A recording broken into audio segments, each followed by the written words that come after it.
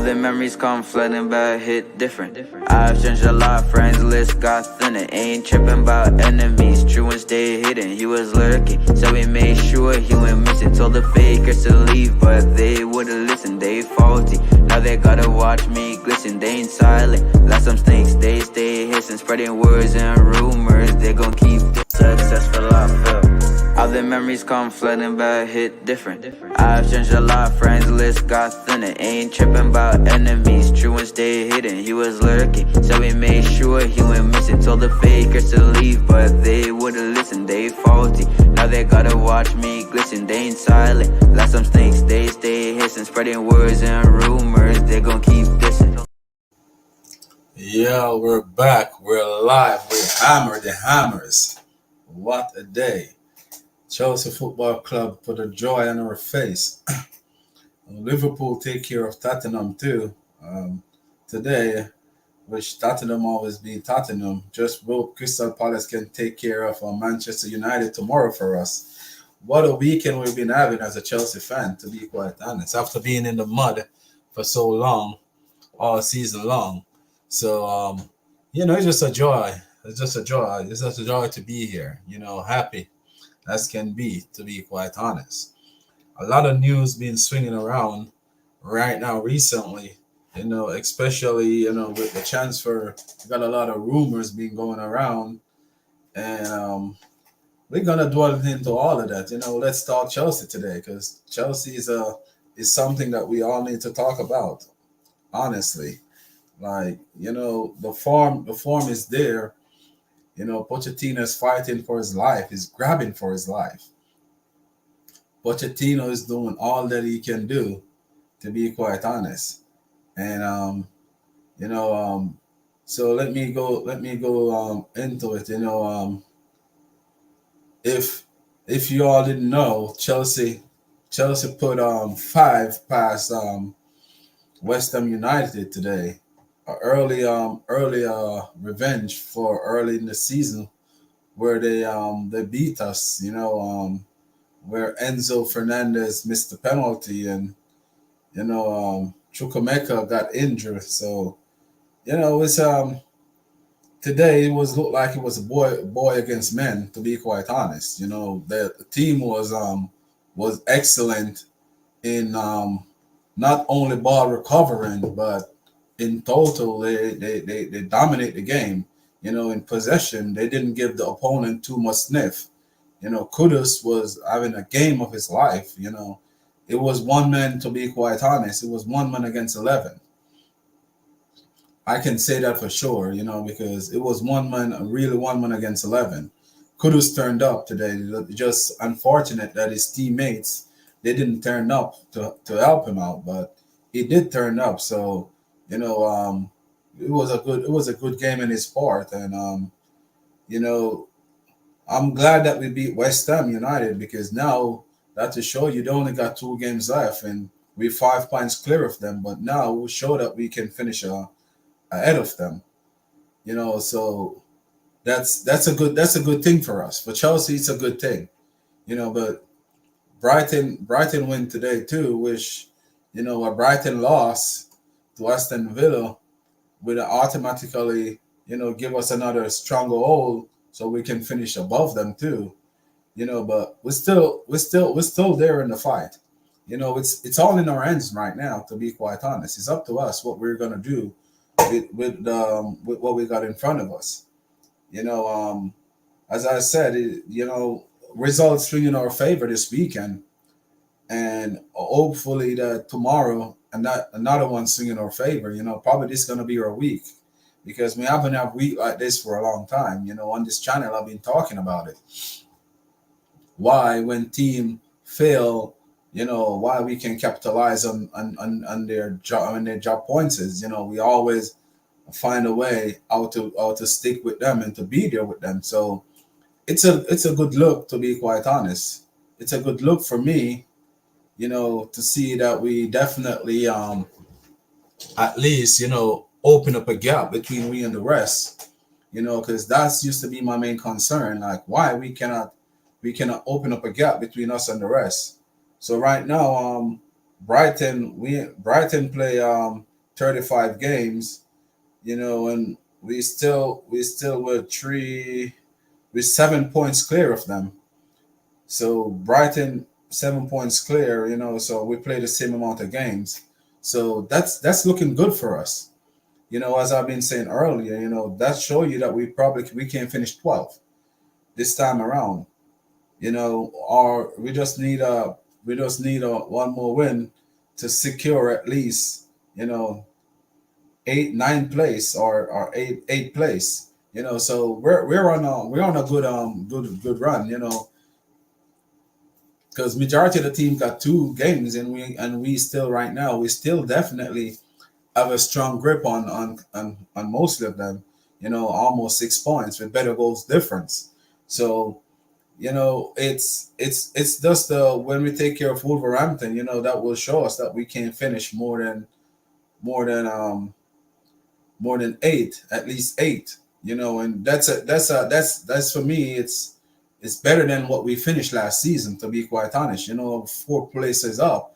Wish we all want to be more, be more up the table, but sometimes, a beggar does, you just have to accept what you get, right? So for me, the way the season were being inconsistent, I will take wherever I finish, long as I finish in the top 10, I will take it.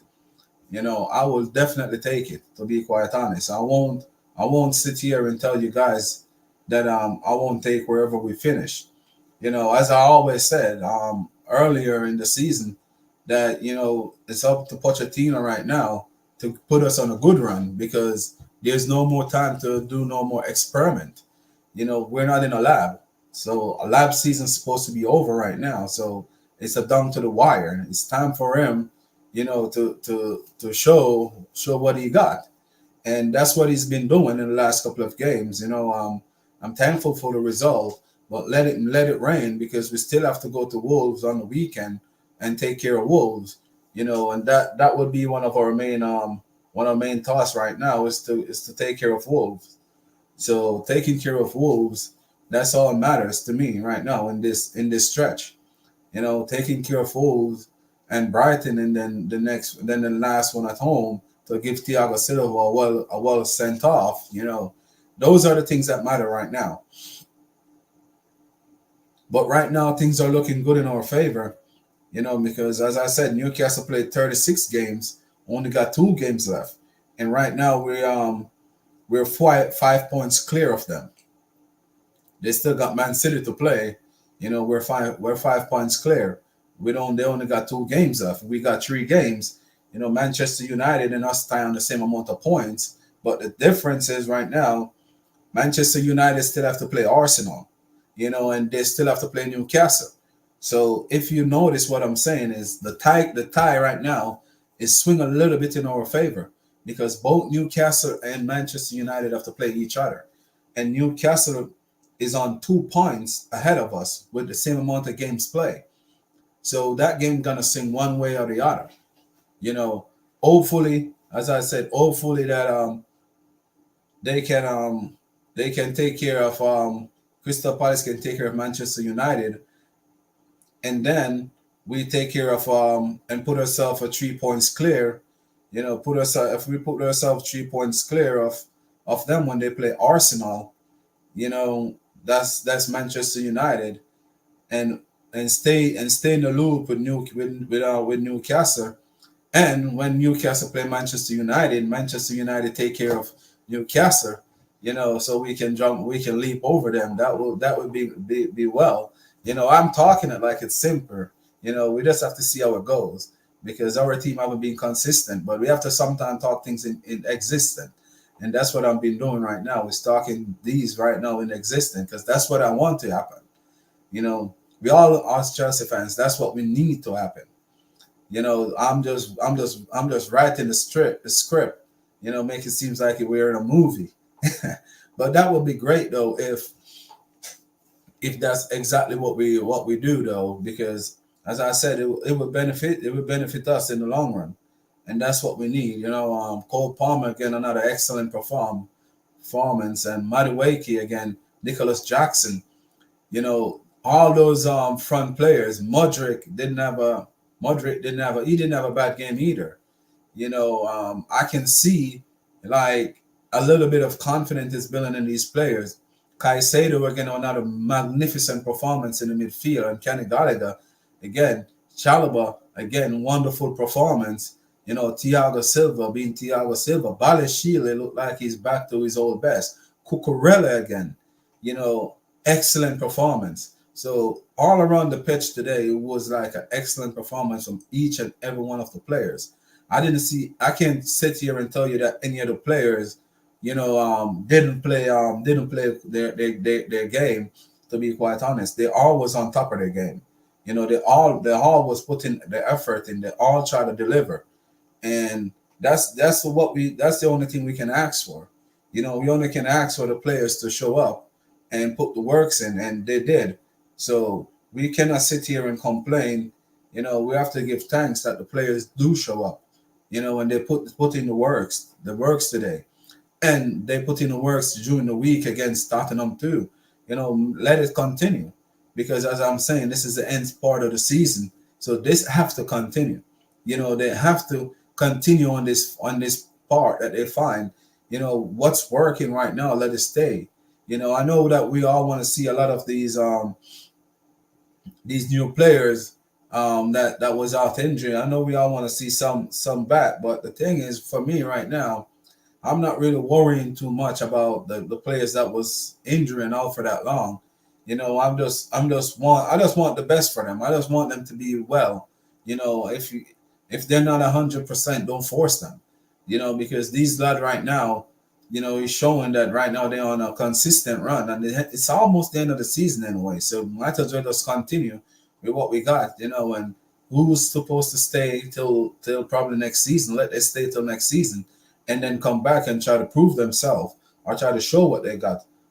But at this point in time, it's for me is I just want all the players to be well next season. So at least we got a fully fit squad.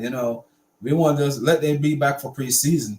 Let they come back and show what they capable of and what they can do. The season right now, we reach to the wire where I said it, only 3 points matter. We definitely need all 3 points in each and every game that we got right now. So we don't got time to give anyone game time, to be quite honest, to just come back in to try to get fitness. That's not going to help the team.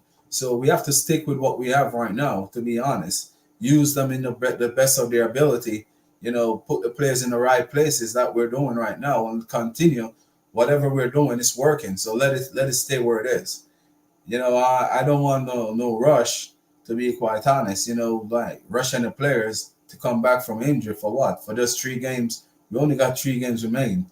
I'm just sorry that we couldn't find this form in the League Cup final against Liverpool. Because that would do us wonders. But right now, it's just all joy. It's joy for us. And let it continue. But right now, Chelsea. Hammer the hammers today.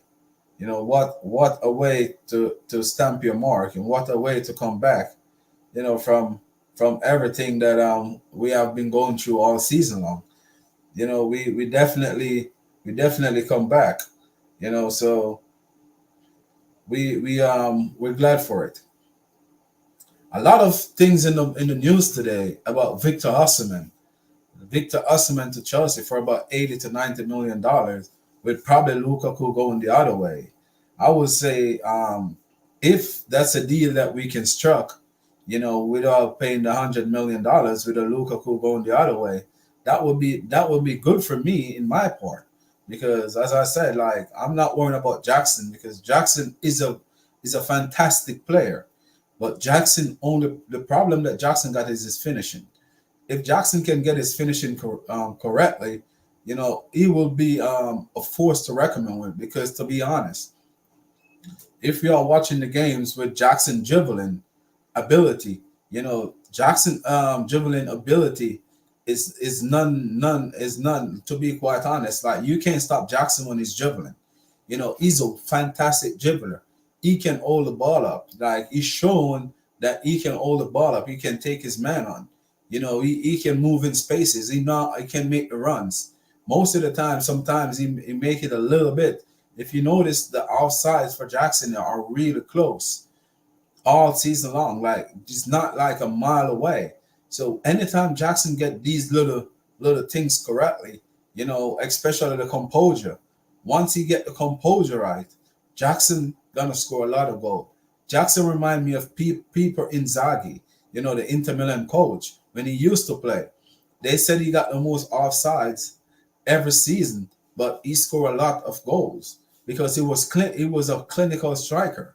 He play on the edge of the defensive line, and he got some offsides, he got a lot on sides. So a lot of things, and right now VAR and helping Jackson in his way. But anytime Jackson can get his finishing correct, for the amount of opportunity that he got, to be quite honest, Jackson could be up there right now with the best of the best. He could have been right now with the likes of your Erling Haaland. Probably even more goals than Erling Haaland. If you check the amount of clear chances goal that he missed, so that to show you that there's a player inside of there. It's just a matter of time before that player unleash. And we all can sit here and we all know that player is going to unleash one day. Is as I said, he's just adapting to the Premier League, and that's what he's been doing.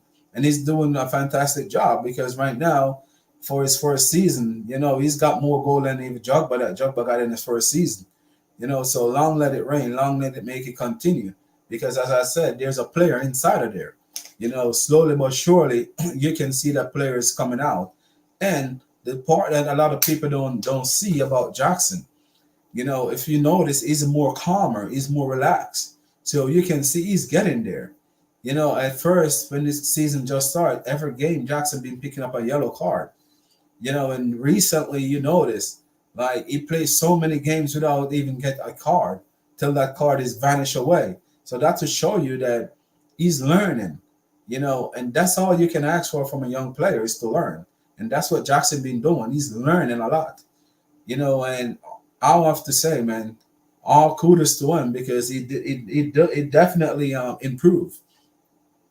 And as I'm saying, his finishing, that's the main thing that is needs to improve on. Even he scored two today, but anytime he can be clinical and more clinical, Jackson gonna be a force to reckon with.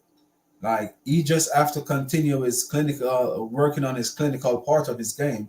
And anytime he get that, he's gonna be a problem for every defender in the Premier League. Because when Jackson running at any defender, 1-on-1 or 2-on-1, like Jackson is not easily to put off the ball. You have to take him down. We saw him do it a couple of times in the game today. So that to show you that there's a player in there. Big up, Rich Moneymaker in the building, the legend himself. It's in the building. Yeah, so for me, Jackson, we have to have a plan for him. And then he can play off the left too.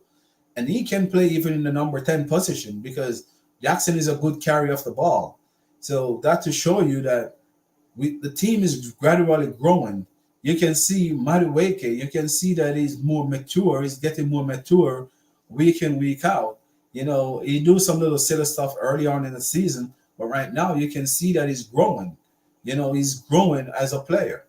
And that's good. That's good for us. You can see Modric today, you can see a better performance from him. Even though he didn't score, but you can see that he's more focused in the game. He's making runs. He's doing a lot of stuff. So we can see that that he's getting more mature.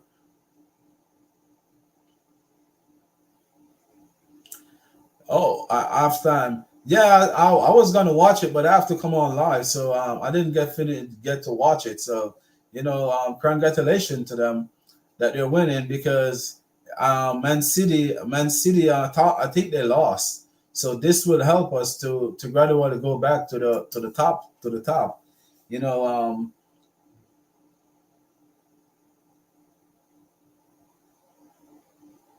yeah, we can win the league. We can go five in a row.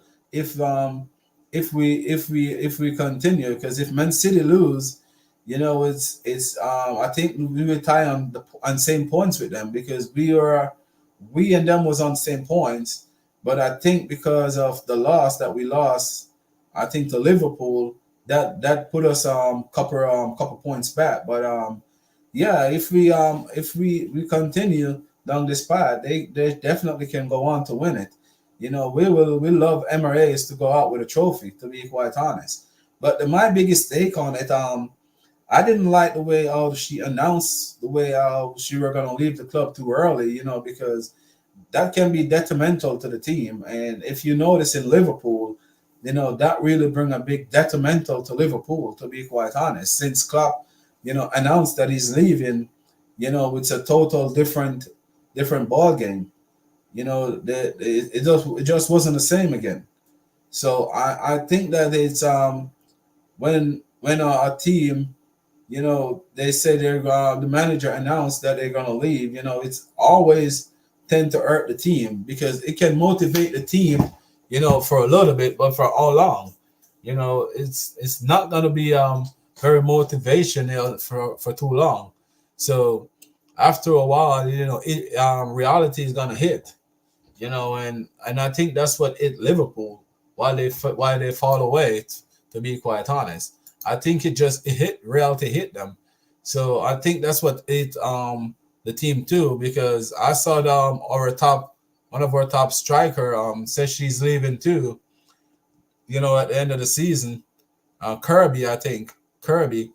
It was very hard are overwhelmed, to be quite honest. After I listened to that interview, the way how she were saying that she come there as a kid, and sadly to see that she's leaving.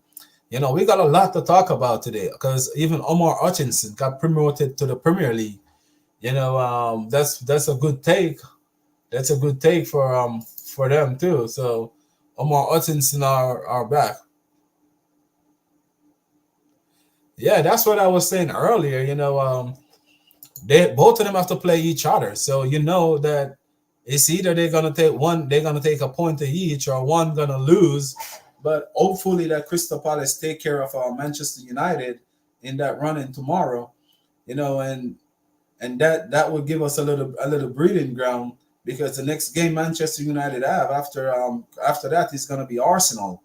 Even though we want Arsenal to drop points somewhere or another, if you're London, you cheer for a London team, because you know how it goes, a rival. But for me, if if Crystal Palace can do us one, and take care of Manchester United, and Arsenal drew with them or beat them, when we take care of Nottingham Forest, that put us 3 points clear of them with a better goal difference. Going down, we'll be going down to the wire with one game to go. And as I said, then they can take care of Newcastle in that game. If Man U take care of Newcastle in that game, then it definitely will be partying, because we can at least finish sixth. Because as I'm saying right now, the tide turned in our favor a little bit. It definitely tie in our favor. So it's up to us. You know, yeah, we hammer the hammers today. We definitely hammer them. You know, we finally put the nail in the coffin. We finally put the nail in the coffin with a hammer and struck it home and close it off. Because I was saying for a couple weeks now, like, why they struggle in this year, especially in the January period, and we still cannot pass them. Like, we're still struggling. But every time they drop points, we drop points too. So definitely, now we're like 5 points clear of them. You know, they got 2 games in hand. We got 3 games in hand. So that definitely show you that they can finish above us. So that's what I'm saying. It's up to us. It definitely up to us. So they play Manchester City in the last game too. So Manchester City, is going for the title. So it's gonna be a long shot. And for me, it was one of those seasons, where we started off so bad, and right now, we're in the conversation. And for us to finish above Manchester United, that would bring a little bit of joy to my soul, to be quite honest. So it's not only said I hate Arsenal or Manchester United, is it's just what Chelsea bring, for so many years. Like, to finish above them is always a plus for me. Always, it always meant something to me to finish above them.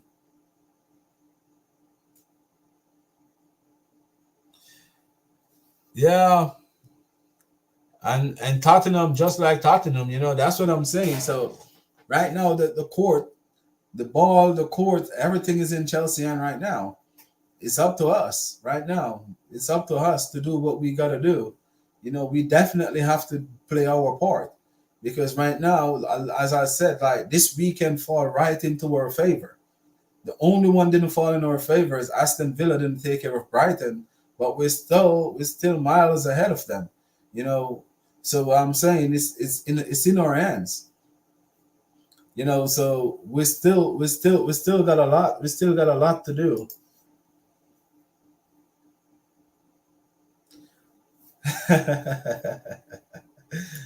That's what I'm saying. Like, if we win all three games, to be quite honest, and Tottenham can lose their next two, because I think one of Tottenham game is against Manchester City. It's there. It's there. Like, let me check, but I definitely, it's there for us. It's there for us for the taking. We definitely just have to stick to what's working for us right now. If we can continue to stick with what's working for us, the future look bright. That's what I'm saying, because Manchester United gonna play Tottenham next game. Let me check Tottenham, and Brighton gonna play Newcastle.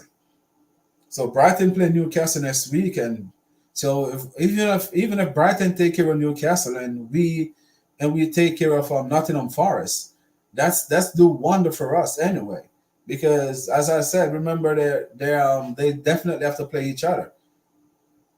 So Tottenham next game will be against Manchester City, and their last game against Sheffield United. So it's not really that which Sheffield United probably can pull off an upset too. So I'm not gonna say it can't happen, because probably Sheffield gonna want to stamp their mark. So 6 points clear of us. We got 3 games, and we got 3 games to go.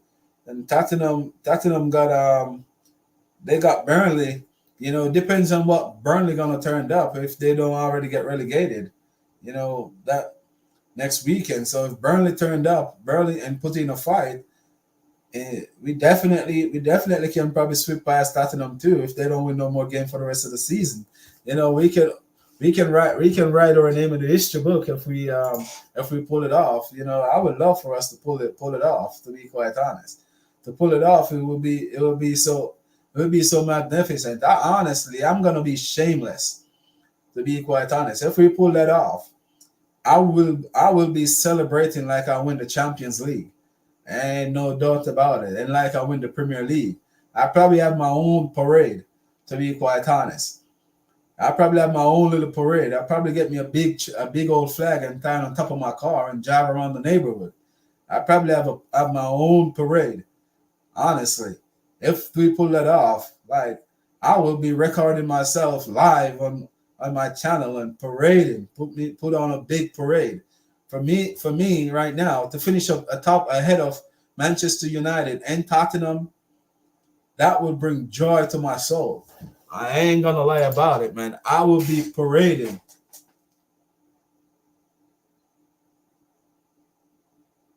Yeah, but that's what I'm saying. Like, if we can pull it off, like, that is something to celebrate.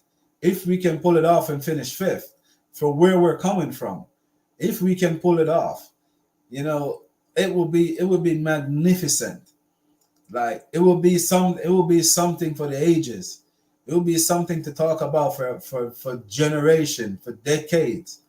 It would be like you're winning a title, honestly. If we can pull something off like this, it's in our hands. You know, are we gonna do it? I don't know.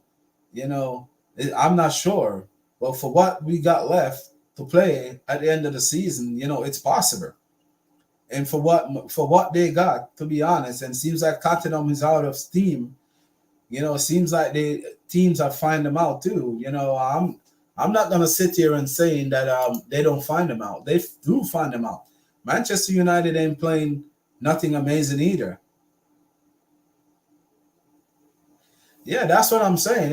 If we can go above Manchester United, and it would be amazing. And you said we're 6 points behind Tottenham.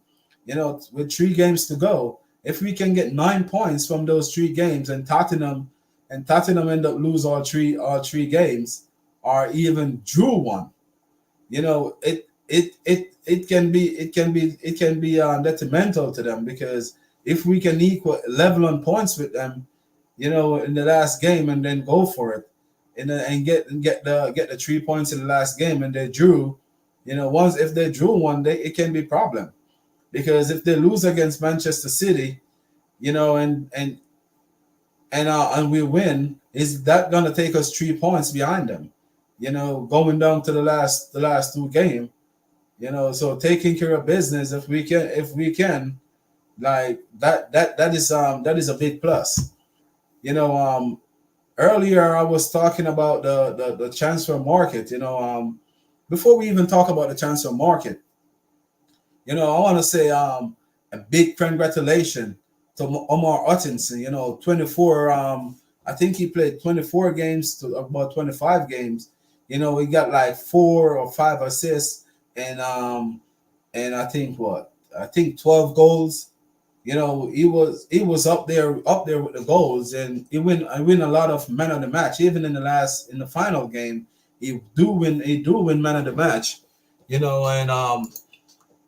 that to show you, man, that these sporting directors, they buy some good talent. My biggest concern though with this talent, when Roman Abramovich was at Chelsea, we buy a lot of talent, and all these talent that we buy, we didn't know what to do with them. And they all so most of them go to the wayside, and a lot of them, go on to do better things for themselves, like your Mo Salah, your Kevin De Bruyne, your Nathan Aki, your Tomure, your Tammy Abraham. A lot of these players go on and do wonders. Some fall to the wayside, like your Charlie Musunda, your Gail Kokuta, your Jeremy Boga, even though he's performing wherever he is. But when I said it, that he didn't it showed potential, like they could have made it. My biggest one was Nathan Aki. When he was performing some wonders as Bournemouth, and then we bring him back from loan, and then he come in and was playing covering in left back, and he did well. And to see that we sell him off for little or nothing, that was a shocker for me. That one was a big shocker. I didn't want them to sell him, because you can see a lot of talent there, and he could have played right across, the defensive line. So, and even in the midfield. So I was surprised when they get rid of him. Then last summer we're trying to buy him back for a whole bunch of money. So a lot of these young players that we did get, like, we just didn't know how to use them, or didn't have the manager that believe in youths. So for me, like, a lot of mistake made by the previous owners, and that's one of the things that a lot of us don't take in consideration. A lot of people been saying that about this youth model.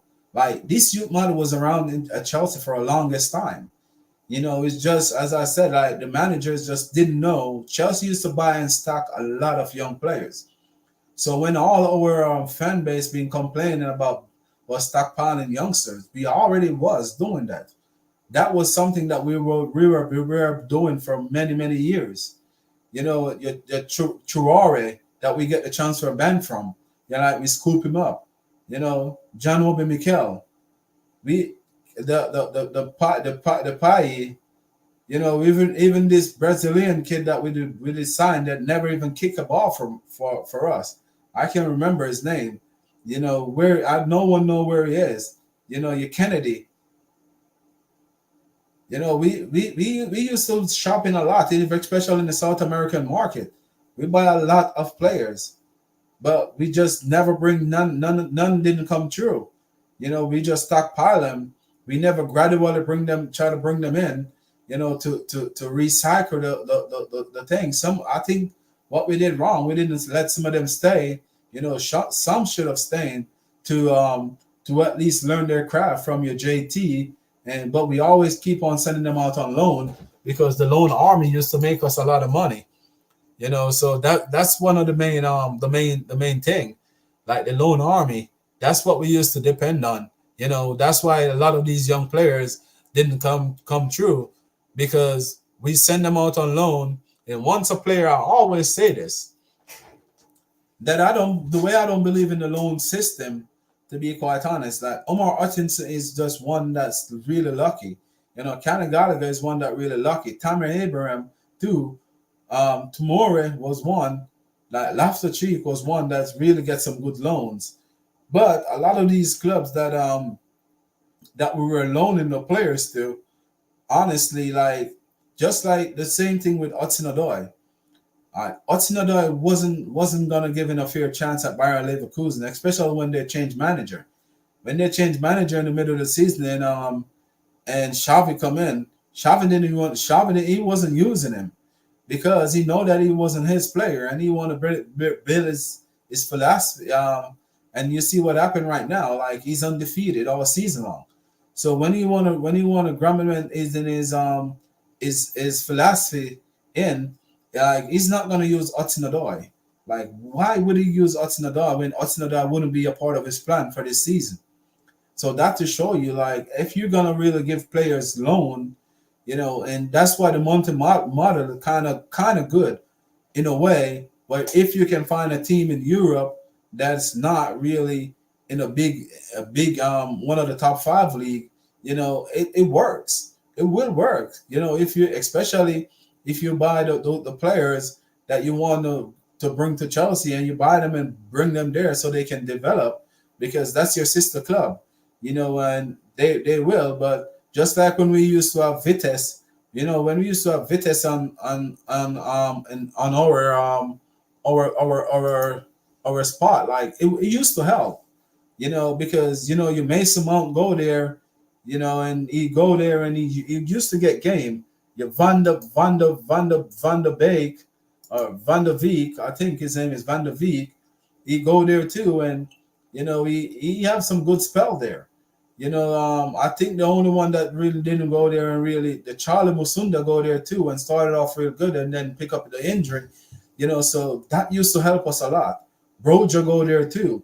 So when we used to have Vitesse under our wing, like that used to help the club a lot. And that's what a lot of people don't understand. Like a lot of people don't understand, like loan system, it's really, really hard, because you have to choose the right path for the young players. So Chelsea used to stockpile a lot of young players, not just now.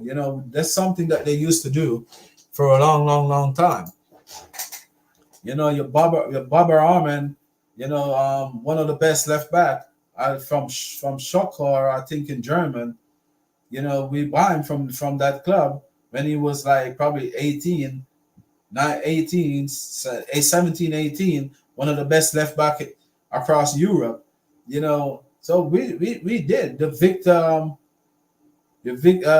Victor Moses. We buy him from Wigan Athletic, very, very young kid too, until Conte really find a way out to get him to play the wing back position, So your Robin. Remember when we buy Aaron Robin? He was like 19 years old, So we definitely did this model, we just never see it in this way, where we get rid of all the old players and just bring in the whole of the young players all in one at once. But we definitely did. We buy like 15 or 17 world class young players. You know, your Oscar. We buy him from the Youth World Cup. You know, that kid that midfielder that's playing at Atlanta right now in the Italian Serie A, Petrovic. You know, we buy another Petrovic too. I think that he was a central midfielder too but he was a Serbian midfielder too. You know, and I don't know what happened to him. I think he did go back to the team in Serbia, but we definitely buy a whole lot of young talented player, the next upcoming young player across the world, but we just didn't use them in the right way. You know, the list can go on. You know, Romari, I can't call his name right now, but he's playing for Barcelona. Um, the midfielder was at Southampton. You know, remember we buy him as the next destroyer, all in midfield. So there's a lot of players that we really buy. Like we buy all the best talent across the world at once. You know, a lot of them go on to do well in different clubs, but we just didn't find a way to fit them in because we got the Frank Lampard, we got the Michael Ballack, the who was there? The Mikel John Noble Mikel, you know, Makaleli was there, Essien, like we did have all these players, so we didn't find time to bring them in. Oh, Chelsea women's up 4-0. Thank you, Rich Moneymaker, for the update. I really appreciate it, man. So we definitely have all of this like planned out from Roman Abramovich. So I think the owners they do get some of these tactics that they're doing from Roman because remember when Todd Bowley and them just come in, one of the first thing they were saying is they were saying that Chelsea, you know, mistake that Chelsea made is get all these young players, your Kevin De Bruyne and your Mo Salah, and let they leave, you know, and they don't want to make that mistake. So that's to show you that's something that they know about, you know. But a lot of these big outlets don't really speak about this, you know, and this is things that we need to speak about, you know, because as I'm saying, like Chelsea could have been dominating England for a long time, but we were so loyal to a lot of players, you know, for so many years that we were scared to get manager in to gradually bring in these young players. So a lot of these young players could have that leave, you know, and go on to do big things. Could have still be at Chelsea today, you know, if we were doing things correctly, like we were doing things incorrectly. So that's one of the things that we fail on because we weren't be doing things the right way. So if Chelsea was doing things in the right manner, a lot of these players I know for sure would have stayed on, and that would have helped Chelsea to be dominating England for many years. You know, not just winning a title here or there.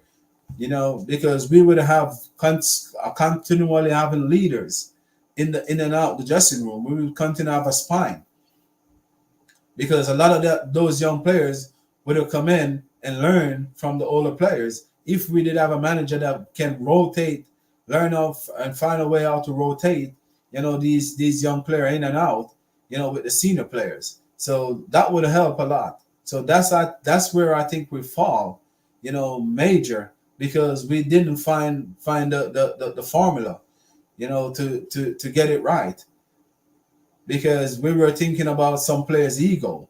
I know John Terry wouldn't mind to play 15 games for the season, you know, to have another young player beside him, you know. Andre Christensen go out on loan for 2 seasons in German, and he were fantastic.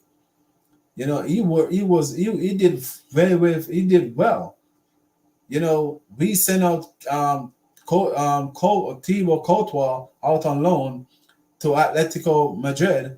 Then he fall in love with Spain. So there's a lot of things.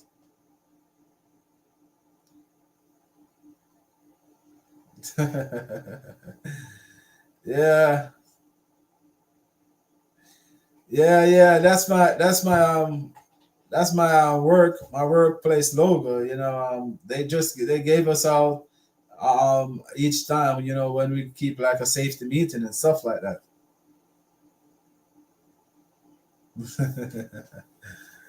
Yeah, but this is a long time I haven't seen you, Andy. It's been a minute. Welcome back. Congratulations for that big win today. You know, okay. I mean, yeah, Cole Palmer, Golden Boot. He would have to score 5 goals. He would have to score 5 goals to be quite honest. And Erling Allen don't score no more goal for the season. So he's right now on 21, and I think Erling Haaland's on 25. He's killing it. This kid, to be quite honest, if it wasn't for him, Chelsea probably be in the relegation zone. And that's not me, trying to slide the team off or the rest of players, but the amount of big moments that he come up with, now it's good because right now we got Noni Madueke and Nicholas Jackson and Modric. Every players right now started to help him out a little bit because for the last couple of games, you can realize like teams start to double up on him, even though they still can stop him because he floats around the field so much. But even if he's not coming up with goals, he's coming up with the assist of the assist, and little moments like those. So it he's doing good to be quite honest. But if next season he can get someone can help back some of those goals and take some of the pressure off him, where he can have a little bad game here and there, it will work wonders for us. And that's one of the things that I was really saying for this season. Like we need other players to step up. Now Madueke is stepping up and being put in goals.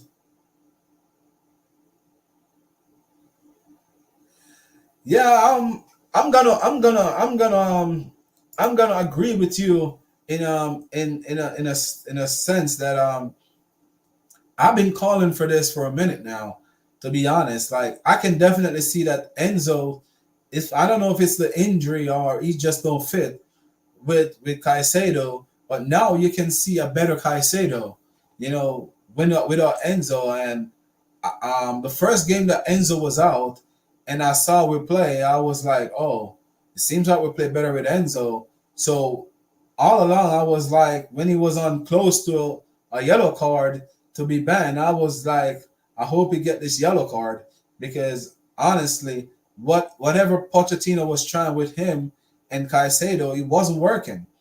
And Pochettino, I don't know if he was too stubborn or I don't know if it was because of the price tag, or he didn't want to drop him or something. But when he decided he was going to do the surgery, I know he was planning to do the surgery a long time, but because Caicedo was so close on the yellow card to be suspended for 2 games, I think what they were trying to do, they were trying to at least keep Enzo in a little bit until they pass that mark. Because once we pass that mark where he can't be suspended anymore, if you notice, that's when the Enzo decided he was going to do the surgery. So I think it was a strategy that the club used and Pochettino. But I would have rather most of those games it would have Enzo at least on the bench because we all know that he was suffering. So I would have more be glad if they definitely keep him on the bench and let him stay there, and just in case if we need him then you put him in. But him and Caicedo wasn't working at all. Like you can see like they were miles off, so something is wrong. I don't know if it's they can't play together. I don't want to say they can't play together or because of was it the injury, but now he do the surgery. So let us see next season when he come back and see exactly what happened. But this is a good call. You call it correctly because I've been calling it for a minute. Yeah, and Gallagher is playing way better now. Yeah, without Enzo, the midfield really it does look good. And that's what I'm saying. I can't. I definitely can't complain. It's really looking good, and you can see that Caicedo is floating way better. He even got an assist today. That to show you that he got an assist. I think he got an assist for the Jackson goal.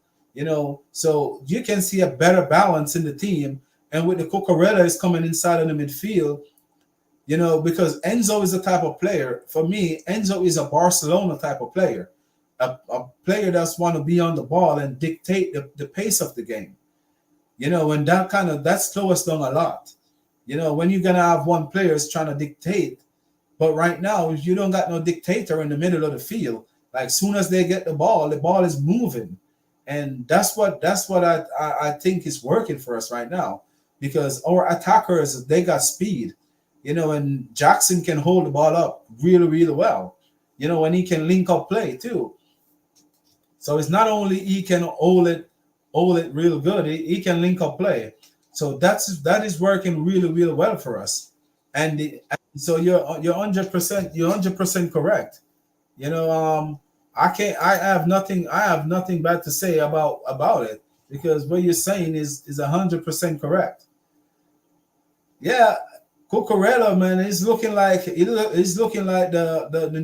new Cafu, Cafu from Brazil, that magnificent right back that's back in the days. He's looking like a Cafu right now, bumming all over the pitch and up and down. That's what Cafu brings, and Roberto Carlos. And for me, those are two of the best left back and right back of all time. And that's what I see right now. Cucurella is bringing the energy that it bring on that pitch. It show you that whatever Arteta is trying over there with Shevchenko, like, is not working, because Cucurella is more solid defensively. And Cucurella seems like he don't lose the ball when he go inside. So right now, I see why Pep Guardiola want to sign him, because if you notice that Pep Guardiola was trying to sign him for his formation, before we go in for that big money. Selling Gallagher for me would be a big mistake. For honestly, I'm coming to you, Marin. Welcome to the show, Marin. Let me just answer this real quick, and you can jump in. No, welcome. I was just listening, like I just hopped on. I was like, man, let me just listen to what you guys is, talking about. So yeah. I hope you well, brother. Though. Yeah, I'm good, bro. I'm good. I'm gonna let you have your say. Let me just answer this question from Andy. For me, I would keep the same squad. I wouldn't, if we don't have the financial problem, or if we do have financial problem, I will find a lot way to solve it. Like, we got a lot of other players we can sell, like your Fofana. Your Fofana right now at Burnley, he's doing excellent. We can sell Fofana at least for our $25-30 million, because he proved that he can score goals in the Premier League. And he have a magnificent season over there. So I will find different ways to really balance the book, if that's the problem, because we only signed Fofana for like $10 million. So there's a lot of way we can balance the book. We got a lot of different assets can sell. But for me, I would keep Gallagher. I would keep the squad that I got. I would keep Chalobah if Thiago Silva is leading, because Chalobah showed that he's the leader right now in the defensive line. What are you saying, Marin? Yeah, most definitely. I would keep Chalobah at the moment, because he's a squad player now. So if we get another defensive player, then we can rotate around him. I would keep Chalobah. Yeah. If the board are not willing to sell him, I don't want him to get sold, man. Yeah, you said you're 100% right, because even with Gallagher, I know that a lot of people, the way they look in football, as, the player have to be skillful and technically gifted, or less, if not, like, you're not a football player. But that's not all the game play. The game is a team sports. It's a team sports for a reason. So no one man can go and win your titles. It take a team to win a title, and you're gonna need all different type of players in there. Because if you only got only technical players and they can play the other side of the game, the defensive part of the game, you're gonna have problem. Just like what Pochettino come out and say, like earlier in the season, he was struggling to get players to play the defensive side of the game. Like your Sterling. So that used to bring a lot of problems for us. But now you got the players are playing both sides of the ball. That give us a better balance defensively. If you notice that we're not really conceding goals anymore. So that to show you that the formula works. Like you have to have players that play both sides of the game. When we were playing with Eden Hazard, you know, Eden Hazard, if you notice, when Costa even was here, Costa used to drop very, very deep, sometimes even deeper than Eden Hazard, and help out in the defensive part of the game. The same thing with Jugba. Jugba used to drop deep and be one of our most, reliable defensive force. So you have to have a player that play both sides of the game.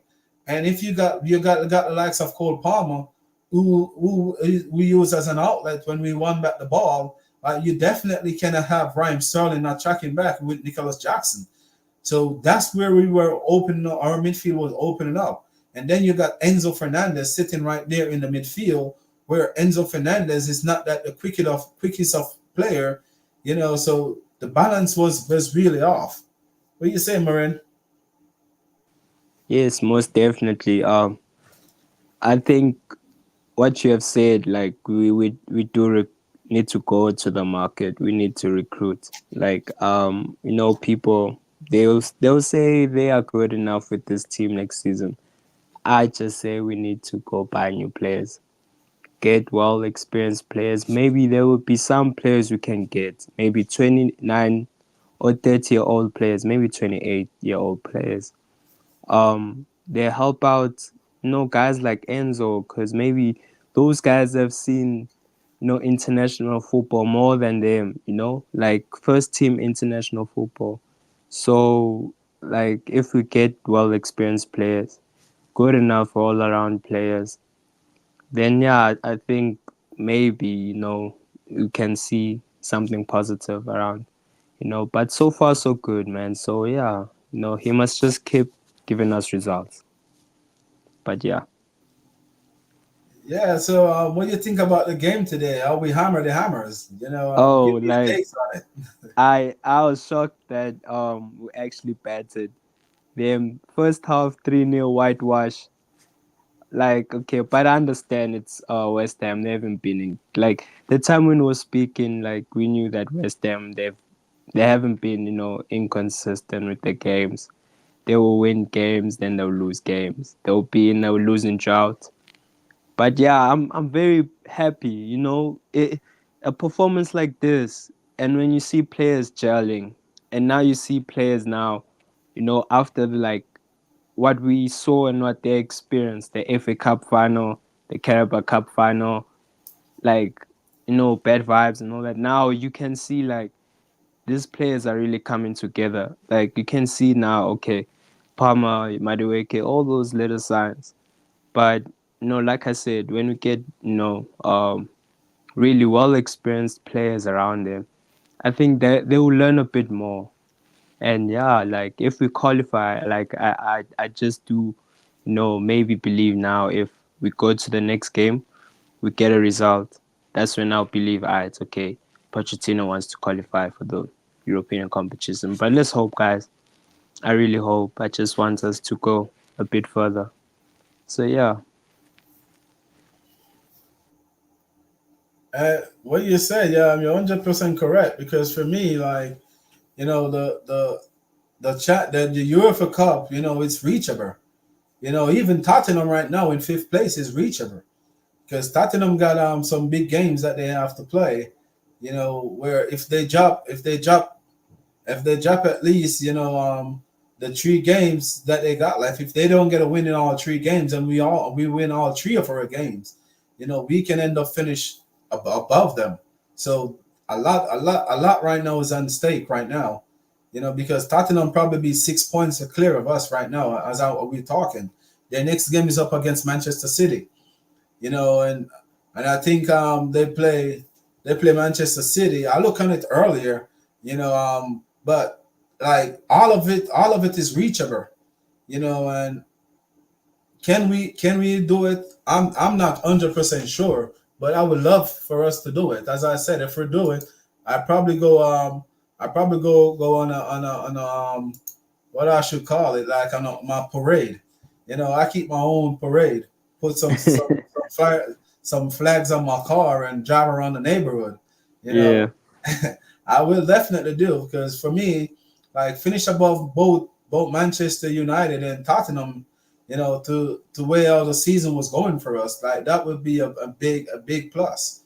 That's something that you can't teach. And we definitely need something to at least smile about as Chelsea fans, because majority of this season was painful. I don't know about you. You can tell me about your part, but it was painful majority of the season.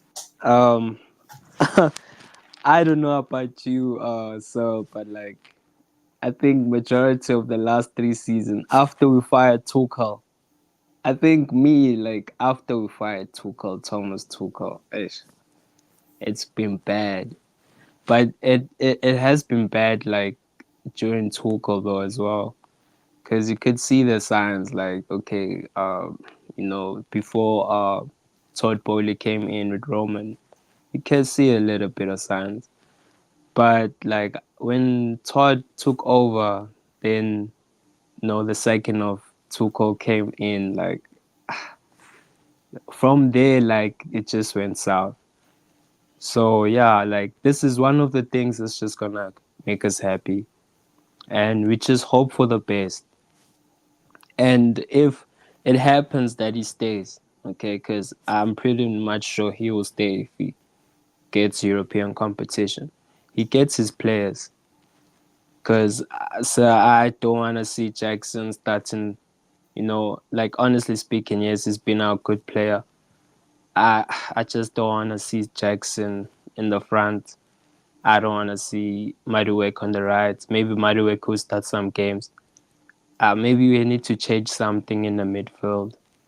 We get a proper centre back. I don't want to see Chilwell next season left wing. Nah, I don't want to see that. I want to see someone, proper, a left wing, a left back. Since you were talking about Cucurella, he's a squad player. We can keep him because there were allegations that he was going back alone or something, that he wanted to leave the club. But he's actually now a scout. He's actually becoming an important player now. So we can keep Cucurella, but we get someone to replace Chile. So yeah, let's just hope for the best for this football club. Maybe next season, who knows, win something. It could be a Carabao Cup or something. So yeah.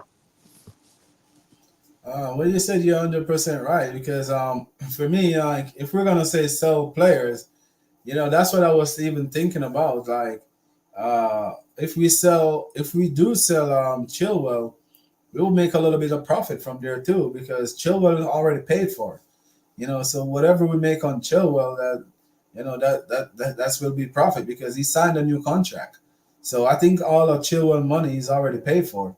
And for me, like he keep on getting injured. So therefore, like what we can do with Chilwell, he's not proven for the last 2 seasons that he can stay fit. And if we're gonna have two injury prone defenders, I would rather keep overall. I would rather keep James, and so because James is younger, James can overcome his injury problems.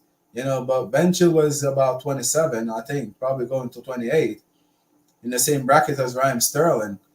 So that's where I will be looking. I will keep James around, and probably use him as a central defender, instead of a wing back to bomb up and down the wings, and use the Gusto, for the more physical and more out road busting games as a wing back. So we got a good right back that can cover, for James, to be quite honest. So we can manage him a little bit better, but we still need a world class left back. And Cucurella, if you're gonna say with Cucurella and Chilwell, it's hard to keep say Chilwell because Chilwell always get an injury. So therefore, I rather keep Cucurella because he stay fit, and to me, he's a little bit better defensively than Ben Chilwell.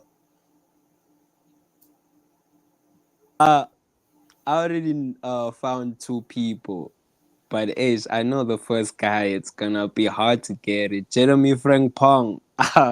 That guy. He can play left. I think he can also play on the left side, but on the flank, bruh, he can play that position, especially Chilwell's position. Like he's a total replacement for him. But yo, it's gonna be hard to get this guy because I know Leverkusen wants a lot of money for this guy. He's been outstanding this season, man. So, yo, I like that guy. And the guy from Wolverhampton, Altinori. Yeah, I think I said something about him in one of the streams you had. Yeah, I also have been checking him out. Like, yeah, like there are players that we can get, especially with Rhys James. You said that Rhys James. I think that's a good idea, putting Rhys James on the midfield because he's actually good on the midfield and supplying and shooting. So if we put Gusto on the flank, it's gonna give us that physicality and the pace. So yeah, like I also think we should get someone on the right. Is Gilchrist. What do you feel about Gilchrist so far? Gilchrist gonna be. I don't think next season Gilchrist do stay around. To be quite honest, I think he maybe go on loan. The only way Gilchrist probably stay around, I think it's gonna be because of the injury. The if Reece James pick up another injury, especially in the preseason, or something. You have to be something in that regard. But I think Gilchrist, if he do stay around, is because we probably can't get any defenders that we want through the door, and two, it's one of those wing back, as I said, don't show signs that they can stay fit. But for me, Gilchrist is gonna probably go out on a loan. I think that's fair enough because he turned up against Tottenham. I was actually proud about, like, he actually had a good decent game against Tottenham Hotspurs, but yeah, against the Arsenal game, yeah, I understand he's academy guy, academy graduate, so yeah, he needs to go on loan and get some experience.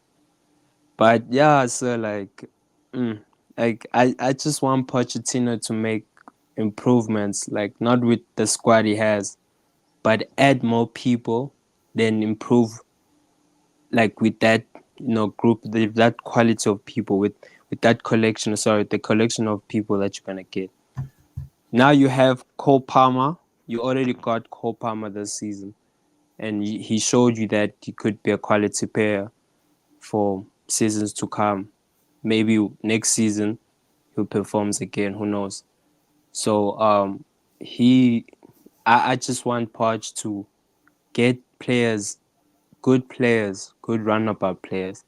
Not we can get 23-year-olds, 24-year-olds, 21 young players. We can get that, but like I just want him to get players that have European competition experience and all that.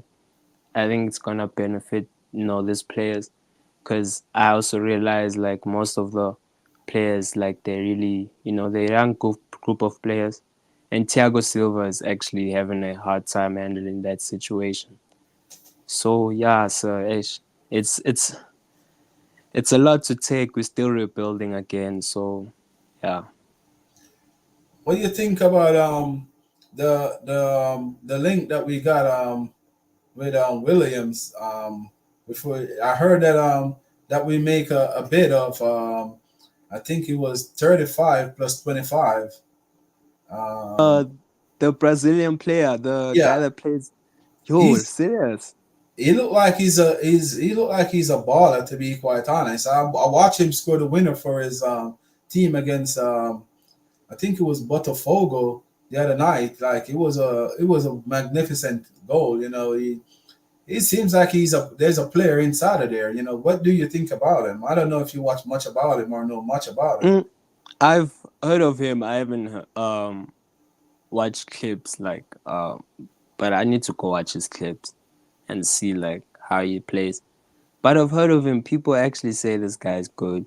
He's attracting Real Madrid, Barca. So hey, if we're interested, like we should get him. And if he's a good player, we should get him. But I reckon like we get him and loan him out. We loan him out to good good leagues like maybe Bundesliga or to a small team. Then you gain some experience. So yeah, I would want him. I'd want him. So yeah, we'll see what happens, man. My take on it though is like I would love him because he can. It seems like he can use his right foot too. You know, we got Let me name them for you. We got Kendrick Pye as a left footer. We got Cole Palmer, left footer. Nodi Madueke, left footer. Left foot, Andre, left footer. left foot. Mm. Okay. We got Dujon Whisper Richards, that's killing it. Scoring goals for fun in the development team. You know, left footer. You That have that good quality that players that play left that's five young superstar right there. that You play know, left foot. Yeah, and Omar Hutchinson, that's six. and he plays left foot. And he's a Yo, left footer. And he's yo, killing it right now on the loan. he is. He is. He got I think he got a double man of the match award. Yo, Yeah, that guy is killing it, man. he got like three or four man of the match Serious. back to back. Yeah, Yo, he's he's killing it killing it, over man. there, and his team got promoted up. My take on him, right? And then I'm gonna get yours. My take on Omar Hutchinson is for him right now to stay where he's at Ipswich.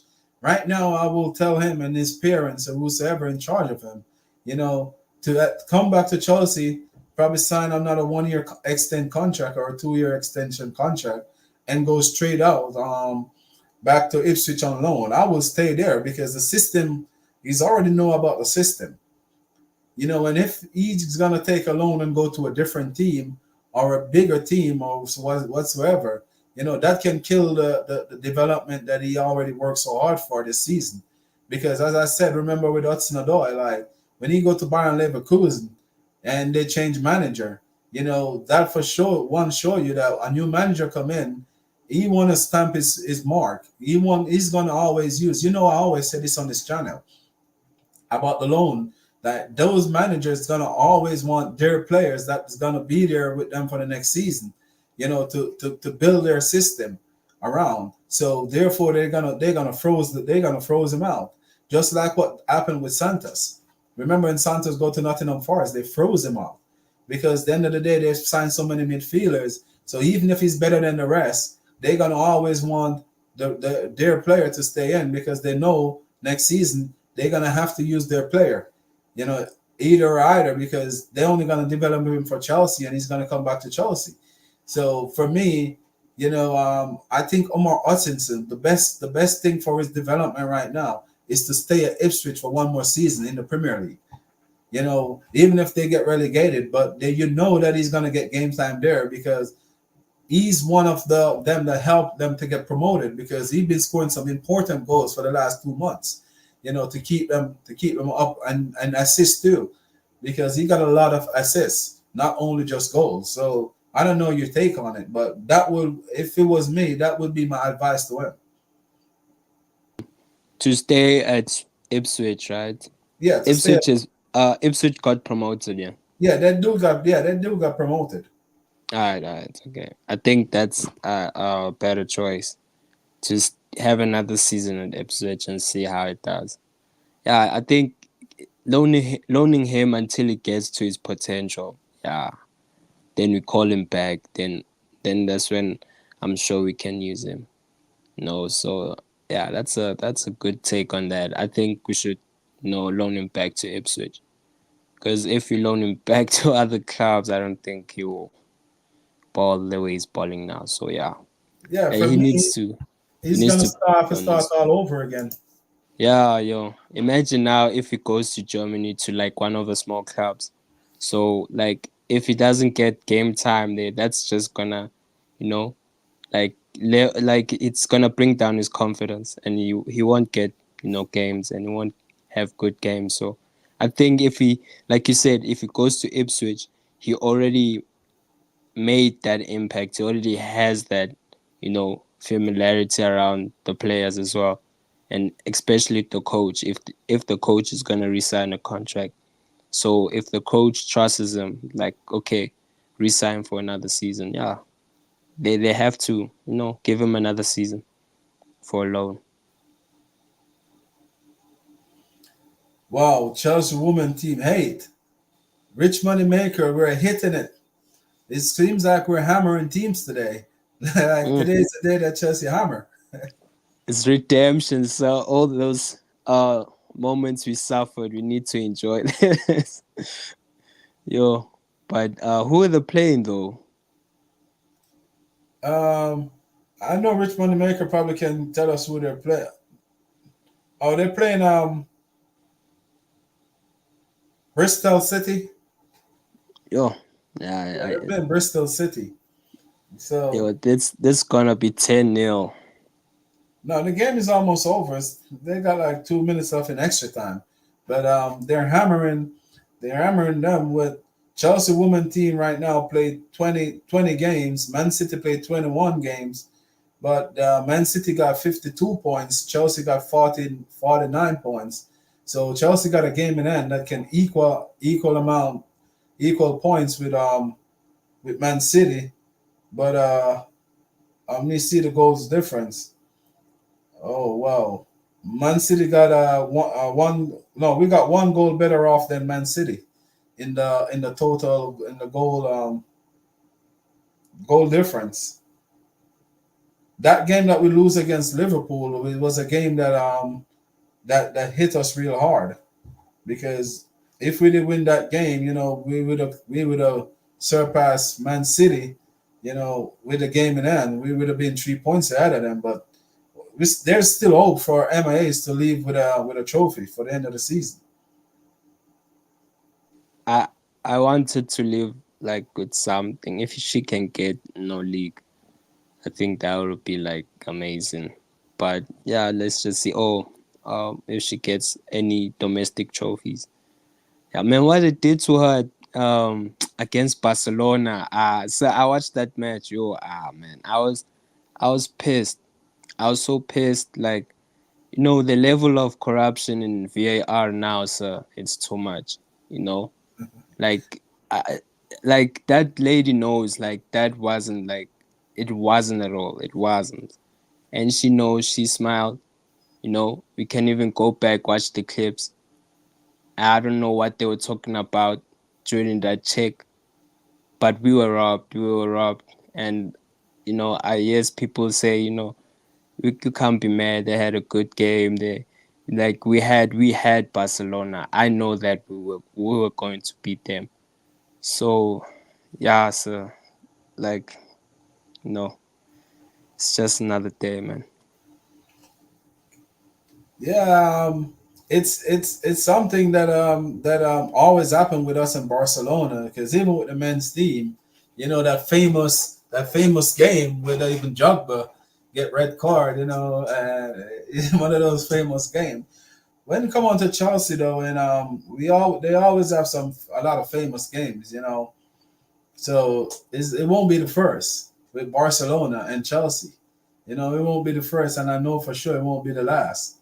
So we always, end up get screwed over when it comes to Barcelona and in that part.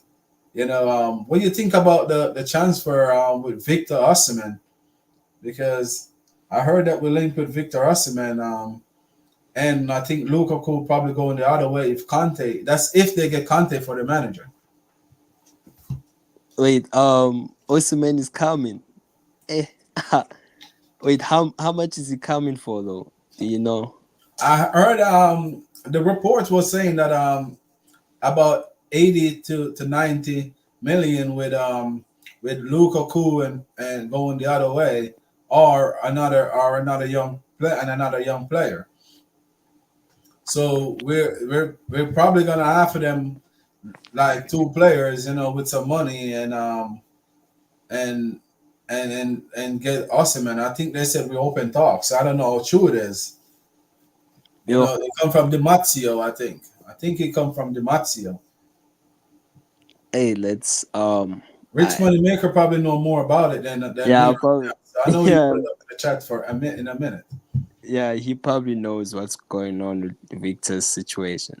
But yo, I say like if he comes here, let's build around this guy or let's build around Palmer. Palmer goes to Osimhen instead of building around Enzo ish, because we saw nothing with Enzo. So like I want if Poch can really see this, build around Palmer and try and build around Osimhen and let Osimhen play um perfect nine or like target nine. Yeah, ish. Like if he can get that opportunity, he gets a player on the left flank as well for Osimhen to provide for him. No, he has Palmer now. He can get another guy.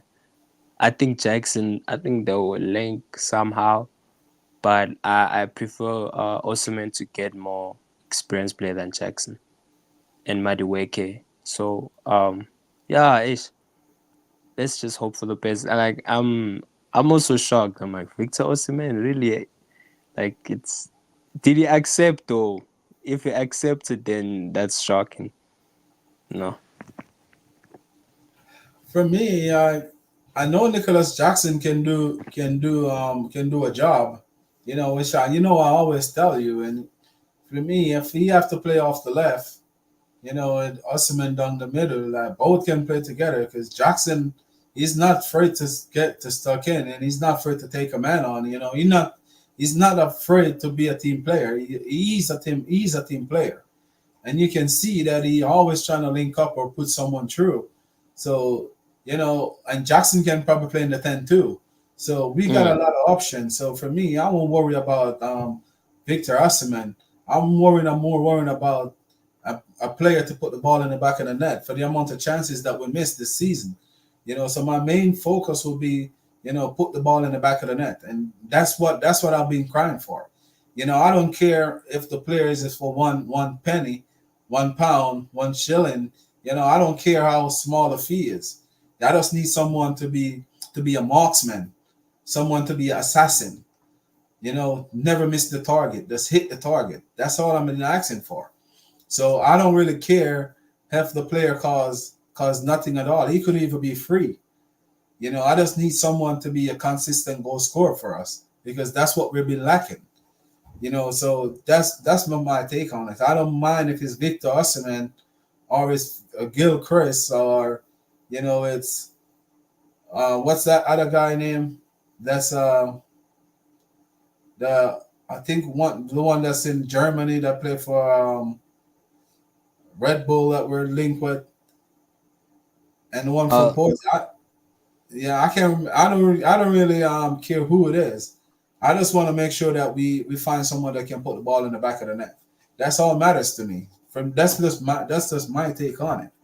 I don't really mind. I don't care who the striker is or who the manager is.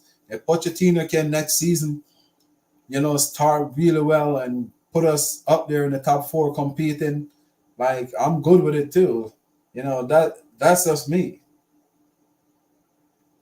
um, I wanted to ask you this. Do you think if we took our chances, if we converted our chances we had throughout this season, because like we have more created chances than goals this season, do you think we'll be in a different position right now? Yeah, yeah. Let me. Rich Moneymaker said only eight. That's satisfying. Man. That's satisfying. Yeah, but for real though, what messed us up big time though is the Burnley and the Burnley and the Sheffield game, because if we did win both games, that's 4 extra points. We would have been sitting comfortable right now in sixth, looking to close in on Tottenham. So that's where we messed up those 2 games, to be quite honest. And the Bradford game too, where we showed them too much respect when they beat us, and the one that we drew. So those are some little moments that I think Pochettino, which I always said that could have do better in those games. And the Nottingham Forest game that we lost at home, and the West Ham game we lost earlier in the season. Those were some winnable games that we just didn't show up. But the team, as I said, the team was just gelling because Caicedo didn't have a preseason. Cole Palmer didn't have a preseason. So you realize that during the end of the season now, you can feel a different energy in the team, and you can see it. You can see that there's something's building right there. So I think those are the little moments that really get us in the bad spot. But I think, if we keep, that's what I'm saying, if we keep this core, and my biggest fear right now, if we get rid of Pochettino and to bring someone in, the player's gonna have to gradually, change everything and try to grow back again for the next manager. So I understand that a lot of us say we want changes, but I'm scared of the changes, to be quite honest. That my biggest problem is I'm fear that's that change, because that change can do a mental breakdown for the players, or it can help them advance. So it can be both things. It can be both things in one. The players probably want Pochettino to stay. So I would say it would be up to the players. If all the players want to stay with Pochettino, like, just give him one more season.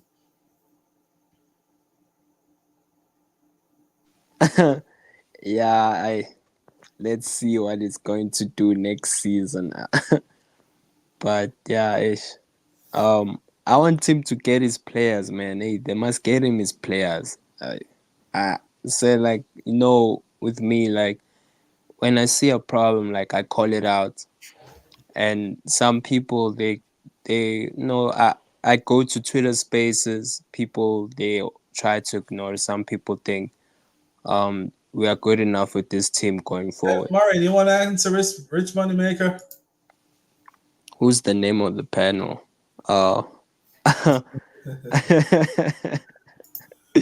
I'm not gonna answer that, but yeah, big up Ty though, big up Ty. That's thank you, But yeah, like I was saying, like this team, man, like, no, like, maybe, like you said, we linked to Victor Osimhen. That's like, okay, we got something on a striker. We got someone on a striker, at least something. Then we should get someone at the back as well. Try to get someone in the midfield, one player. And yeah, like, we give him his players that he wants, some of his players that he wants, and see what he's gonna do. I expect him to give me a cup. Say, Ish, no, Ish. I want him to give me a cup. That's my standard. So I'm sorry. I'm so sorry. But I want him to give me a cup. So yeah.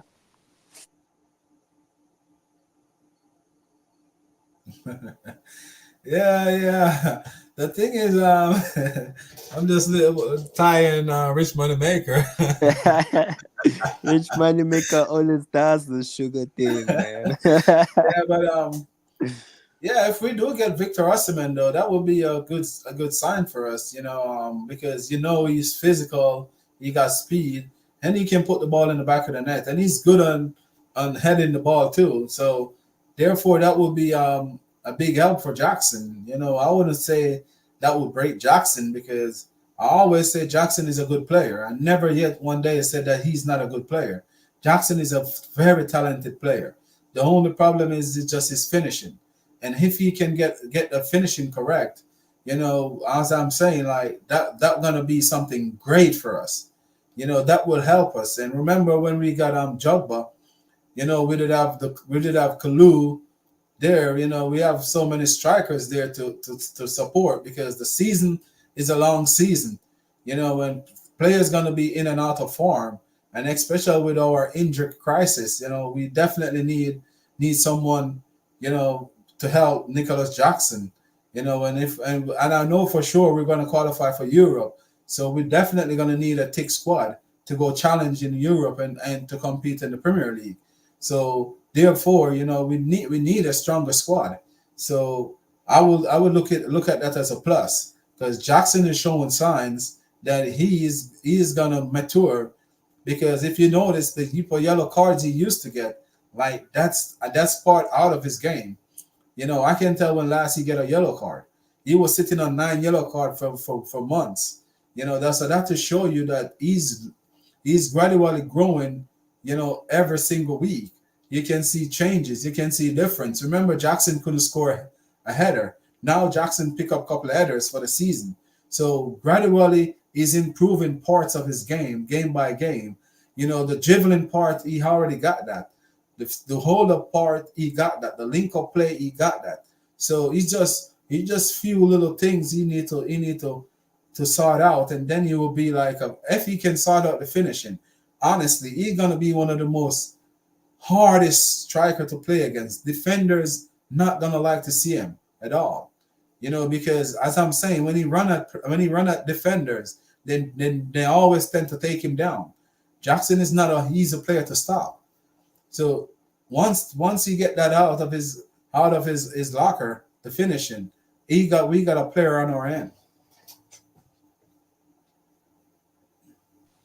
Facts, facts. Well, only team that's now a nightmare to Jackson, it's Tottenham.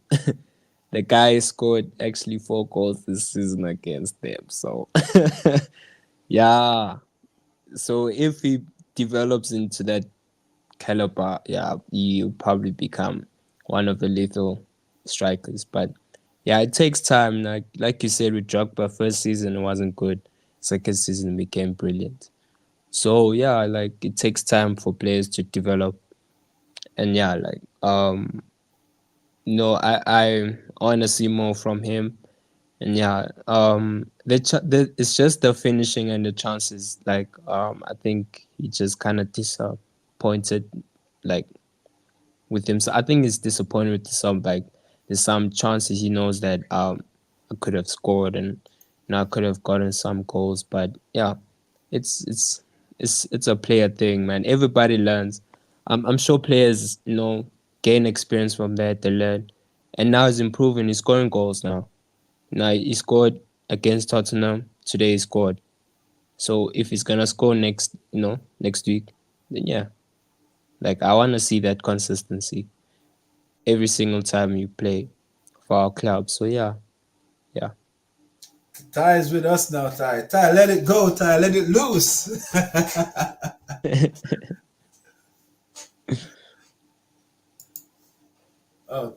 Ty jump off. Oh, I know he'll be back. When Ty come back, man, I'm gonna let Ty loose. Let him loose because we hammer the hammer. So I wouldn't want to hear his take on it. And Yeah, I'm sure you know it's like West Ham. yeah. No. You're up, Ty. You're live.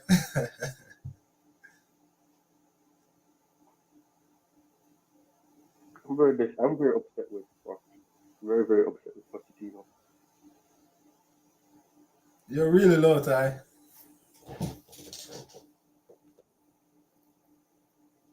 Wow, we got blue board analysts here too. Wonderful. So I want to see because I'm about to bring some negativity. Bring But it, I want to bring see it. what We all I here want to see for what it. We Yes, all Chelsea. here for it. let's hear the juice. Perfect person came on just when I said my statement. I'm very disappointed in Pochettino because it took approximately 33. Well, he's even more than that, but it took over 30 plus matches for for us to actually go back or revert to what we saw in preseason. And people give excuses, but when you look at it, there's nothing you can say that that you can use to explain why that is, and it would be valid. There's no valid reason you can give, because whether or not you have had injuries, that's the opportunity that you should take to see what you can do, find solutions. And he was just persistent, and it shows that he was just persistent with sticking to what he's known for doing when he was at other clubs. At Spurs, what he used to do, his pragmatic approaches at times, and being stubborn and not willing to change. I don't know. It's funny that because there's this whole speculation that Thiago Silva and him gave some halftime team talk before I think it was Aston Villa or something like that, and there was a change, and that's when the whole starts of Kukurea playing inverted to help support midfield with Casado and all of that. But I'm disappointed in Pochettino because and I've always said this: Pochettino is not the sole issue at Chelsea. There's issues beyond just the players and the manager, but the most you can do is to try everything. And I didn't see him implement a plan B, a plan C, a plan D at all in most of the matches that we had this season.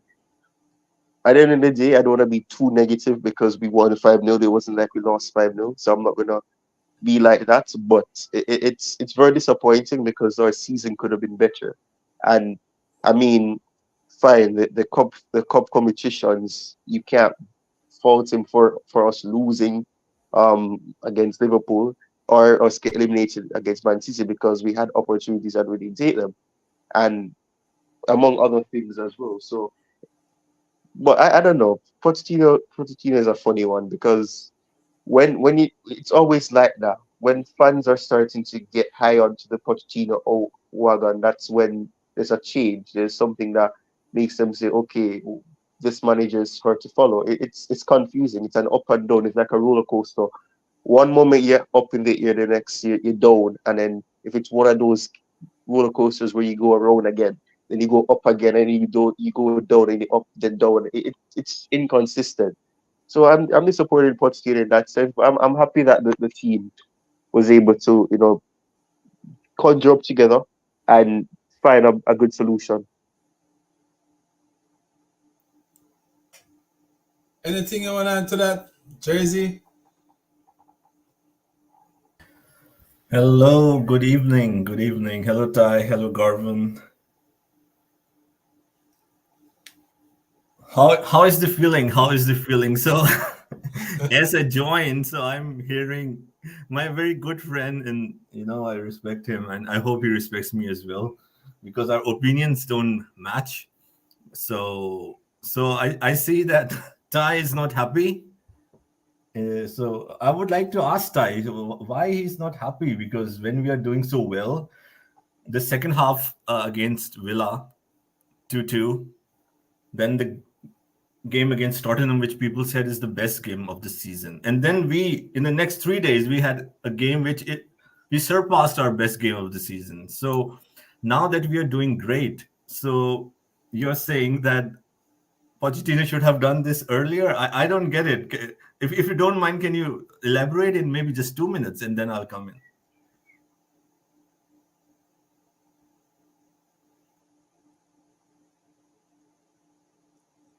Oh, that one for you, Ty. My point is, even if it wasn't what we've been seeing in the past two games, my point is implement something. Try to make the best of what you have. You cannot tell me that there was a high percentage where you could say that, oh, he was trying his best to find solutions, because it was every game. If you dissect the matches and you rewatch the matches over and over again, because I'm one that does that. Because the first time you watch the match, which is live, if it's live, you don't really pay attention to the details in full. You may see a few things and say, oh, the player did this or whatever. The second time you watch it, you might see, okay, this player actually had a good game in the first half, the second half, etc. The third time, or even more than that, you can see the game in full. A lot of the times, what we would see, and I'm not the only person that would say this, we see a very high line defense. You have the midfield that's disjointed. Yes, we had players who perhaps were mismatched within Enzo and Casado, But even then, it it wasn't consistent. You have you have the you have an injury issue. That's the time that you should be finding plan A and plan B, because it's your players are becoming unavailable rapidly, and you don't understand why, as according to him. So even if it was what we saw today, or we saw in the recent matches, it's a case where you could have done more, in a sense of implement or find solutions. Don't be reactive, because that's the case. It's always been being reactive. Substitutions, I'm not gonna speak about that, because substitutions at a certain time in a match, unless a player is injured or they look fatigued, substitutions are really necessary. But if you're going to be reactive, if you're going to take having to concede, or you realize that something's not going on for you to make a change, then that is showing being reactive. You're not proactive. You're not thinking worst case scenario, and that's a problem that has always been there. So that's my point. Even if it's not what we saw, just have some plan B being prominent and evident. And I can say that I've seen that consistently. It's been up and down here and there. Okay, fine, we win a game here, we may win 6-0 here, we win 3-0 here, we look dominant, we were robbed, so and so.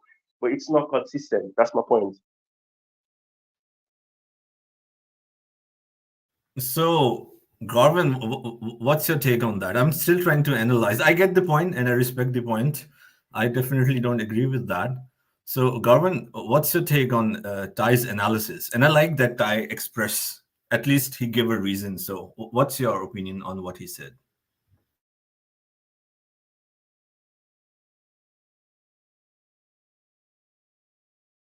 Sorry, I'm similar with Ty because at the beginning of the season, on this same show, me and Ty was looking at it too, and I talk a little bit about it.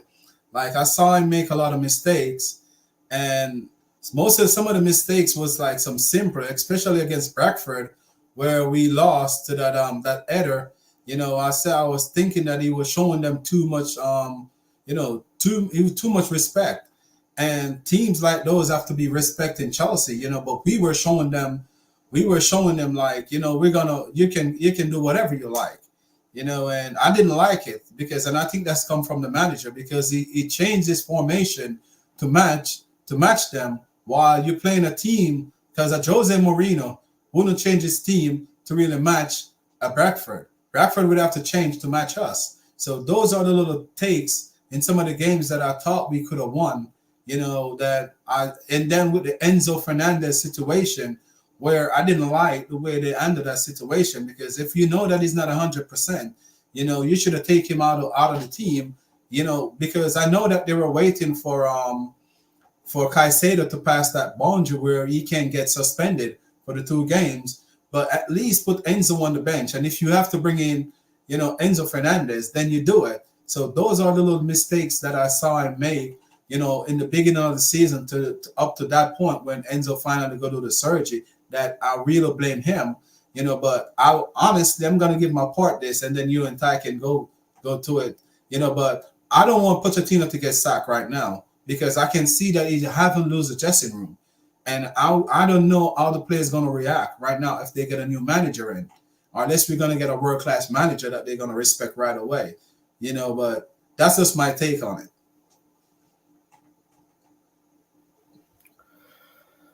Well, it's a very,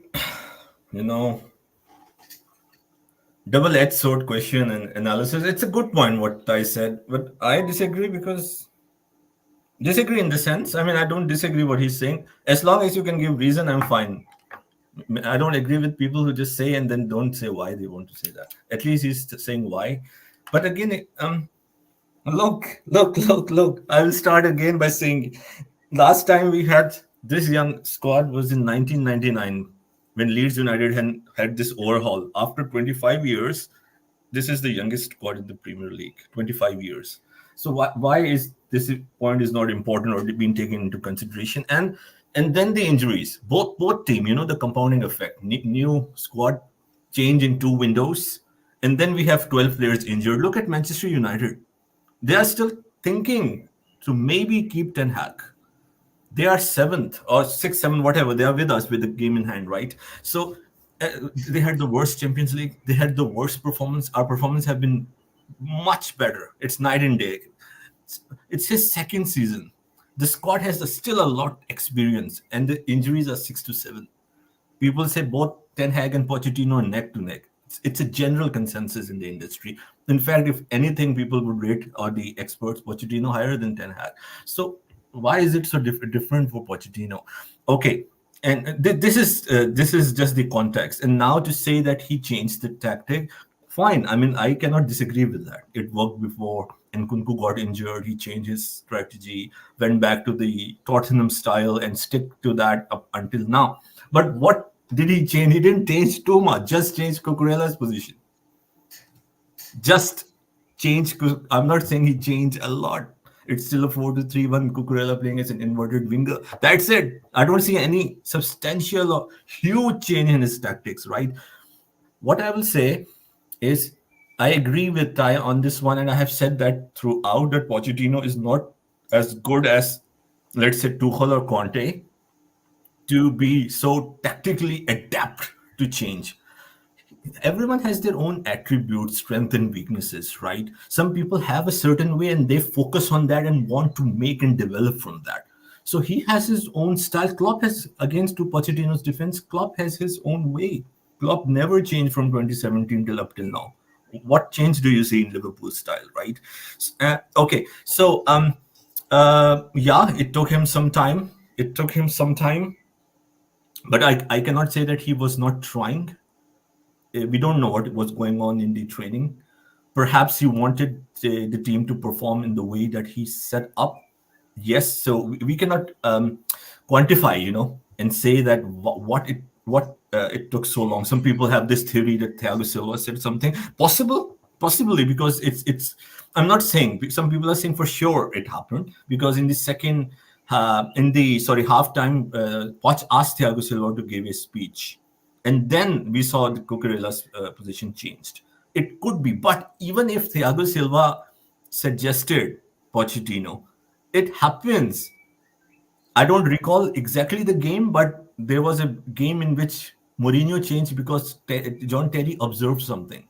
If you guys can recall, it happens with many other managers and players. It's a part of the setup.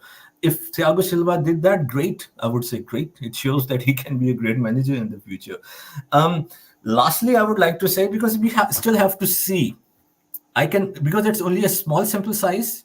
It's a theory, I would say, and I'm sure people would hate me. Maybe Ty will also hate me for saying that. But I'm not shy. I say what I want to say. With all due respect to Enzo Fernandez, the World Cup winner. This performance came ever since Enzo Fernandez came, but we still have a very small sample size. He didn't play against Villa, Spurs, and West Ham. There is no Enzo Fernandez, and from that very second, we see this Chelsea. And if Garvin remember, in our 4-5 sessions we did in the last 3 months, I have, if Garvin can at least confirm or tell the audience that I have said that many times. That I'm not saying Enzo is a bad player. I'm not saying in Pochettino's system with Caicedo, with the way he plays, expect them to link up, track back, XYZ. I don't see the fit with Caicedo and Enzo Fernandez. I'm not saying Enzo is a bad player again. Again, it's a small sample size. It's 3 games without Enzo Fernandez, but 3 games we have seen something different. It could be a bit of both, Enzo not playing and Cucurella playing as an inverted winger. That's all I want to say. So who knows what it is? I don't hate people, so I definitely will hate you, Jerry. But I get your point.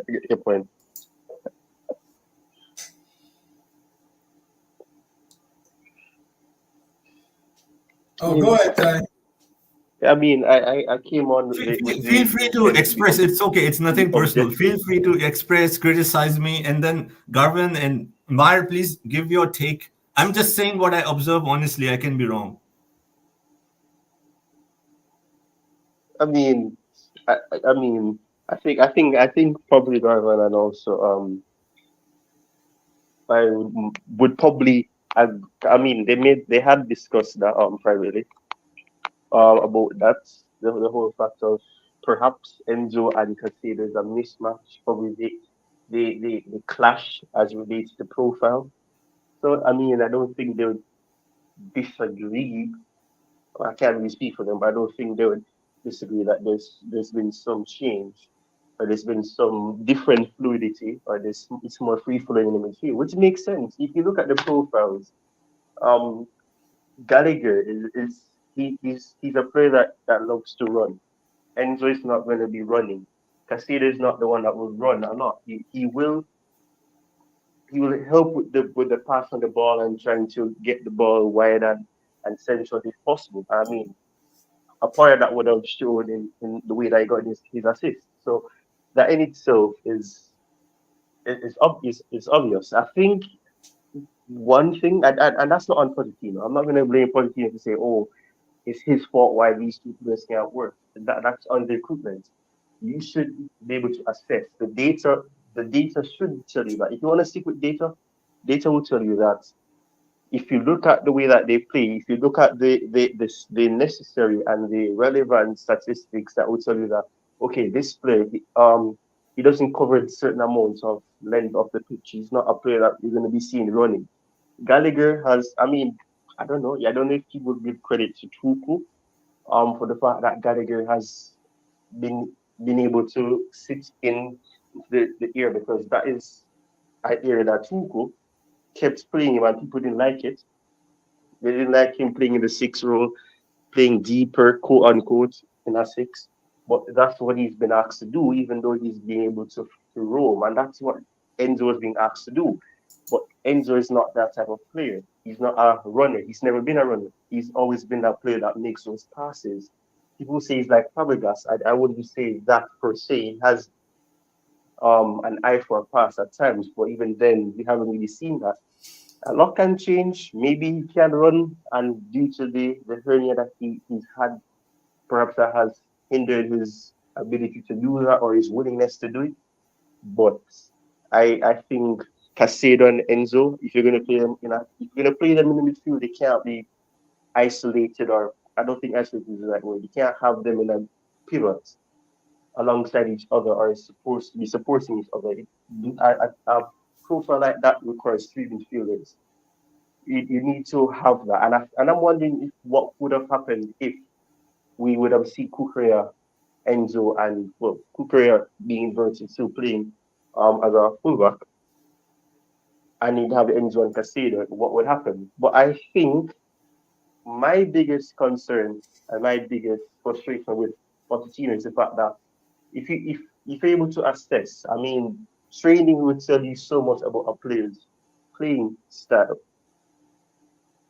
Kukurea is a player that he's one of the reasons why Chelsea signed is because of the fact that he's able to make passing lanes. He's able to make passes in areas that not many players would do. He takes risk in terms of that, and playing him as an inverted fullback would facilitate that. He's not a player who's going to be assisting you in the defensive side all the time because he does some strange movements that makes him be at disadvantage and all of that.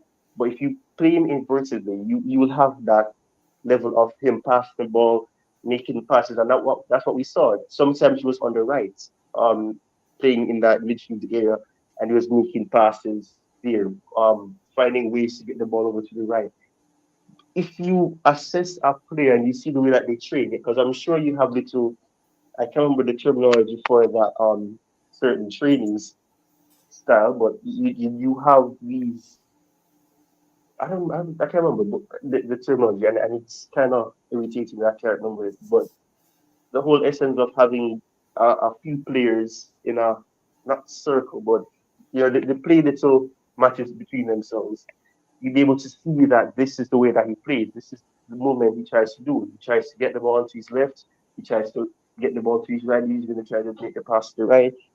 That is something that if you assess a player, and perhaps that's why it took him so long because he was trying to get to know the players some more, and after getting that period, he's been able to find solutions because we've seen like I say that and I would argue that we've seen Caicedo is more free than he was at Brighton. At Brighton, he was more of that player that you see winning back the ball and probably making passes here and there.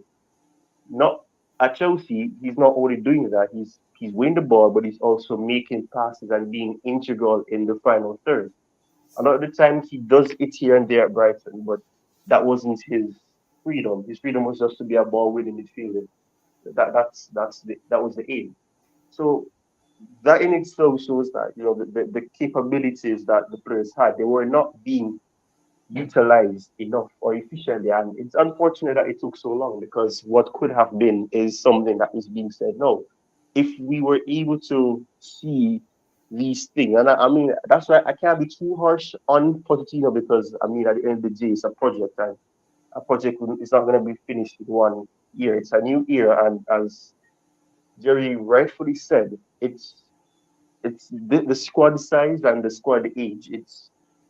It's the youngest it's been in over 2 decades. So you have to understand that having to mold the type of mentality that you want, it's not going to be done in 2 3 months. It's not a case where, and I think that's one of the reasons why Chelsea fans can accept that because they're not used to it. The Roman era was never like that. Because if you look back and usually what Jerry said, 1999 or something along those lines, that was before Roman era. Roman era had players who were experienced. We signed players like Lampard, who was, I think, about 24 or something like that at that age. That is more maturity. John Terry was one of those exceptions that came through the ranks and got a debut and all of that, and then he came an integral part of the team.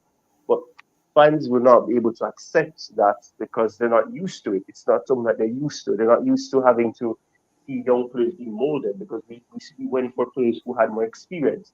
We signed players like Moses when they were 26, players who were 25, 24. We didn't sign players at a level like that until a certain amount where individuals like Eminalo were saying to invest in the academy and all those things. And then the transfer ban happened, and then we actually saw the young players getting more opportunities. We signed a bunch of young players prior to that as well. We got the transfer ban because of that.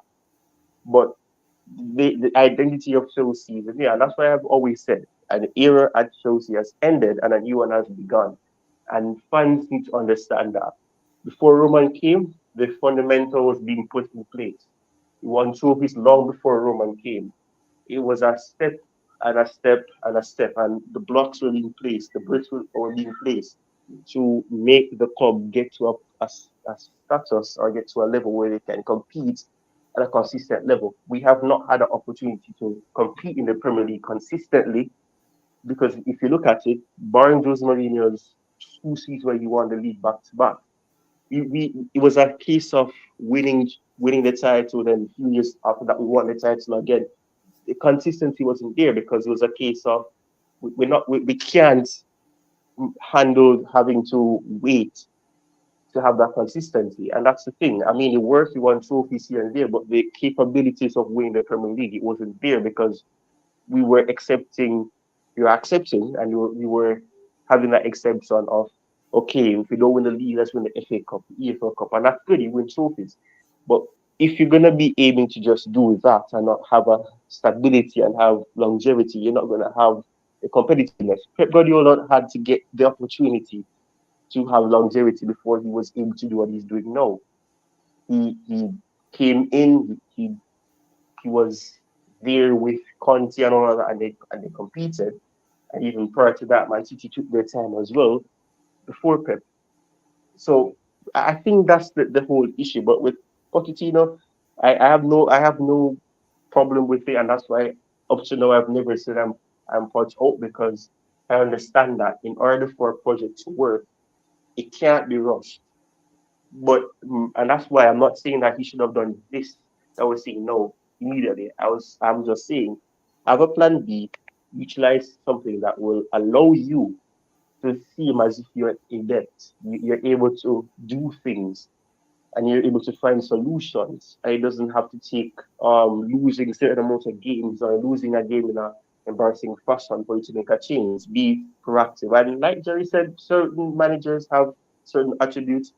Tuchel is able to look at situation because I mean the way that he talks shows that he's able to analyze the game and do all of that. So he's proactive. And sometimes it works, sometimes it doesn't work. certain managers are and I don't want to be repeating what Jerry said, but in a sense, you know, I suppose Pochettino is trying to make his approach stick and trying to develop it, and that's why he was so adamant on sticking to it. But if it's not working after 4 months, try something, and then after you find some level of stability, then you try to engage the players with your strategy. Find some solution that will help to fit that situation. What he's trying to do, I get what he's trying to do, but you can't do that with a squad that is not reliable. It's unreliable. Certain players come back, they get injured. Another player comes back, another player gets injured. You can't try that. So I don't know. That's my concern. I don't want to be talking on and have a whole monologue for 20 minutes. I'm gonna just leave it right there. No, very well said. I actually love the analysis, and you actually said what I gave you the statement, and you went with it and analyzed. So we agree in that essence when you talk that it's on the. I think I'm not quoting you. I mean, I'm just paraphrasing that it's on the sporting directors. They should have known, yeah, right, about the player's profile if it suits the Pochettino. So exactly, you said that. Enzo Fernandez it's a no-brainer. I mean, there is no doubt about that. If someone has studied or have seen Pochettino's Tottenham, even Chelsea, Enzo Fernandez is not Pochettino's player. Is not Pochettino's midfielder, not at all, right? And again, before people hate me and block me, I'm not saying Enzo Fernandez is a bad player. I think he's a very good player. He has the potential to be a world-class player. He won the World Cup, so he has that tax, and everyone expects him or thinks that he's already a Messi or a Xavi or someone like that. He has won a World Cup. There are many players in the Argentine team that won the World Cup. They are not world class. He's a very good player, but of course we overpaid for him. We overpaid for Caicedo. Both are maybe 70 million odd players, right? Not 110 million odd players. Pound players. So he's a very good player, but he's not a Pochettino player, in my opinion. And okay, and lastly, the question is that if what could have been done? We could have maybe made the Champions League if Pochettino did that or changed that, as you said. Sure. I mean, who knows what could have happened? But again, even with how we played and bad we played, if you see again, people don't agree with these stats, but if you see the big chances that we miss. Nicholas Jackson, who has scored 13 goals now, but I think he missed 130 goals. If you understand what I'm trying to say. So even in those bad games, we could have won most of these games. And like Badiashile or Caicedo making mistakes in the last 3 months 100 times. I'm just saying when we lost the games in the last minute or drew the game in the last minute. If you see those instances, even with whatever Poch did, should have been at number 4 if we have taken our chances. Not all, even half of those chances. So that's the point. Last thing is, okay, whatever has happened has happened, right? We cannot go back in history. I always think we cannot go and change, but it's good to analyze. But the question is that if Ty is still here, if you have a minute or two, that fine. And you know that I'm all for Poch out if Hansi Flick is coming. By the way, I was so excited for 2 days, and now I'm hearing that this is not a possibility. It's a rumor, but I'm not utterly disappointed because at least we played 2 very good games against Spurs and West Ham in 3 days and never see this performance in the whole season. So I just want to say shortly, and then you guys can take the lead or analyze or talk on this. David Ornstein, who is a very credible journalist, one of the credible journalists in the industry. So it's never 100%, but you can take it as a 90-95%. He said that Ruben Amorim, Hansi Flick, Jose Mourinho, and Antonio Conte are not at all linked. I will not be the managers that will replace if Pochettino is to be replaced. So if it's not Amorim, who Ty and Tubejo convinced me that he's the next big thing, I said, okay, fine. Okay, he's good. He's good tactically. Hansi Flick, my and Garvin's favorite manager to be on the Chelsea seat.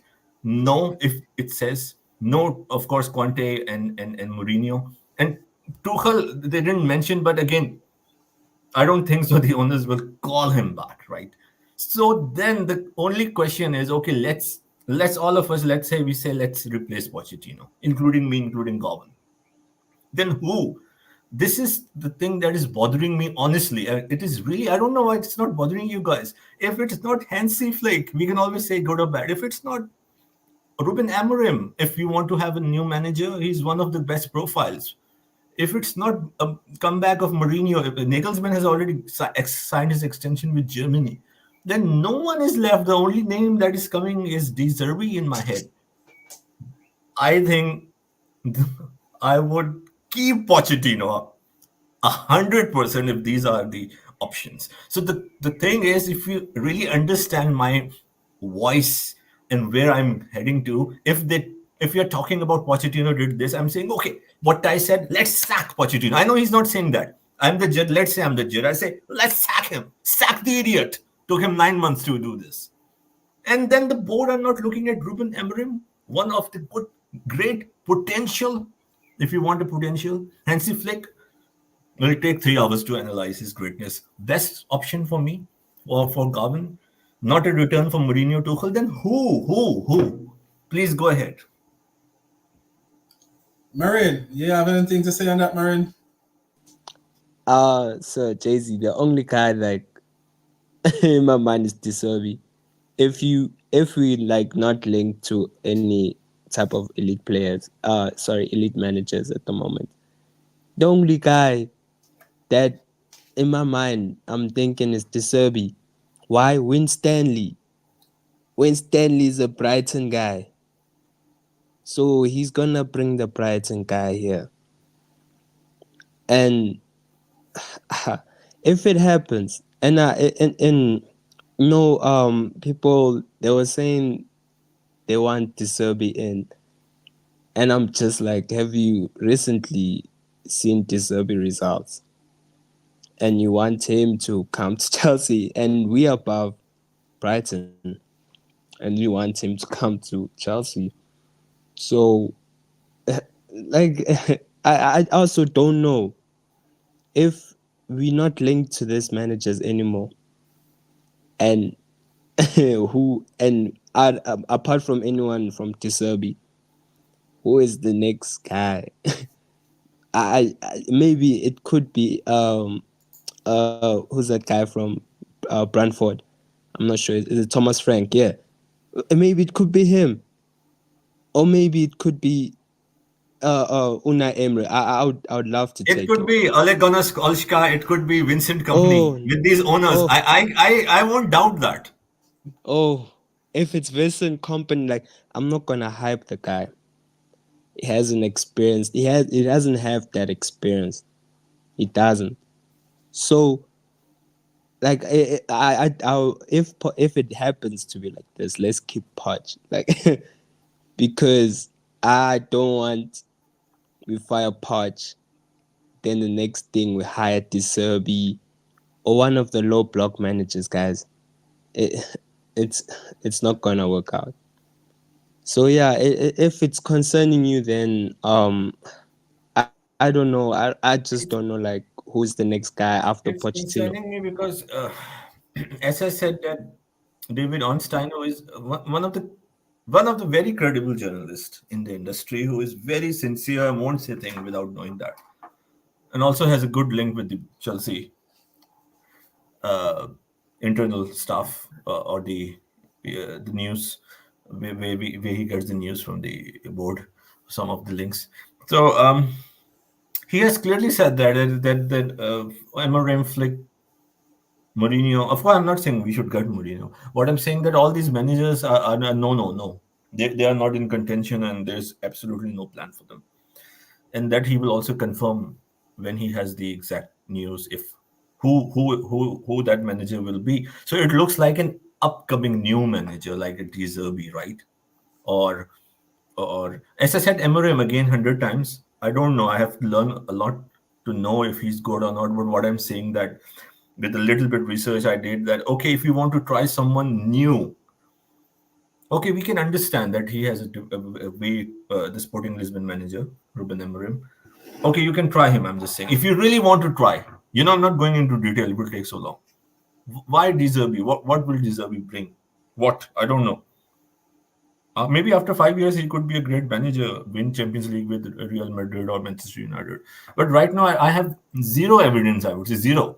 If some people were really impressed by Brighton last season, I don't know. There was some I would say good games. It was good on the eye. That's it. Nothing impressive even in that season. He finished sixth. He even with all the good players, you say have taken. There's no Coville, Caicedo, McAllister, and other players. But last season he finished sixth with such profile. With lesser profile, Unai Emery is finishing fourth this season. Pochettino finished fourth or was a runner-up with Tottenham with a lesser good score than De Zerbi's Brighton. It's a great watch. I know for 5-7 games last season, I was also like, my jaw was dropped just to see all the gimmick, the intensity. But it's what different will that be than a Postecoglou feel good effect and go down? Are you getting the point, right? He'll be so open on the counter, so open that it's not even funny, I would say. I don't want to confess that I know everything, but if you really want to change, then why I'm saying Emery that we need a defense to be solid. Go for a defensive manager. We don't need a new manager, upcoming manager like De Zerbi, then go for Flick, who is an exceptional manager. I know some people have some reservation, but again, the reservation is that he also play a high press, high line. Then go for a master of high press, high line. And if like not go for a student of these attacking philosophy like De Zerbi. This is me. I'm being very open because I'm concerned if Poch is sacked and we get De Zerbi, I will be here. I want Chelsea to win, but I'm 100% sure it will not work. It will not work with De Zerbi. 100%. We will not win the Premier League or Champions League. If we want to sack Pochettino, we want to have a manager who can eventually win a Premier League in 3 years from now. Right? At least we should have a vision, what I'm saying. Not De Zerbi, let's play good, let's finish sixth, maybe qualify for Champions League after 2 years, and then we'll replace De Zerbi with someone else. Why? Pochettino has only 1 year left in his contract. Only one. If you want to remove him, sure, go ahead. There are reasons to replace him.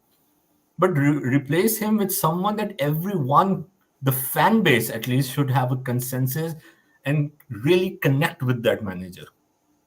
Even Tuchel, I know the stance of Garvin, and I also agree with him. But even Tuchel, he lost 3-1 yesterday, right? Again, even that I will welcome. Honestly, what I mean is that he had a very horrible season. Still in the semi-final, he can be in the final in 3 days. I'm 100% open for Tuchel if I know the other option is De Zerbi. So Garvin, please, if you don't mind, can you reflect on my concern? Do I have a legitimate concern, or do you think I'm overthinking? 100%, because for me, if you look at the managers that Rich Moneymaker just put about the Bologna manager, I don't think he have the experience. I think he need a few more years before he can say that he is an elite manager. And if you check De Zerbi, what you said is 100% correct. De Zerbi have been found out in the Premier League. The Premier League is a league that don't hold bar. Like, as you quint, the next team gonna figure it out. So the only experienced manager he'll leave on that thing is Hansi Flick, right? Amorim, I don't really trust Amorim as a young man to just walk in the Premier League. We do the same thing with Ange Villas-Boas, when it didn't work. So remember when we get him, he was just like 28, 29. So for me, the only experienced manager leaving this thing right now is Pochettino and Flick. So if it's going to boil down, it's going to either Pochettino or Flick for me. I'd rather keep Pochettino because these players are playing for Pochettino. And Andrew Flick showed that he can compete against the best team in Europe. Because when he was at Bayern Munich, every single season he was there in and out, the Champions League finals, and he even won it. So it shows you that he can go up against that Real Madrid. He helped play Real Madrid. He helped play Barcelona, Paris Saint-Germain, name them, Liverpool, Arsenal. He Chelsea. did Arsenal about Chelsea 7-1 on aggregate. Yeah. He defeated Chelsea 7-1 also in the Champions League. Okay. So that to show you that he's very, very experienced. So I know they said he's one dimension he don't change, but his philosophy and his style show that he can compete. And he showed that the big teams like your Real Madrid and every team have to respect the style he play. He dominated position at the Bernabeu, so he's not And he easy to defeated Tuchel's PSG in the final as well. Bayern could have won 4 or 5-0 or 5-1. Yeah, there was a chance for Mbappe. So he outclassed Tuchel in the Champions League final as well with a much superior PSG squad, the prime PSG squad at the time. Yeah, with the likes of Thiago Silva and all of Neymar and all of them. So that to show you that for me, he's the only experienced candidate because I listened to an interview with John Terry when he was saying that when Anje Villas-Boas come in, what he tried to do, he tried to put all the experienced players in the back of the plane and the young players, in the VIP part of the plane, first class. And he said like, yo, we're not going on the plane, until you rectify this, and the kids was like, no, we're gonna. So these young managers that tend to come in, like your Amarin, probably want to come in and change some stuff, because they want to put their class, they stamp their mark, and it probably can be bad for the squad. That's why I was saying that, this team don't need another young manager because this team already young, so we need experienced player. An experienced manager. That's the only thing we need right now in this squad. It's experience. No more inexperience. And for him to just walk into the Premier League, he's not bringing a whole bunch of experience, to be quite honest, in my point of view. Because I haven't seen him compete in the Champions League as yet with Porto. Yes, we saw him compete in the UEFA Cup, but that's the UEFA Cup. So I haven't seen too much of him at this point in time for me to jump on that wagon. So if we're going to really stop Pochettino, it has to be Hansi Flick for me. And those are my reason why. Because as I'm saying, the experience what these players need, they need someone who know how to cross the line. I don't think Pochettino is that guy. But at least, I'm sitting here as a man, as I can tell you, if he give me those 3 games at the remainder of the season, that was a 3 victory, I would consider him to start next season. If we cannot get Hansi Flick in. The only way we can say we're going to change him unless we're going for an experienced manager. Would I want Jose Mourinho back? I don't think so. Because I don't know if Jose Mourinho can craft these players. I don't think Conte will be fitting these players because once Conte don't get his ways, everything going to go south. So for me, I will stay away from Jose Mourinho and I will stay away from Conte. If I have to choose between Jose Mourinho and Conte, I would rather go for Jose, not Conte. So Conte is way below the bottom of the barrel for me. He's way down there. That's just my take on it. Ty will be back in a second. I don't know if he's back yet. So Mourinho and Jay-Z, I don't know which one want to go ahead. I mean, you can see the frustration, the fire in my voice today. Even with the good results, because I'm trying to think, analyze each word, each press conference, each article, of the sources. Right now, again, this is assumption. So difficult to say for sure without knowing the facts. But the last 2 press conferences, and especially after the Tottenham's game, it shows that there is a friction. It shows to me, at least, between Pochettino and the board now. The way Pochettino is talking, enough is enough, right? You have seen that interview with Sky. My concern is that let's say if he wins all 3 games, or at least 2 games, finish 7th, if not 6th is perfect. And let's say even if he finishes 6th, I think the board right now is not even looking what he will do in the next 3 games. I think it's about if he and the board or the owners can get along. I think they are not going. They don't have the same idea right now. It's a different idea. Pochettino said a week ago or so or 10 days ago, I don't know, the owners have stopped calling him. You guys have heard that. It's a big thing. I don't know why no one's talking about that. He said they are not calling me anymore. They used to call me after every game, but it's been a long time they called me. So I won't take that lightly. The way he is talking after winning, he is frustrated. He's happy, of course, in the interviews as well, but he's showing a lot of frustration. He's showing like he is telling the world that he deserves to be here, but the owners don't agree with him. Before, when he was losing, when the team was bottling, when there were bad results, owners through the journalists were like they are happy with him. They believe in him. They believe in the data. They are not blaming him. And now, when he is doing well, apart from the Arsenal game, Man City game, we should have won. Even without the referee not giving us the penalty, we should have won that game. Go back from Manchester City, the last 10 games, we were undefeated at Bridge. Undefeated, 9 games, sorry. Right? This is the only one game in between is Arsenal shocker. And then we had the game against Villa, Tottenham, West Ham. So when the team is doing well, the owners are not concerned. It doesn't. It's not of any interest or value to the owners. Why? Why have you guys thought about that? Why is like, if anything, we've been hearing that the owners back him. They look into data. They understand all the big chances we miss, right? According to Julian Laurent, Ornstein, and other big, and even Fabio Romano's various publication and tweets, that they believe that it's not Pochettino's fault. I mean, the message of those tweets. Where did that disappear? So what I'm trying to say or conclude, that if they replace Pochettino, it will probably because Pochettino is demanding something. He's demanding a play. He's speaking so much in the media. He's saying that the young players. There was also a tweet from, I forgot, a very credible journalist, maybe it's Romanos, that he's been told, don't talk about we are young. We have young players. So I'm looking at all these dots. So I see that the board and Pochettino are not on one page right now. And that's sad. If he's replaced now, I think it will be more to do with their understanding. And this, I don't want to make a complete story of it and write in the final chapter, but it shows they want a manager who would just accept what they want to do. This is a worry now.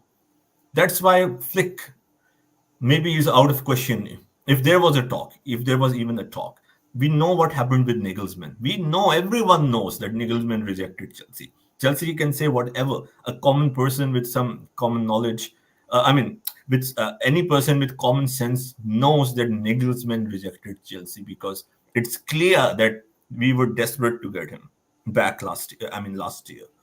Same with Enrique. But for Nagelsmann, for sure, he rejected Chelsea. Now, good managers would, of course, not want to put their hands in this job for obvious reasons, because they know they want to get a quick silverware. They want to win title, big managers. They don't want to wait for 2-3 years. And then if they really want to come, anyone who wants to come, they have to completely abide by their principles. This is what I'm getting. That's why there is no Flick. There is no other manager. Even, right, I'm sure most of us don't think that Mourinho and Conte should come back. But try to understand that they don't want a person who is going to challenge them, who would demand something. Hansi Flick would demand a lot. And that's the worry, that's why maybe he won't come. Even if they want, or will talk to him eventually, it could be a possibility that Hansi Flick's demand and principle and strong style would be a turn-off for the owners. And that's why with these Brighton sporting directors will probably, if Pochettino is sacked, I would say most likely land up with a De Zerbi.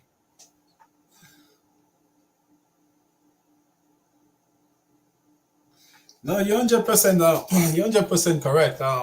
For me, with the board and what you're saying, that's why I said when I analyze everything, I would give Pochettino one more season, to be quite honest. And the reason why I said that, I think Pochettino have been forced to play Caicedo and Enzo because of the price range, right? And I think that if Pochettino have his ways before Enzo got injured and have to do the surgery, I think the season would be better, because I know that he would have put Gallagher there instead of Enzo Fernandez. So I think for me right now, like, that's why they probably want to sell Gallagher and he want Gallagher to stay because he know that Gallagher is a better fit. So that's why right now I'm saying that I will give Pochettino the benefit of the doubt right now. I will hold my hands up for whatever been coming out. I can say for a fact that most of this was out of Pochettino, and he was probably trying to save his job, to because he want to be there. He want to be here in Chelsea. But recently, when he started to come out in the media, if you notice, he started to show you like, oh, I don't care. I'm gonna talk because this is my reputation. Just like what he said in the press conference, I risk my reputation to be here at Chelsea. So I think these owners they want Pochettino to make this work with Enzo Fernandez and Caicedo, but it cannot. And Pochettino see that it cannot work. So probably that's why he was trying to mismatch, to try to please the owners. But now you see that his job is on the line, so he's trying to be like, "Oh, I don't care. Fire me if you want to fire me at the end of the season." So he started to give this attitude like, "I don't care no more. I'm gonna do what I gotta do. You do what you gotta do." So he's trying to let the fans now see that he's not the problem.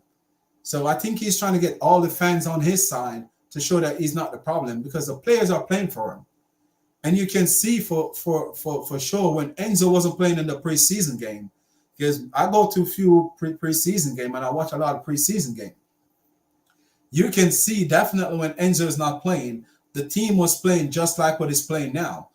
And when every time that Enzo got injured and out of the team, you can see we go on a win and run. And it's not only just this part of the season; it's way down in the season where you can see every time Enzo is out of the team. And Marine can back me up on this because we were on a few shows where I always talk about it, where I was telling that I'm praying for Enzo Fernandez to get injured. I'm praying for Enzo Fernandez to get another yellow card to be out. And that's not something that you should want for your team or for one of your players that represent your team. But for me, I'll Chelsea first. I want Chelsea to win. So my biggest point was I really want Enzo Fernandez to be out of the team. And Marin can back me up on this because this is not the first time I'm saying this. Him and Raheem Sterling. I know that he was trying everything to fit them in, but you cannot fit a wrong parts on a car. You have to get the right parts. If you need tire, you cannot go get brakes. You need tire. If you need brake, you cannot go get tire. You know what I mean? So for me, like the team just didn't need, and the Colwell situation. Like Colwell is not a left back. I know he's trying to force to play Levi Colwell at early part in the season too, for him to sign a new contract and to force him to stay to try to show him that we're gonna give you game time to stay. So a lot of these mistakes, for me, in my opinion, what I observe and what you're saying and what I've been reading, I can say that Pochettino was forced to do some of those stuff that he was doing earlier part in the season. I don't know which one of you guys want to take that on, but that's what's my take on it. I would like to say something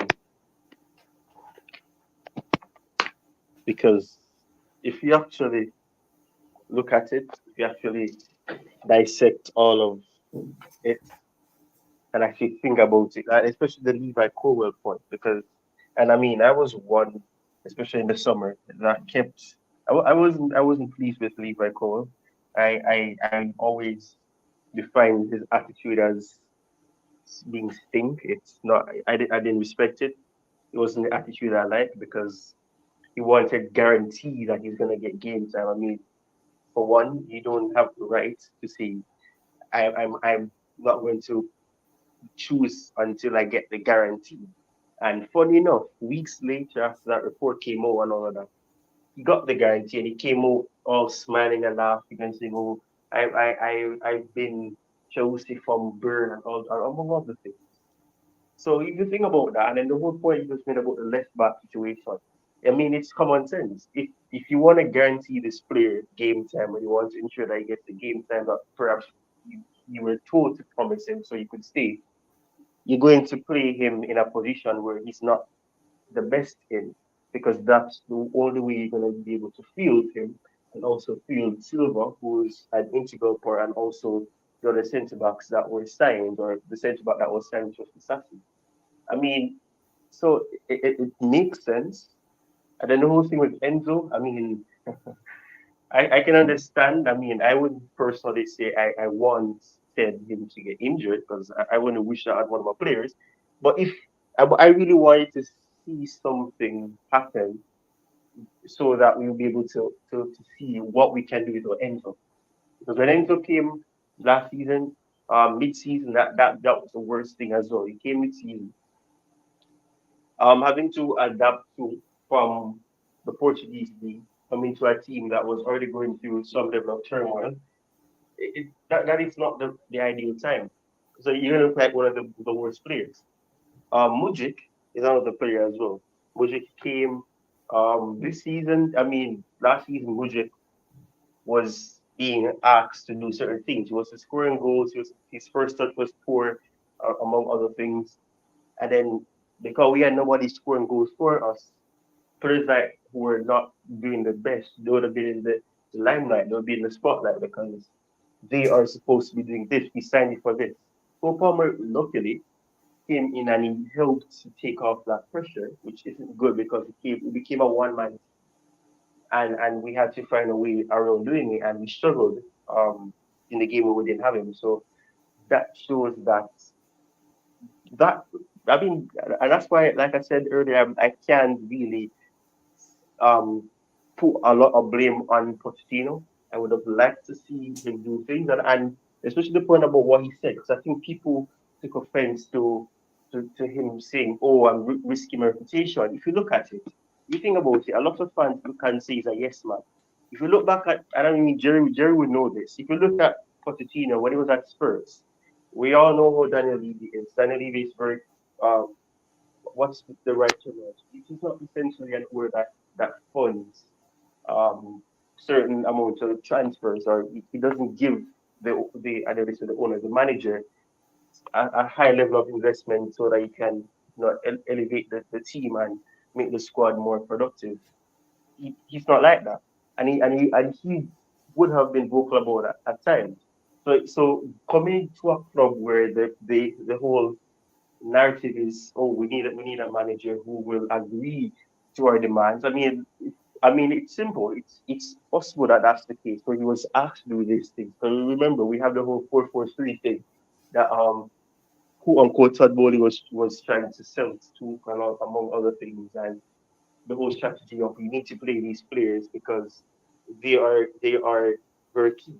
We have these players that they must play. So despite the fact that they were disinterested, they had to play because we invested money in them. These players we want to sell them, so you have to play them, and that's what we saw.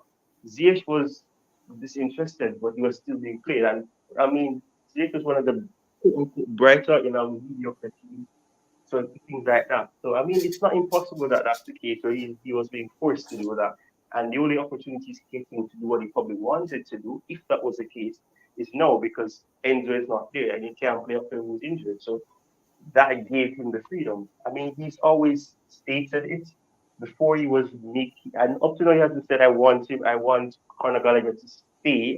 If you correct me if I'm wrong in those words to say yes, he wants him to stay. Per se, he's alluded to it, but I don't think he has said it. I might be wrong, but all I know is that the prior game he said that he's a captain. He's one of the captains. He plays whenever I choose my 11. He's always in it. He's alluding to it, but he doesn't say it. So I guess in that sense, he has to be tight-lipped about certain things. And we even saw reports about the fact that they didn't like the fact that he came out and said certain things. So it shows that they want a yes man. And despite the belief that a lot of fans have, he's not a yes man. He's always been the one that will talk a lot, and he even said himself. He went on a monologue. He did a soliloquy where he was talking and talking and talking. And in the press conference, he said, I'll stop talking, because maybe you not be interested in what I'm saying." So that in itself shows that he's not a yes man. He's not a manager who's going to just sit back when things are going bad and ruin his reputation, which, I mean, people look to say that he has won a high level of trophies, high octane of trophies. He won the league in France, I don't know that, but when as it relates to English heritage and all those things. That team entails him going to the Champions League final with Spurs, helping them to compete in for the title and missing out thanks to Chelsea among other things. But he wasn't wrong when he said he was risking his reputation because he's not a yes man, and having to come to a club where that's the strategy that they're trying to do, where the manager agrees to their demands and whatever demands that they have, the manager has to do it. It's not who he is. So when he started talking about, I was happy because I'm saying this is the manager that we need. We need a manager who will actually speak up because these owners, and I'm not one of those fans who just say, oh, the owners are this, get the owners, oh, not like that. But the owners are inexperienced at some level. They don't understand what it means to want success and to do success, but yet you want to things to be so rigid. There's no freedom. It's rigid. That's not going to work. You need to give the manager freedom so that he can implement what he needs to implement. And if it doesn't work, then you know that you have a manager that is out of his depth. He doesn't know what to do. And Pochettino has not given that vibe. So, despite what I said earlier about being frustrated, I am frustrated because why would you give in or subscribe to who you're not? Why would you want to do that? It's better you do what you need to do to ensure that each player is getting to their highest potential and being able to play at the level that they can play, rather than you sticking to what you're being told to do. Because it was strange to me, and that's why I always give the benefit of the doubt. Because I'm saying, why would you just out of nowhere have a system that was allowing you to score a certain amount of goals, high level of goals, in preseason, or people say it's preseason, but preseason will tell you what you can expect going into the season, that the mindset that the manager has, what he has in mind as plan A, plan B, plan C. So, and when I saw that, I'm saying, okay, this is promising. There's some cracks there. We need to recruit some players. We did that, but the recruitment still needs some more work. So I found it strange that out of nowhere we were scoring certain amounts of goals, and then out of nowhere we went back to a rigid approach of something similar to what Potter was trying to do, and it just simply didn't work. So it ties in well, and it's a good logic and it's a good theory to have because Pochettino is not a yes man. Being a yes man at a club where that's not who you are, you're gonna have enemies. You're gonna have to start speaking up when you realize that things are looking bad on you when perhaps you have it in your mind and you have it in your plans to do something better and you're not getting that freedom to do it.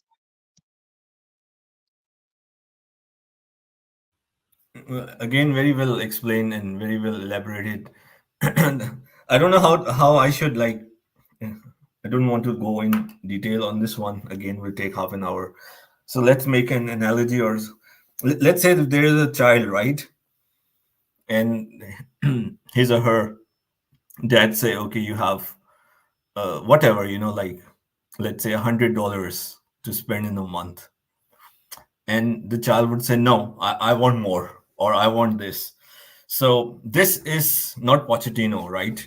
He won't ask for anything else. If the maybe he could, but let's say Pochettino is the child in this situation. The dad will say, no, this is the best I can do for you. This is the plan. This is how I make money. This is what you have, and this is what I can do for the next 3 years. Pochettino, in that situation, in that example, is a yes man. But what he will do with that 100 or with the players academy, he's not a yes man. He will utilize it in his way. A complete yes man is a person who would be like given the $100 for the month, and in the case of parents child example, the dad will say, now you have to do this.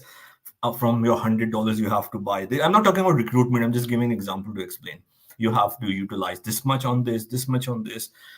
That is a complete yes man who would get the exact amount, would not challenge that, and would utilize everything, each step. Okay. Pochettino at Tottenham days, working with Levy, as you rightly referred, will not ask. Of course, who knows what they ask? He could. It's not that he won't say. He will say, hey, Levy, maybe in 2018, can I get...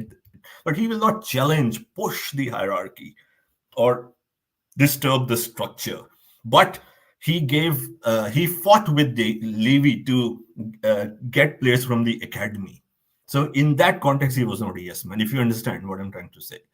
And again, with Levy, the financial constraints were there. He understood, he signed up for it. And that's why people in this industry acknowledge him, because this is important. Once you understand, either it's Tottenham, less money, Chelsea, who has great amount, XYZ, you work in that. So the infrastructure or the organization is not challenged, because you don't want someone to come and change the structure, right? It's a good thing, and Pochettino abides by that.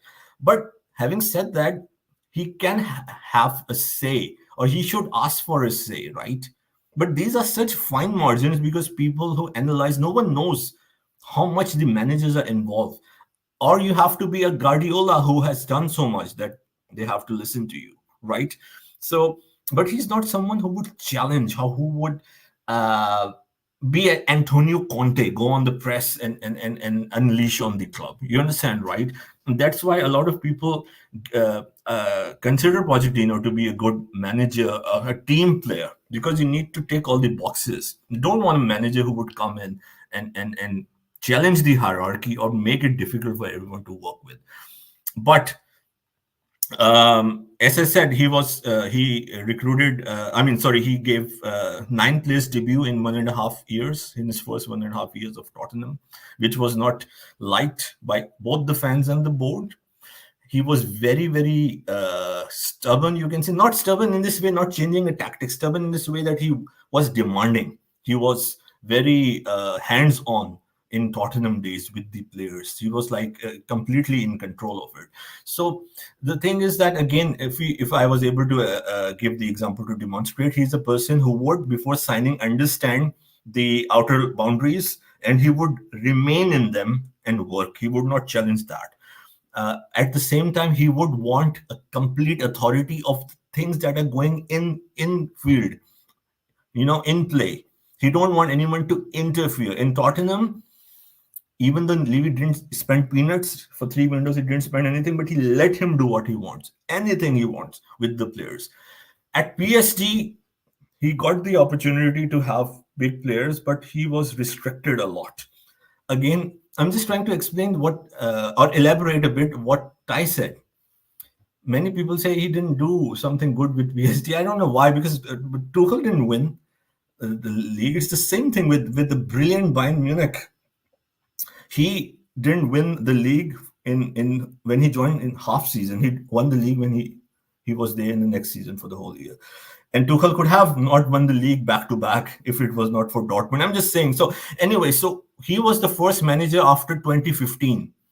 In 2022, after 7 years, he was the first manager to substitute Messi in, I don't know exactly the time, but very early in the game. Last time Luis Enrique did that in the treble winning year. And Messi had a huge issue, and then no manager ever did that for 7 years. Pochettino did that, and Messi had an issue. There is a clip you can see when he didn't shake his hand. Later, and it was reported by Julian Laurent, Gab Marcotti on ESPN, that over there the problem in PSG is that why he didn't succeed. It's a toxic environment. I don't know who can work in that. Hats off to Enrique if he's still working there and is in the semifinal. But there's no Messi, Neymar, and many other players right now. So Messi, Neymar, Mbappe would be directly linked with not even the owners, but the Emir of Qatar, who owns PSG, would be on the phone with them. These are many credible reports. So after the game, in short, the Emir of Qatar, who is the owner, I'm not talking about Nasser Al-Khelaifi, who is the CEO, told Pochettino, you cannot substitute Messi. Please go and check. I can send references later if you want. So Pochettino did that. He showed that he can do it. He was not asking them which player to want, what not to do, but he substituted him. But then after that, everything went down, So he was restricted over there. Same with Ten Hag. I mean, not same. On the contrary, Ten Hag was given the authority or the backing of United to do what he wants with Ronaldo. So it's not even up to the manager, I would say. Right? Let's say I'm not a yes man. But if I am working in an organization of the owners won't give me the authority, what can I do? You need this support as well. So I hope I tried to give a holistic picture on that.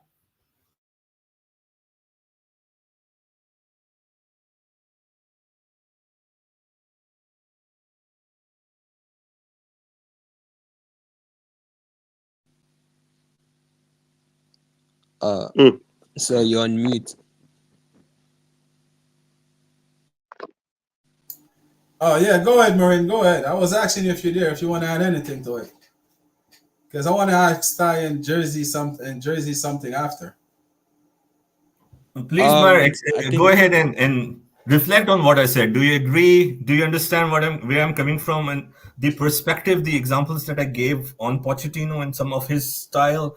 Example at Tottenham with Levy. Example in PSG in this toxic and political environment. So, what do you infer? What do you conclude from that? I think Wallace like Pochettino came in a position where it was like I think he was obviously I knew that he was gonna be under pressure, but when we signed Pochettino, I just don't think they didn't actually analyze his performances with Tottenham and PSG, and like I think they were in a rush to get a manager, and like they thought, okay, because since we got rejected by Nagelsmann and all, like I'm sure in the by the board where they saw that okay maybe Poch can sit like they can fit the profile and that's why he got hired. But at the same time now we see these problems first season and we've seen what he has done. And now do we think is he gonna change all that? And he has changed in recent games. You can see now he's playing in a formation that we were supposed to play long time ago. But now it's happening now and it's too late because it's the end of the season. So yeah, but for me, I personally feel that Pochettino's run, well, it's not completely 100% his fault because he came to a club where already we were under pressure.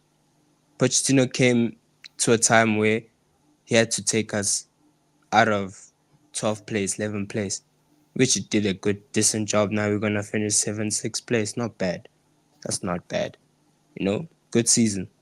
But there were performances where we were actually concerned, is this guy going to, give us major trophies and is he gonna, give us something? At least we're runabout. And that's the thing about like, people actually miss they just don't want to see, you know, what's real and what's the reality of it. You know, we can blame like I would literally because I was doing this. I was saying Pochettino out, like the whole time. Then I actually saw like, oh no, like it's not like it wasn't Pochettino's fault. Like okay, at first ground because like he came into a place where you said it was already there were toxic vibes, toxic environment. He had to change one of the things, so it's going to give the gaffer a lot of hard work. So if they decide to fire him, which right now and we don't have any elite manager linked, it'll be a problem. And if we get De Silva in, it'll be a huge problem. So my advice, because before you guys came in, Gavin and I were talking about, I was saying my advice for him to rebuild again, to get his players. Well, we know that okay, they won't listen to him. Maybe he could try a different route. I don't know. Maybe request for better players. Request like maybe do something so that the owners can get his attention. Something. Because if it happens that the owners are ignoring him and all that stuff, bro, like like how they're managing the football club, seriously, the owners. This is your gaffer. You hired this guy, and now you're gonna treat him like this. So I'm my personal take, like I want him to if he stays because I truly doubt I just don't see like further with him. I just can't. But if they give him time, which they will, I want them to give him players. He must get his players, and when he get his players, maybe that's where we could really see, okay, where is the problem with Pochettino? Because this is his first season at Chelsea, so I'll give him, a roundabout. But yeah, it's concerning. It's really concerning. Um, yeah. What I could say about Pochettino, the only wrong thing about him, I could say, I'm also gonna come to Enzo. The only wrong thing I want to say about Pochettino is his decision making, especially the substitutions. Yes, I understand there are players that, there are some players that won't be fit enough to play, but Washington, they won't get game time, okay? But at least try to get something. Try to get a player that can actually change the game. Yes, okay, we tried it with Sterling. Sterling doesn't do that, we saw.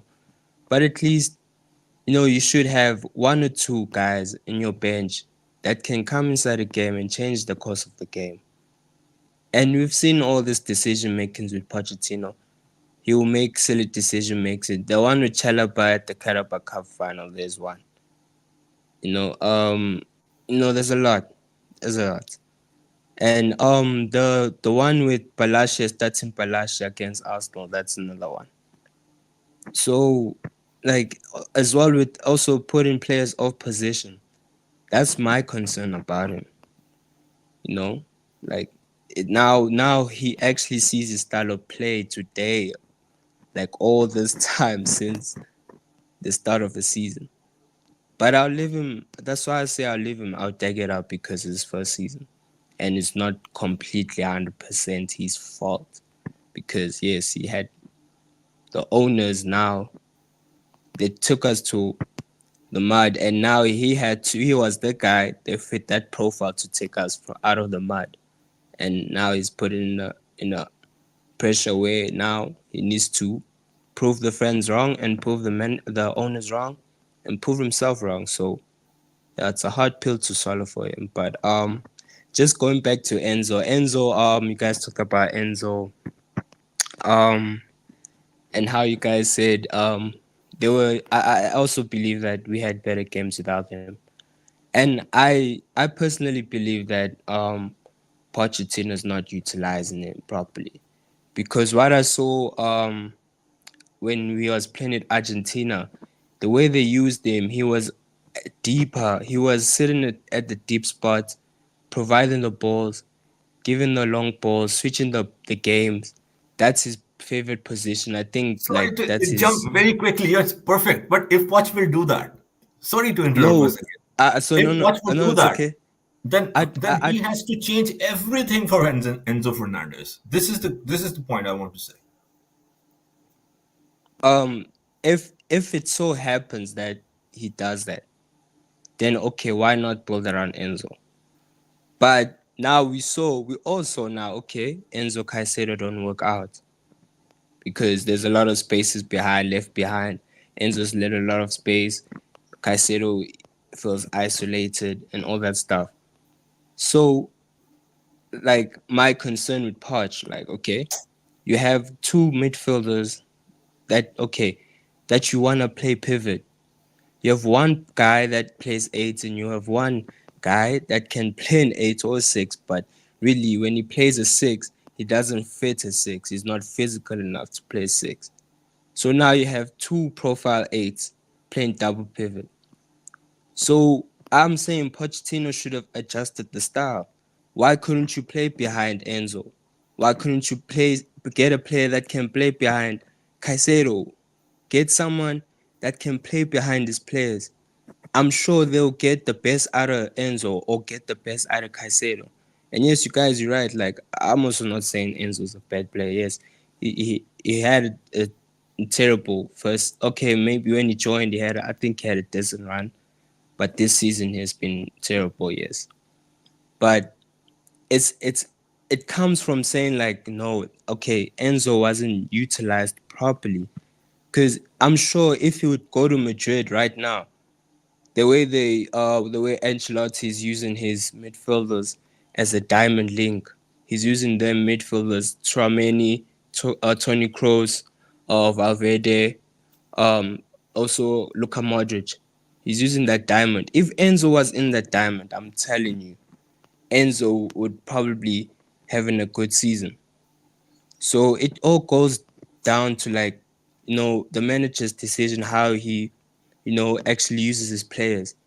Well, now I see he uses Cole Palmer very well, but there's sometimes he puts Cole Palmer false nine, and I also question myself, why would he put Cole Palmer false nine? This guy can play 10, he can play on the right, but you're gonna put him behind Jackson. Why would you do that? You see, so those are the like small things about Pochettino and the players. It's just this decision making. But runabout, like I just believe that like I do want to give him a season, but they must give him his players. And then my standard, my expectation, okay, show me that you can win a trophy. Don't show me that you can play football. Show me, okay, you can play expensive football, or you can play style of play, or you can have a good style of play. But also show me that you can, win trophies.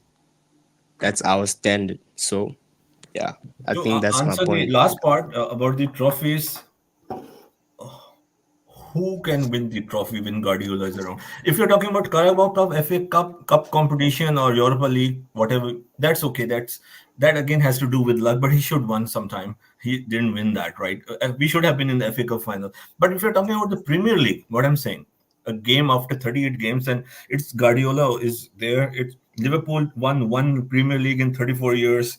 Manchester United won the Premier League last time in 2013. Arsenal last time in 2004, 20 years, I guess.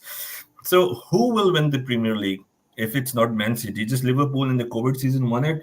Even if we bring back Mourinho, Tuchel, or Flick, I don't know if we will even win the league in the next 5-10 years. Who knows what will happen with Man City and other teams like Arsenal, as much as we don't like them, are developing and very near, right? So I'm just saying, I'm just putting, I'm not challenging at all what you're saying. Perfect. My standard are same like yours, maybe more. Win every year, win the league every year. But the thing is, realistically, who can win the league right now? I don't know. Why do we forget teams like Arsenal, Manchester United are ahead of us, right? As far as the rebuilding is concerned. Arsenal is not even in a rebuild now, right? So what Pochettino, in my opinion, or you can even say a prediction would be, if he stays here, he will be like an Arteta, challenging for the league title. There's absolutely no doubt that he won't challenge. He will challenge. Will he win the league? I don't know. He'll be a runner-up probably with Chelsea. He'll probably finish with 85, 90 points. Maybe he will not win the league. Same like he had 86 points the last time he was a runner-up when Antonio Conte won the league. So with Pochettino, the bottom line is that he will, if you say show us something, he will show magnificent stuff. It could still be a runner-up of a Premier League in next season, or even season after that. He can do that. Have no doubt about that. He has done that with Spurs also many times, twice, and with a much lesser squad. So if you add a good striker, Osimhen or anyone, a good striker, a physical midfielder, we don't even need a central defender. If Fofana will be fit, Koval will be fit, right? Reece James as a right back with Gusto. We don't need the back line as well. At least give him two players what he wants: a good striker, a physical midfielder. And hopefully with Nkunku, Reece James fit, I can see that top four is a guarantee, I would say. You can say that I'm waffling or I'm out of my mind. Maybe we can even challenge up till March, like Arsenal. Who knows? I have no doubt about that. Can he win the Premier League? I don't know. I don't think so. I don't think so. Anyone can win the league in the next 3 to 4 years. Not any manager with Chelsea. It will take time. And he has only one season left. Year left in his contract.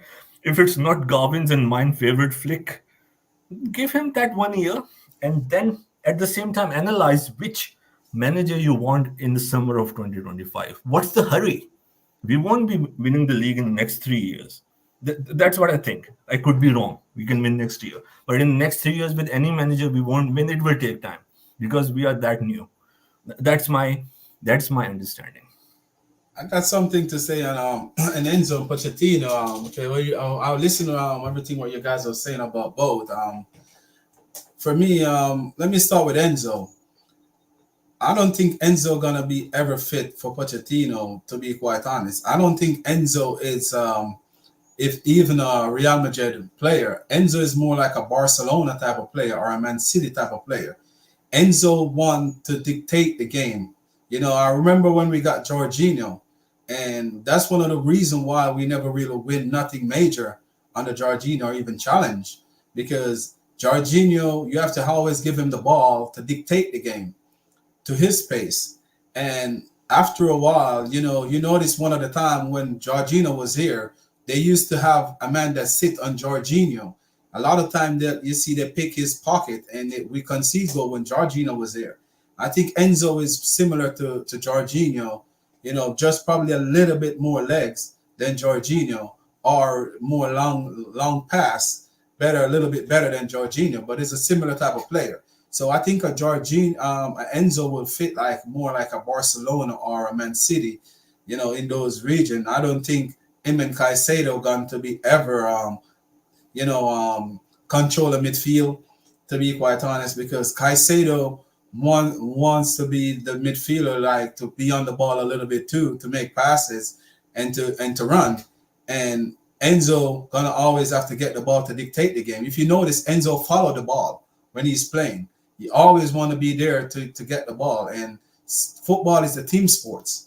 When Enzo play, you have to play more slower because you got like your likes of Palmer and Modric and them more likely out of the game a lot more, because Enzo always trying to go for the ball or make space to get the ball and move the ball around. So it would be more like everything have to go through Enzo.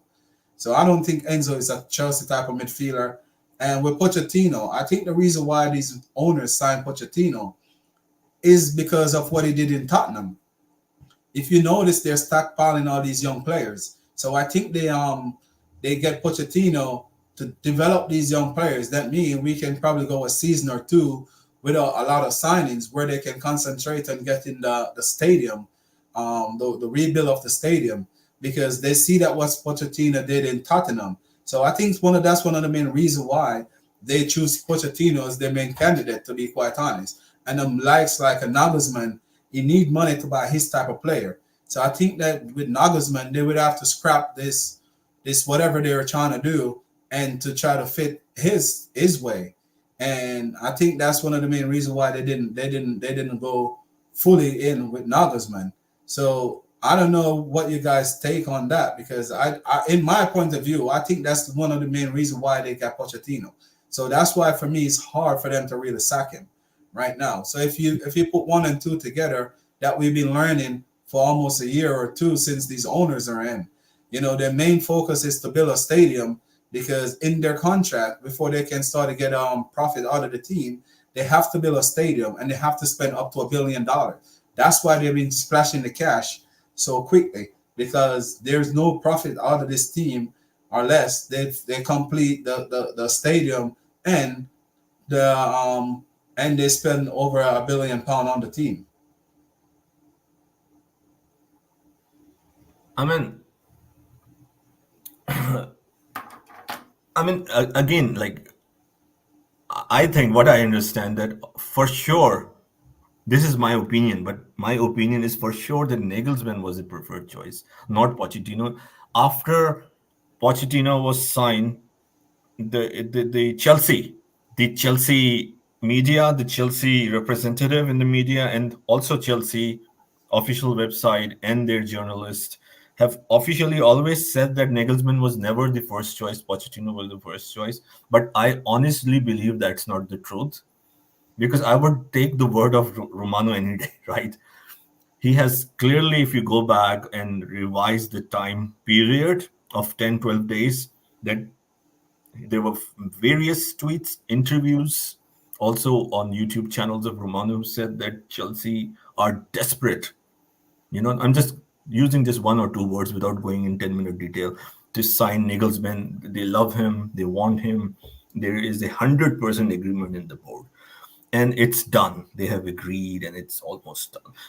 I'm sure we all know. We were like 100% it's now done.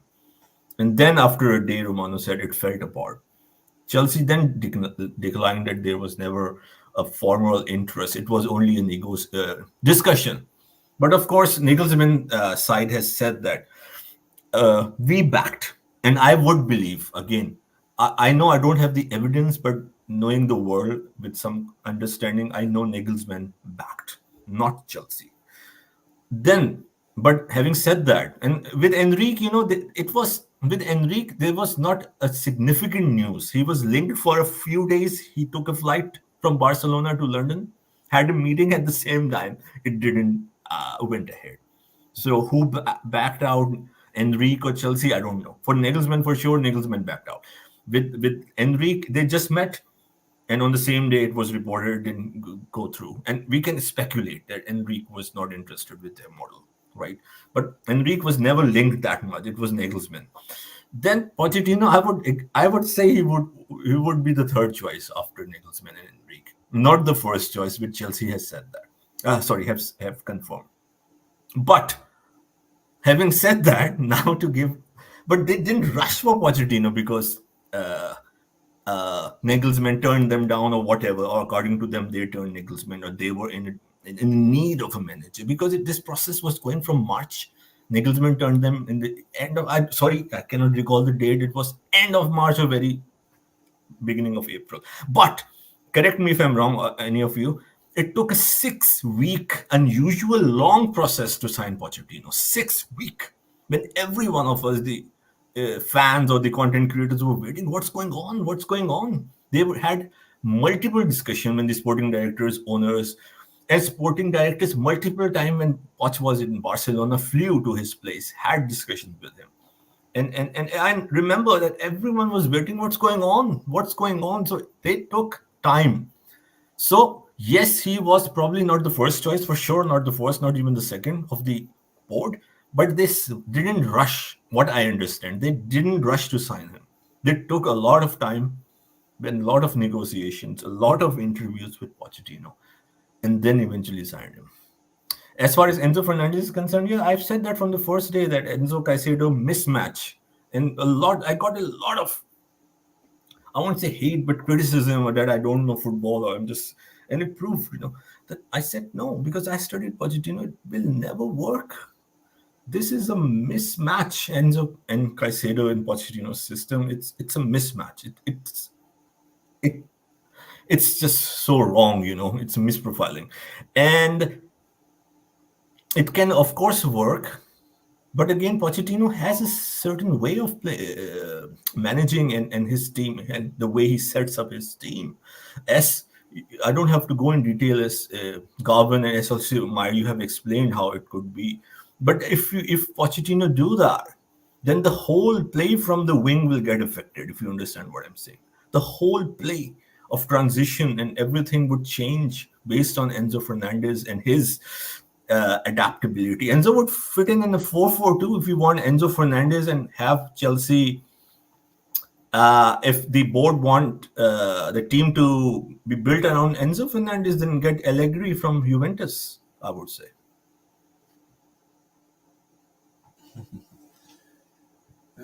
Anything you have to add to this, Ty?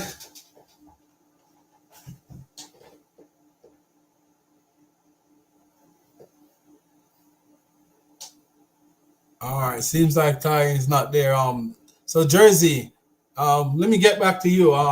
What do you think about the because me and Marin already talked about it, the link with Victor Osimhen today, and the William kid from Brazil, because those two are trending real. Said we already made contact for both. Yeah, sorry about the kid. I didn't follow. I was so invested in the game, so I apologize for that. So I won't be able to give any opinion on the official. You mean like the kid for our shirt, right? Yeah, they said we made contact for Victor Osimhen.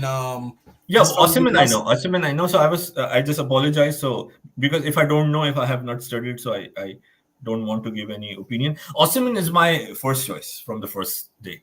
Yeah, I what would they love were saying. Osman to be Yeah, here.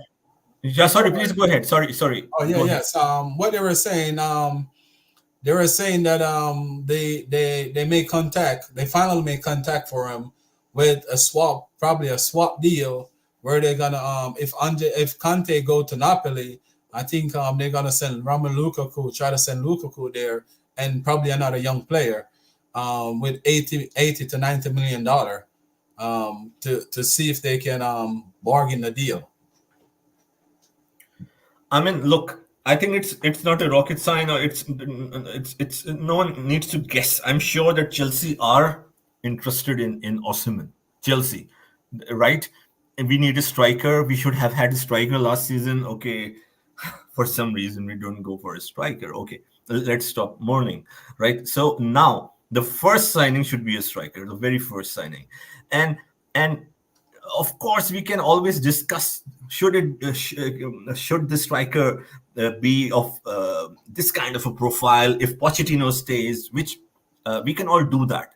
It's better to do that when after 2 weeks when we know if Pochettino is staying or not.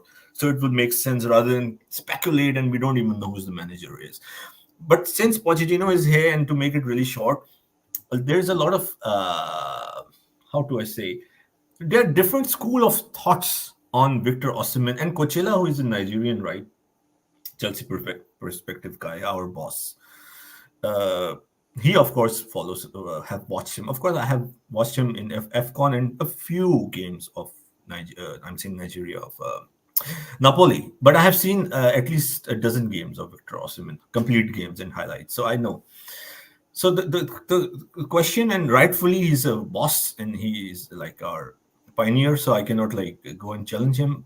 But his concern, which I have said to him privately also in his channel, that Victor Osimhen is not a type of Pochettino striker, and I disagree, because he thinks because Poch wants, which is correct, the striker to play in a fluid system and all that. So what's so wrong with Victor Osimhen not adapting? The main attribute which I understand, because Harry Kane, when he was playing, when Pochettino came, he was very new. Pochettino changed his game. He didn't ask him to go here and there and be a part of a float. This is a wrong philosophy. He was very much a number 9 who did link up, who was playing also in different positions a little bit, not too much. People are thinking that Pochettino wants, just because Jackson is not a he's not a number 9, I mean, by default.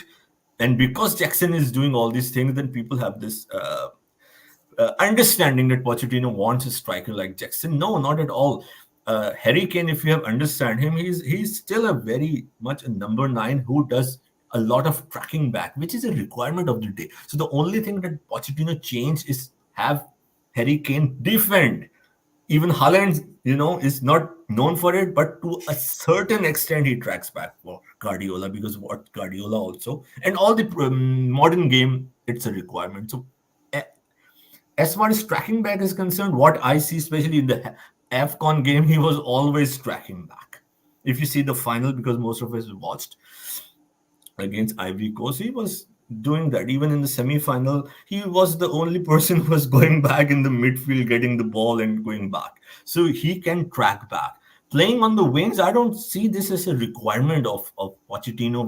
We have Palmer, we have probably Nicholas Jackson will play there, and Kunku who is a player who can play 9-10 on the wing. He's a complete versatile player. Why would Pochettino want Osimhen to play in all these positions? No, he would want him as a complete number 9 who can track back when it's required and link up. That's all. Which I think, if I'm not wrong, Osimhen can do really well. And if it's true, I mean, and the only thing that can stop us from getting it is, again, he's a class act, young, one of the sought out strikers in the whole world right now, in the top 2, top 3 names. Can be linked, is linked with PSG. Even if some other club like Man United, Arsenal, I'm just saying, Madrid, anyone, I'm just saying, if they want Barca, if they have money, they can always go for him. So right now, I think what I understand, as far as I'm updated, he's only linked with PSG and us. Again, it will come down to, I can never talk on what the player wants. So for him to come to Chelsea, not only money, but I think at least some sort of European, especially not Conference League or Europa spot, would perhaps be required now, or something for him to see that Chelsea can progress, be in the Champions League, to be here. I would love him to join Chelsea. I think he is one of the best talents already proven, and with his physicality and pace, it would suit him. Even if it's Poch or any other manager, I think he is a great. I think he's a safe bet, I would say, having him at Chelsea. And if this new news is true, it comes to fruition, I'll be excited and delighted. Yeah, Ty, you there, Ty? I don't know if Ty's still here for with us. Marin, anything you have to add to it?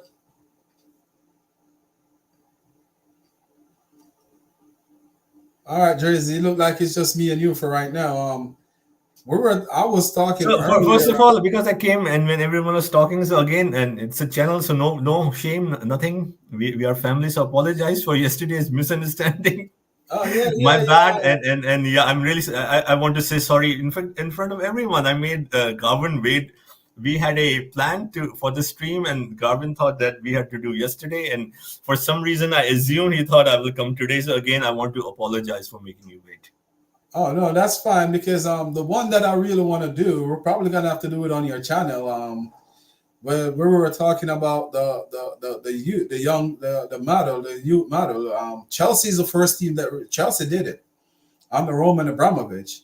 It's just because we just did it in the wrong way, But these owners, when they just come in, they were talking about the way Romans they let a lot of the Kevin De Bruyne, the Mo Salah, and the Nathan Aki and all of them slip through their fingers, So we should already know that they were going to do this model because that's the first thing that they said before they could even come completely through the door.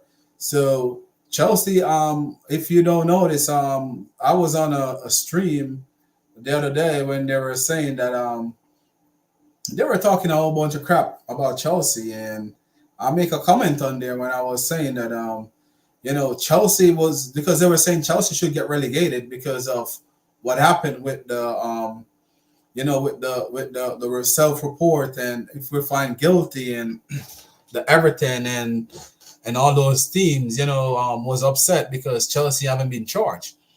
But now we're here. I can say that Chelsea is one of the teams that put the Premier League really on the map. To be quite honest, because the Premier League wasn't the most watched league in the world. It was the Italian Serie A. And when Chelsea started to get these, even though it was like almost the end of their career, but the Franco Zola, the Vialli, Di Matteus, and the Ruud, I can remember his name right now, Ruud Huddick, and the Disasi, Desai. The both names are similar. My bad. Remember this? He was a World Cup winner. Yes, and plus he was a champions of Italy too with AC Milan. So when Chelsea started to bring all those names over, it brings a lot of attention to the Premier League because the Italian Serie A was the league that everyone was watching at that time. So when Chelsea started bringing all those players over, it bring a lot of eyes to the Premier League. Now the Premier League is the best watched league in the world. I don't know what your takes on it or your thoughts on it, but I know for a fact that Chelsea is one of the teams that changed the Premier League forever.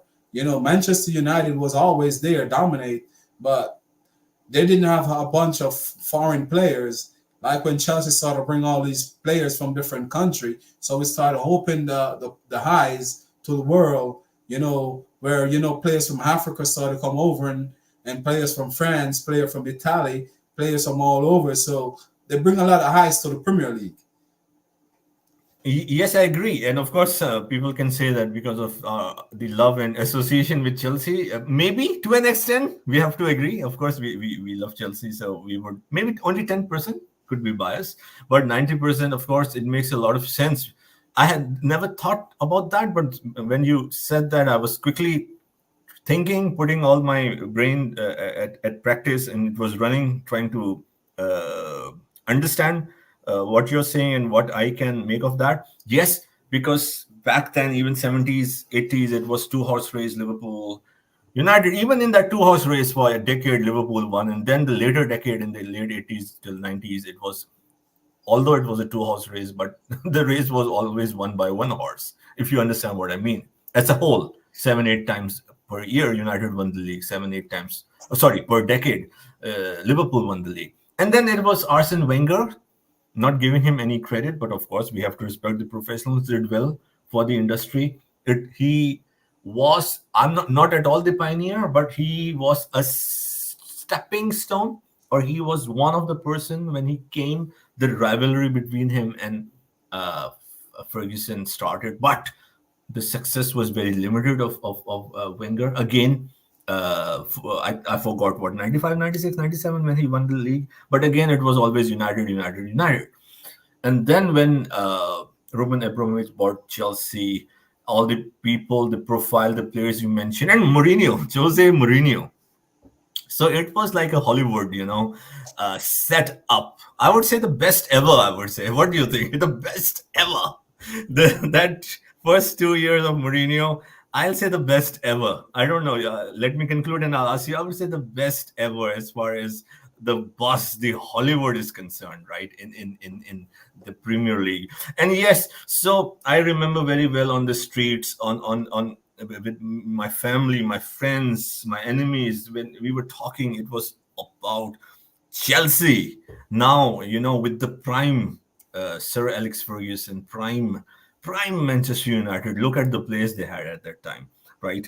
And we didn't do like Arsene Wenger, 1 year and then next 5-7 years we would disappear. So it was the players, the profile of the players, World Cup winner, amazing talent who can play the game, who have incredible personalities. Each of the players had a huge following. Their personality, the way they talk, the way they look. This is the correct aura we can use. We use for Pochettino. Pochettino doesn't have the aura. The aura was of all these players, of the Balex and all these players who came later of this world.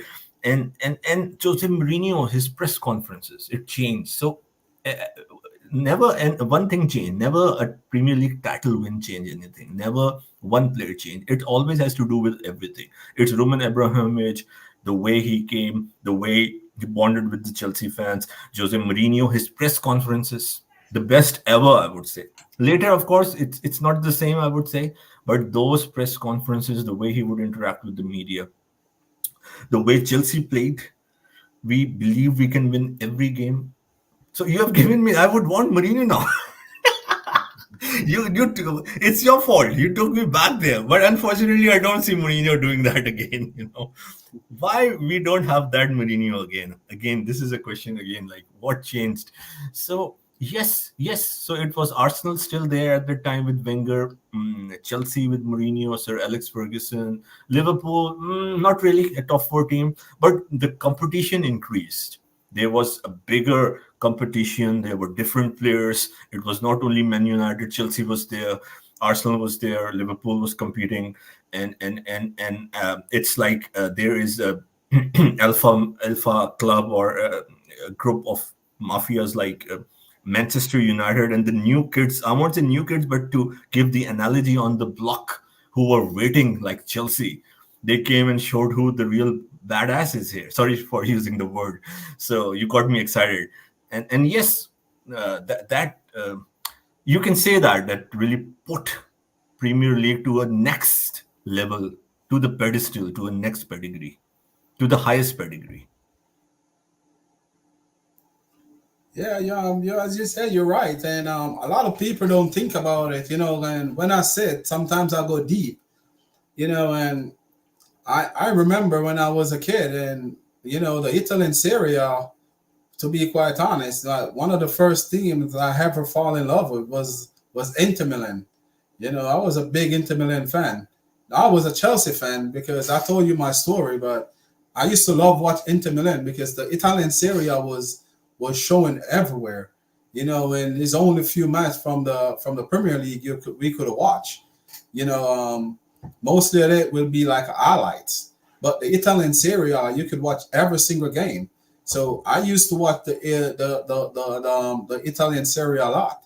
So I used to love Ronaldo and and Iman Zagaragi, the Chilean that was playing that was playing at Inter Milan, and so for me, like I watch it all, and Zamorano, those two Chilean striker was the two of the best strikers in the world with the Ronaldo, so I used to watch it, and the Premier League wasn't highlighted that much across the world. When Chelsea started to bring all those best players, even though we didn't have the money, because Ken Bate was a chairman at the time, but even though we didn't have the money, but started to bring all those Franco Zola and all those players that the tail end of their career, that people been watching all over the world and see they're coming to the Premier League, that transformed the Premier League. So a lot of rival fans have to give Chelsea respect because Chelsea is the one that put eyes on their team. Chelsea is the one that helped build their fan base because, as I said, now people get to choose, their team because they start to see the league more because Zola started to come in. Oh, everyone want to see Zola play. Everyone want to see Vialli play because he was one of the best strikers in the world. So all those little stuff, the Disasi, everybody knew him as a World Cup winner. So everyone want to see him play. So those are enough for some of the things that really, revolute the English Premier League. But no one gonna give us the respect that we deserve, to help build the league. But everyone want to say, oh, get rid of Chelsea. Chelsea need to be relegated. Chelsea need to this. Chelsea need to that. Like Chelsea. So what about Man City? Sorry, the 152 charges on Man City. Like, would they ever be like? Will we hear anything about that? They're not going to get relegated because the next thing again that I want to touch on, and I know with your analyst expert, you probably can go about it a little bit better than me. Remember what happened with the Italian Serie A with all these financial problems that they've been through, right? All the paying off referees and that put a damp on the league where the sponsorship started to pull away from the league. And that's why the Italian Serie A is where it is today. Still struggling and it's not the powerhouse that they used to be. So if they find Man City doing stuff like that, that can be a big dent to the league. That can destroy the league. And I know that's what the Italian Serie A lovers would want to see, and plus the La Liga, because they always complain about the English Premier League. They cannot compete with the teams in the English Premier League by spending. That's why this cap weight thing that they bring in, that's probably will damp the league, because if you cannot get to buy your best player and give them the best wages that they normally used to do. There's team in Italy and there's team in Spain that a lot of players will really want to go to, because if you notice, like a lot of players would rather go to Italy to play, especially South American players, and to Spain. So that for sure, that if we can have to start to compete, with those market, that's something that can hurt the Premier League. So it go both ways, in my point of view. I don't know what you think about it. Yeah, it's a very deep-rooted question. Honestly, it will take a lot for me to say something for sure. But of course, sorry, I apologize. So very excited today after the win. Not just today's win, but of course the win. We have seldom, like in 72 hours, we had a win. Not only a win, an exceptional performance against Spurs and then West Ham. So it's almost like 11 p.m., but it feels like I'm awake. I'm just up, so excited. This is what a good win do, Honestly, if we had lost or drew the game, I won't be able to speak. I might be here, but I would be like, So imagine, we sorry, I drifted away. I'm just saying that how much we suffered, not only this season, but last season as well. And I can understand why people then go and judge, and it's always the manager's fault. We need this. We need happiness. We need win. Of course, we are Chelsea. We resonate with them. We of course, we understand the competition, but the frustration is again with the recruitment and what the board did.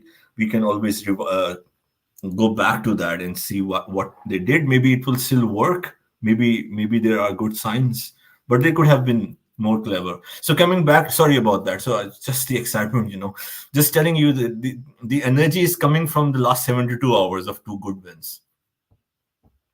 This is what football do to you. Or if could have been a worse bad decision, then maybe I would not be able to even understand anything today. So what you said is, of course, to what I understand, I haven't, to be very honest, followed, like properly the league. Of course, I was also in that generation, but I saw in the very last few years of the Serie A success, what I mean. But of course, we can always go back. So I did my research, or as a fan of football, went back and see the golden days of Serie A. I mean, I didn't watch a lot of Serie A bit, I would say. I did still watch, but I didn't watch like you followed them in 80s and 90s. Uh, but of course, the question doesn't require me to watch or to have watched the games. Of course, I know, and most of the fans know that not even 80s, from 70s, I would say.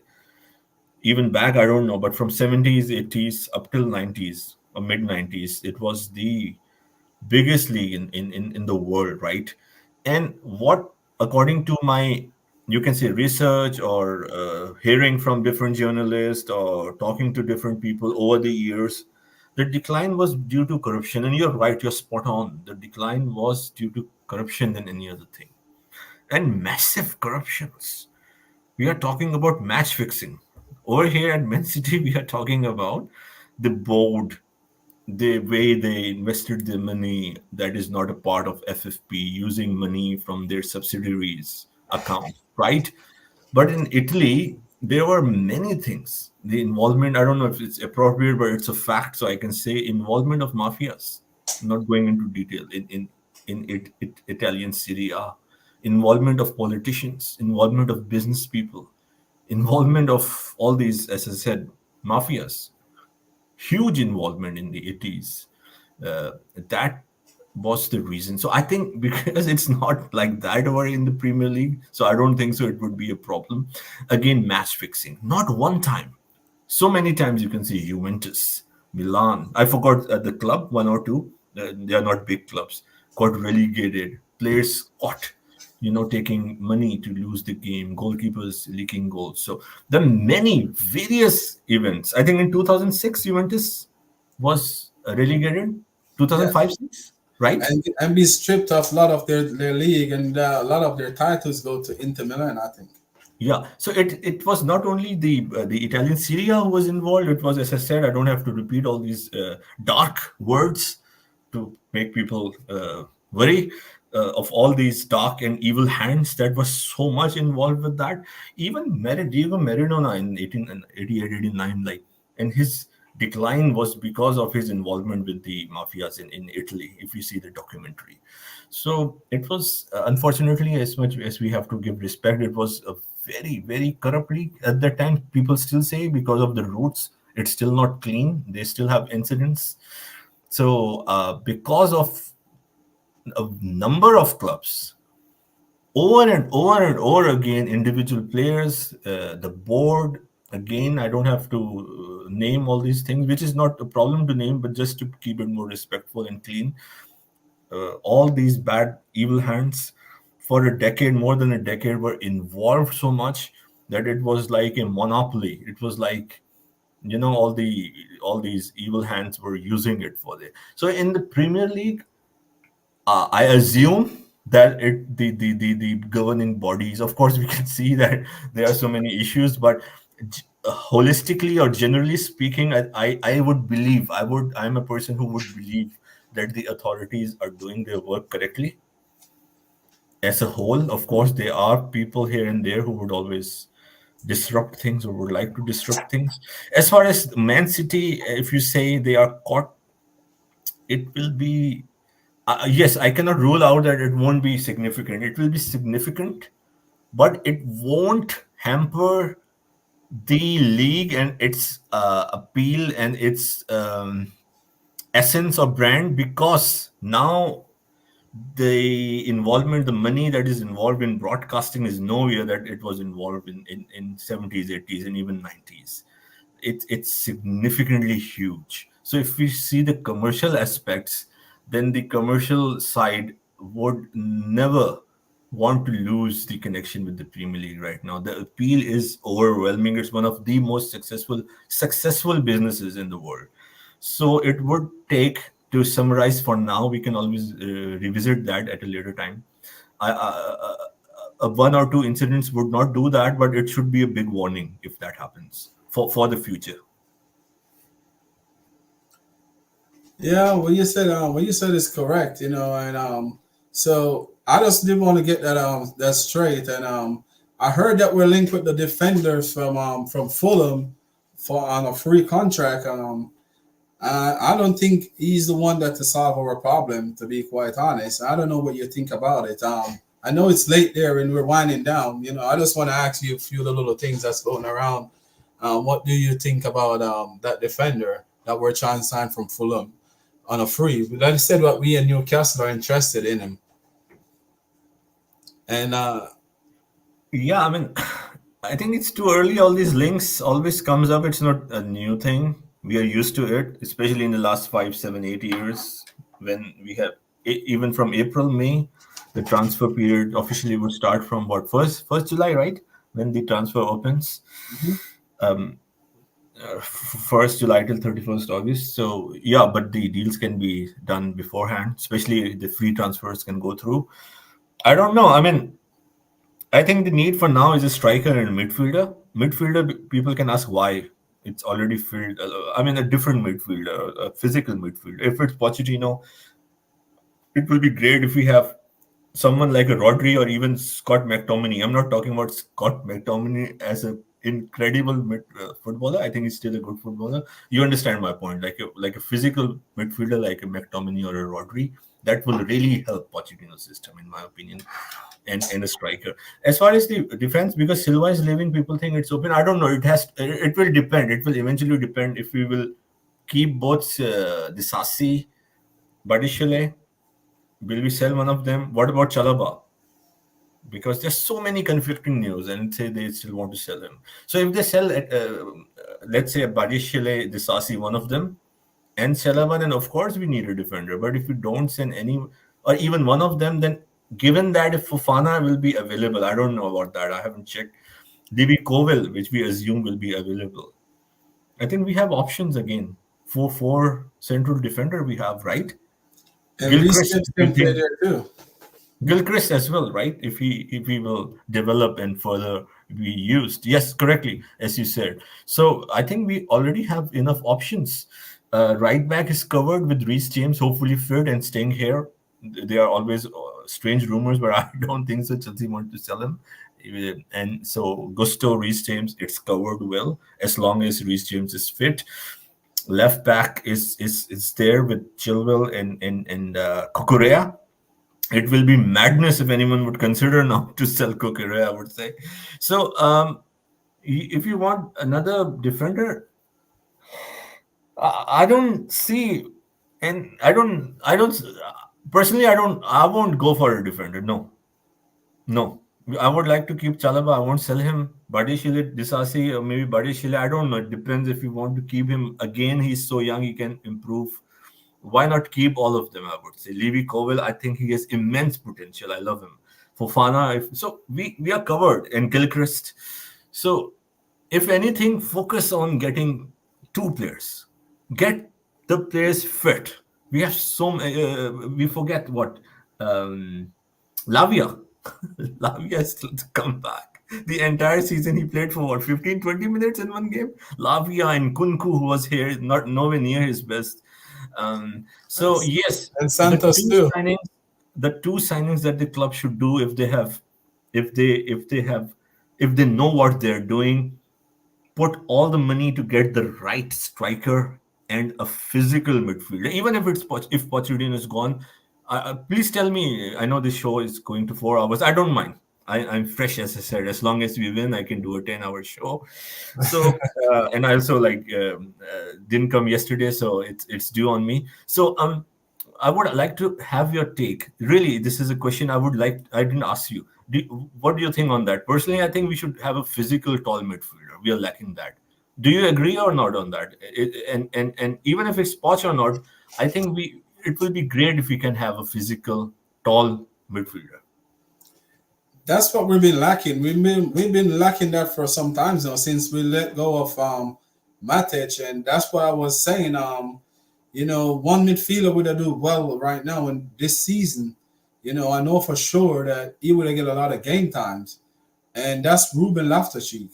If we did keep Ruben, like that would have helped us a lot, especially these young midfielder that's come in.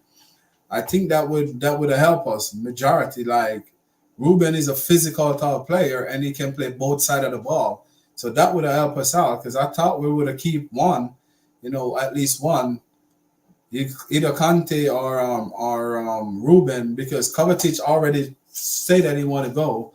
With Kyle Havertz already say that he want to go, and Jorginho, he want to stay, but his contract was running down anyway. So instead of letting him go for free, at least take some money for him.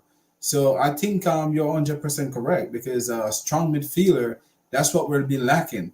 Imagine got a strong midfielder beside Caicedo. That how that would have worked out. That would have worked wonders out for him because Caicedo is not afraid to go in, and have a strong midfielder that's not afraid to go in. That would help the defense line a lot.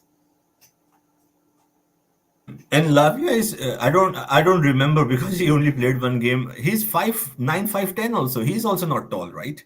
He's also under 6 feet.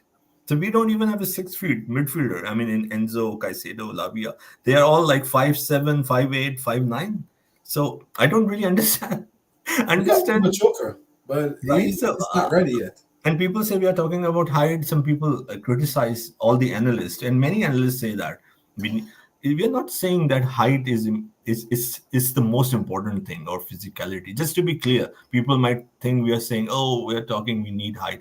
We need because we don't have that. We need some of it. I'm not saying it should be 6'4" all over the pitch. We don't have that, right? Apart from the defense, there's no real height or stature in even like what Cole Palmer is one of them, and that's it. And maybe Nico is what, 6. So we are lacking that, especially in the midfield. All of the players, with all due respect, it's nothing to do with that. And people will say Messi's up. Of course, you can be the best player at 5 feet or 5'5", 5'6", but you don't need all of them to be 5'6", right? It won't work like that in a physical league. Winning aerial duels,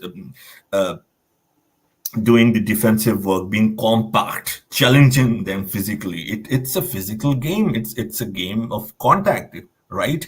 Enzo Fernandez, Caicedo, Lavia is the most physical of them, and I think he's also 5'9", 5'10", which is not really tall for football, right? Yep, you're right.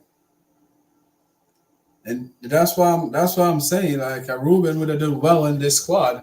So anyone we're gonna bring in, and I was saying earlier to Marin, like I was telling him, like if it was up to me, this squad that we got right now would keep it all together, and just had probably 2 more pieces to it.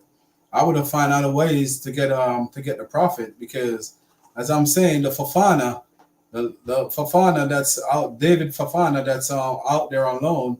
He proved that he's a Premier League striker. So right now, if we say we want to sell him for at least $25 million, I know someone would come in and take him off our hands. Because if we're gonna have the John Richard Whisper, which we all see what he's doing in the development squad, like a Fofana, we can sell for profit because we only buy him for like $10 million. So that's where we can at least earn a $15 million profit right there. I would find different needs and ways to get the profit. So him and Gallagher, Chalobah and Gallagher, I would definitely keep. I would find different ways to get that money, which we know we got players that can. So yeah, I mean, I was open for Gallagher because I understand the business and the requirement of it, but now because he's really improving, scoring goals, creating goals. The way, I mean, I would always I understand in football the feelings, the connection is also important. Although as an analyst, I don't want to keep it as the highest priority. But not only his game is improving, he's scoring goals, he's creating goals, he's fighting for the every second for the club, for the badge. But his connection with the fans, his improvement all the time, I think it's essential. We need someone. He is a leader, I would say. People might not agree with that. In this young squad, he's a leader. He has shown his attributes, and we don't have many players who fight like Gallagher. And when you have so much issues with this new squad, I think we really need now. I would say, I mean, I never said that he's bad or we should get rid of him, but I was all. If you remember, I said, okay, I understand if they sell him. I understand, and I said because of the FFP issues, because of balancing the books. But no, there are many ways to do it. Why sell Gallagher? Don't sell Gallagher now. I would say, even if Poch is gone, I think keep Gallagher, right? Yeah, we need him because even Omar Hutchinson, much as I love him because he represents Jamaica, and I love what he represents because he proved in the championship that there's a player in there, and we get him for free. So that's another profit. Right now, if we're gonna sell a talent like Omar Hutchinson, that's strongly right there, $30 million. So I'm just giving you some options right there where we can So I definitely think maybe then they'll sell Chalaba. I think so. because Shalaba right now has proved to me that he's a leader in that defensive line. You know, Sorry. What I'm trying to say is that they really have to find someone to sell them. You understand? yeah, If it's not Gallagher, I'm just saying. Then maybe it will be Chalaba, because I don't know, because again, according to the reports, according to whatever we hear, the numbers are very close by, which they need to fix if they have to go for an Osimhen or any other player. So, I mean, there will be some sacrifice made. Let's put it this way: they will sacrifice something, and that might not be very popular. but my biggest concern, right? After we sell the likes of Shalaba and Gallagher this season, all right, just put it, say we sell them this season. What else is there to sell the next season if we don't get it right? You know, that's my biggest concern. So that's why I was saying, like, if we don't really have to sell them, why sell them? You know, because we definitely need unless we're gonna get some experienced players for free, we're gonna come in and hit the ground running. But we definitely have to make the European or the Champions League next season to avoid all of this because we're gonna catch up a point where when there's nothing else to sell, what we're gonna do. You know, so we cannot keep on putting ourselves in a tight spot. So I wouldn't try to go out there and try to splash the cash, buy a player just to buy a player save. You know, I would definitely think about, you know, the team for the future, you know, first before we even go out and splash. That's why what you said earlier, a two-piece would be beneficial for the team. You know, as you were saying about the strong midfielder and a striker, you know, I wouldn't worry about too much. Have to change the defensive line too much because what we got right there with a good midfield, you know, can compete because they prove that they can go up against the best. And so you're 100% correct. Like I'm with you. Yeah, personally, because already two things: so much investment is made. I know there have been some flaws or shortcomings. Stick with it because largely now it is, we can see, working, and naturally with time it will work. So give these players more time, let them integrate. If we do a lot of chopping right now, it won't make sense. And we can see there is a potential. There's no doubt. We all knew that it would take time, but we really didn't doubt a lot on these players eventually performing. Most of them, not all. Yeah, for me, again, I two signings are required, not a lot. We have already signed so many players, and so many, as I said, and Kunku, Lavia, and others. Fufana didn't play. Played like what, 1 game, 5 games, 2 games, right? Let them come back. So we haven't even utilized so many of the players we have signed. Rather than keep on filling and then making it like a marinated dish, let Poch or whoever it is, hopefully a right manager, if we sack Poch, to work with them and get the best out of them. We need a striker and a strong midfielder. Yes, it should be easy. And then you can sell whatever you have to depending on uh, the financial requirements. No need to sign 5 players, 6 players. Just sign 2 players. If it allows and if it's a requirement, maybe a third player. I think 2 are more than enough. We still have not got the best out of this squad. And yeah, so I would like to ask you now. I know it's the fourth hour is reaching, so before it touched the fourth hour, uh, something to I know it's been a very optimistic, also logical, analytical, and in-depth analysis, and we have optimism because of reasons, not just because of what we perceive it to be. Because there are so many signs that things will improve and will be better. Again, either it's sporting directors, the manager, they need to make the right decisions. Um, I think this optimism is not an optimism of a feeling. It has to do with what we understand and see, right? So, but I don't know what will happen in the next 3 games. Again, we'll play a struggling, a fighting Nottingham Forest, who is probably still fighting for relegation. They're still not 100% safe. But the next 3 games, so I don't know. I mean, there's still, I don't want to get so far ahead of myself, but Man United will play Newcastle and Arsenal in the next 4 games, and Palace tomorrow away. So there is a good possibility that United and even Newcastle would drop some points. So we can still finish 6th or 7th. Do you think the owners will, as reported today, that they are looking for a 6th place finish? Let's say if Poch finish at 7th, We can finish this fifth is a too. deciding factor. I'm not cutting you. We Let's can say. finish fifth too. Hmm? We can finish fifth if Tottenham lose all 3 games. We can, but that's I mean that's just wishful. But yeah, they have lost what, 4? Yeah, if they lose all 3 remaining game, we win all our remaining game because there are 6 points ahead of us. So we can have They probably need to they need to lose all. This is interesting. If you don't mind, let me check quickly. Wow, we can finish 5th. Really? I didn't know that. I didn't know that, to be very honest. We can finish 5th. That's what you're saying, right? Yeah, I think they're only 6 points ahead of us right now. Okay, so Tottenham 60 points, Chelsea 54 points. Both needs to play the last 3 games.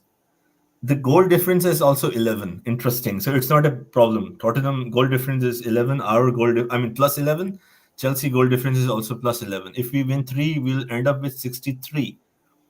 Even if they win 1 and lose 2, we can finish 5th on a goal difference. Govan, they don't have to lose 3. They have to lose 2.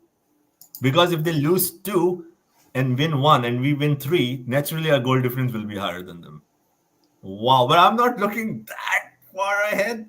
But I did my maths. I was so happy. I tried to do my maths. No, it's okay. It's okay, and it's realistic. It's not something that we are fascinating or just because 3 games. It's not 30 games we are looking ahead of us. And I'm just looking at Tottenham games.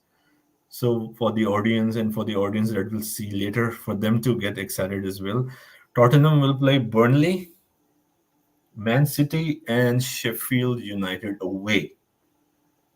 Man City, you can say, hopefully they'll lose, right? Yeah. So they need to lose against Burnley or Sheffield.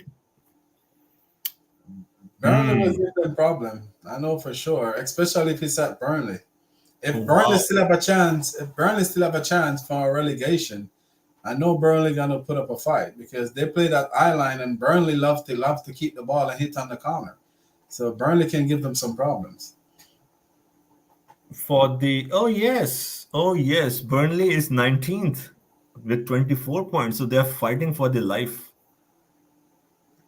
Burnley needs to win both the games and hope Nottingham Forest lose the 1 game and draw 1 game at least, or lose both to be better, to be safe. I mean, to be on the safe side. So yes, Burnley are in relegation. Nottingham Forest is 17th. They are almost safe, but if they lose 2, they can still get relegated. So that makes the game against Nottingham Forest a huge game. For sure now. There was no doubt about that, but there will be one of the biggest bus parks at Forest. So I would ask you, I know we have to conclude now, a very quick take. We'll go and do that later. I mean, this is giving me a bit of worry because we'll play away. They still have to get that magic 1 point in the next 2 games. So I don't see anything else but a historic bus park at Forest. What do you think? Yeah, but recently we've been breaking down low blocks because the ball be moving quicker. Remember what we were saying earlier with Enzo? When Enzo is there, is everything have to go through him. But now it's just fluid because you don't know if Madueke gonna pop up or Cole Palmer is gonna pop up. And even Modric on the right, Cucurella through the middle. So Gallagher, Caicedo. So all our attacking players and our midfield is moving like a one unit. So for me, I won't worry too much about the low block, to be quite honest, because we're moving a little more fluidly. So I think we can go there and do it. It's just if we turn up on the day. I think let's make it fun and predict. I think it will finish for fifth. Of course, it has to depend on Tottenham. So I don't. Let's see what happens with them. So I'm thinking about sixth, right? That is a Europa League finish. And Yeah. fifth, even if you finish fifth, it's not sure we'll play in the Champions League. Do you think a fifth? No. finish- They already rectified. Like it's not coming because Arsenal or Man City should have go through, or I got it. Oh my God. Yeah, and So Liverpool, at unfortunately- least Liverpool should have go through. Oh, And that means fifth and sixth is sorry to interrupt. So fifth and sixth, either way will be a Europa League. We'll play in the Yes. Europa League, right? Yes. Okay, so that means the sixth. We should at least aim for a sixth place finish, and for that we need to win. We can still do that if we see mathematically. If we win 2 and Yeah. draw 1, we will have 7 more points. That would mean 61. We'll finish So- with 61 points. Please go ahead. Brighton play Newcastle, Brighton play Newcastle. and then Manchester City, Manchester United, and Newcastle have to face each other. Correct. They have difficult games. And Man United not only have to face Newcastle, Man United have to face a very hungry and very anxious Arsenal side as well. Yeah. So the thing is, how we can swing in our way. I think the if I don't know if you'll agree or not, but at least on paper with points, of course, we are trailing 2 points to Newcastle, and we'll see what happens with Man United tomorrow when they play Crystal Palace. But on paper, we do have the advantage. What do you think? Yeah, if Crystal Palace beat them and Arsenal beat them, they're down to them in Newcastle. That will be done with them in Newcastle, and hopefully on that day they turn up and beat Newcastle. So that will put us, and if we win our game against Nottingham Forest, that put us 3 points ahead of Manchester United with a better Yes, goal even difference. a draw tomorrow. I know United will go 1 point ahead of us, but it would be much better than United winning the game and getting the 3 points, right? Yeah. So right Of there, course, we that put want us in a Crystal good Palace spot. to win, but I will be delighted with the draw because for now, United will be just a point ahead of us. But they still have to face Newcastle and Arsenal, and that will give me hope. So I really hope Palace, which is Chelsea, tomorrow Chelsea is Crystal Palace. So all we win. have to do is try to beat Nottingham Forest and try This to is at interesting, least- by the way. Honestly, as a sports fan, what do you need? I mean, especially for a neutral, people who want to enjoy. People are saying, "Oh, it's because Man City is winning." People are looking down on the league, and for me, it's laughable because how many times Man City has swept the league? Only 2 of those 5 5 or 6 league wins. Twice they won the league on the last day to Liverpool. Twice, right? With Arsenal last season, up 3 games remaining, the title race was on, even up to 2 games remaining, right? And now, okay, we have a feeling because it's City, they are ahead, they will eventually win. But if you see the points table, it's Arsenal, City neck to neck. Because Goldbridge was one of the analysts who was making this an issue that it's City, it's a monopoly, but Syria, Spain, they are more competitive. I was laughing. I said, the way he's presenting is not true. I like him, by the way, Yeah. generally, Goldbridge, Aldridge. but he was trying to infer that it's a farmers league, Premier League. I said no, just because Man City has won 6 of the last 7 years, it doesn't mean they were in the title race up till the last day. Three out of those 6 times, and uh, 3 out of those 6 times, and even this season, it's close. It's close, right? It's very close, and not only. Correct me if I'm wrong, who wins the league determines the competitiveness of the league. The top four is always super. Tell me any league in the world whose top four, even top six, is competitive. None. Apart from top two, there's no other league who has a competitive top two, top three. Apart from top two, let's say Barca, Real Madrid. Apart from sometimes when Atletico And Madrid chips sometimes in. Atletico. Bayern Munich wins 10 of the last 11 years. In the last 11 years, PSG, it's only PSG, and then it's Pochettino, our beloved Pochettino, who messed up 2 years ago. And Tuchel did that. Our Tuchel, I would say, did that last year. Sorry, this year. And so it's always Bayern, it's always PSG, it's Barca, Madrid, or sometimes Atletico Madrid. So there is no top four competition apart from one season in 10 years. In Premier League, top four is up for grabs up until the end, most of the times. Top six this time we can see. Newcastle, Chelsea, and Manchester United are fighting for top six. The relegation is, apart from one team who is relegated officially, it's not confirmed. So come on, you cannot say that Man City is winning the league, so it's a farmers league. So he said that a couple of times recently, and I was laughing. I was saying, no. Yes, you can say that one team is winning, is dominating generally, but the whole competition from the first team till the 20th team is exponentially. You can say it's unmatched, it's unfathomable, it's laughable to even think that the other leagues it's nothing. I mean, sorry to say that I've really stopped watching most of the leagues. I just follow Bayern or Madrid in the Champions League and sometimes watch them. I used to watch a lot, even La Liga when Ronaldo and Messi's rivalry was there, but now it's not fun anymore, right? So yes, so it's the English Premier League, you like it or not, which is, I would say, the Premier League, the one and the only league that you would want to live for another day to watch that. You're right. You're 100% correct, because the rest of league for me, like, you already can write the script. Because when Real Madrid is playing certain teams, they're like, why would I watch it? Because you already know that Real Madrid is going to win. You know, in the Premier League, it's just unpredictable. You know, you never know who's gonna turn up, because doesn't matter how small a team is, they can turn up at any time, at any moment. You know, so that's what the Premier League brings. That's why so many people watch the Premier League, because it's unpredictable. You don't want to sit and watch something that you already, just like you're gonna watch a movie, and you can already see how the ending's gonna go. It's just like, oh, I don't even have to watch it.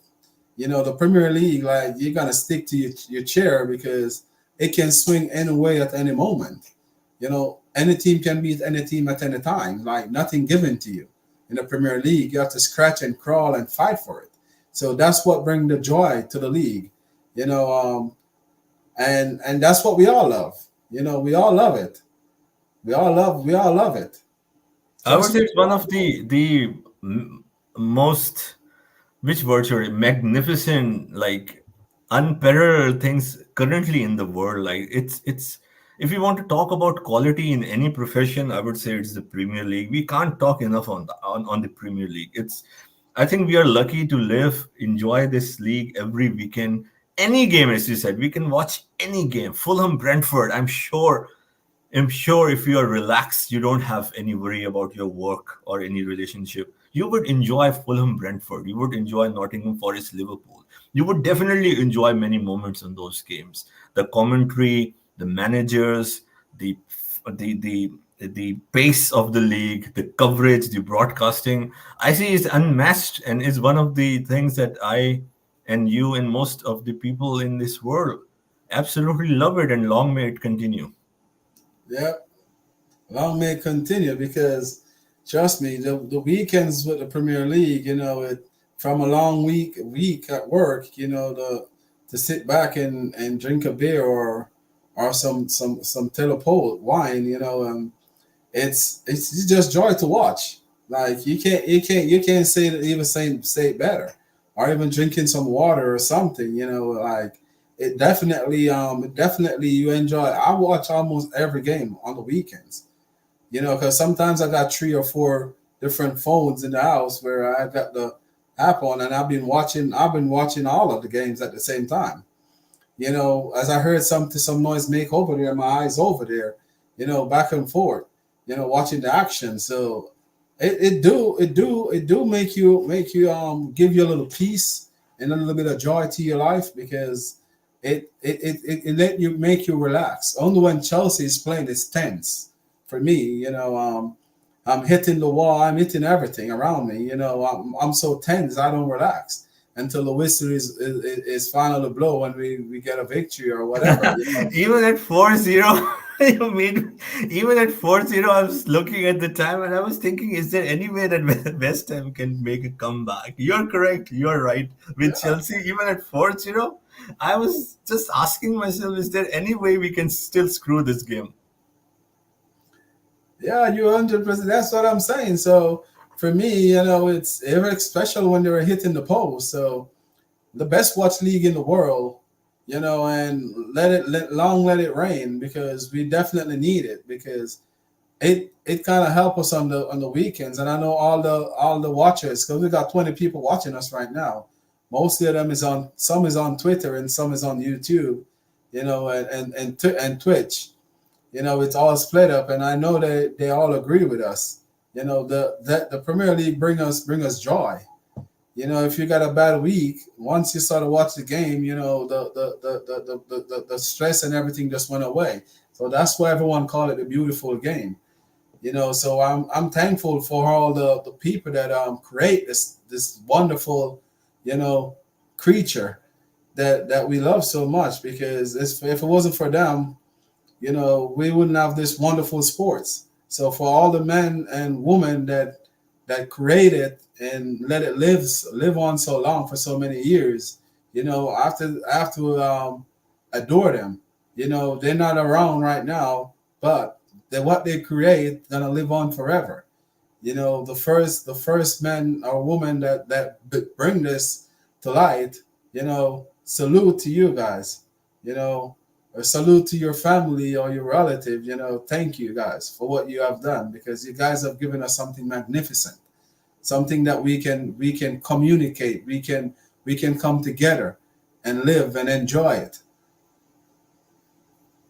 Yes, we can talk on it for hours, and it's something we would love to say because even if we talk for an entire month, if we have energy without food and sleep, we can, I'm sure, talk for a month nonstop on the greatness of the Premier League. And to be very honest, I concur, I agree. This is the most you can say important thing, or this league is something that is on top of my list of in life, I would say, apart from the work and everything you really have to do to live. Something that I want to do or I want to get engaged in or engage with, it's the Premier League.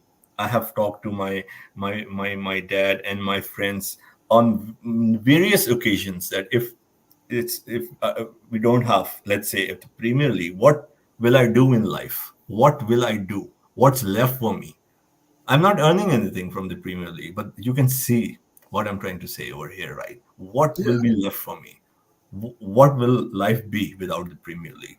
As far as Champions League is concerned, this is my take. Of course, it's amazing as well, but no way we can compare Premier League to Champions League for a few reasons.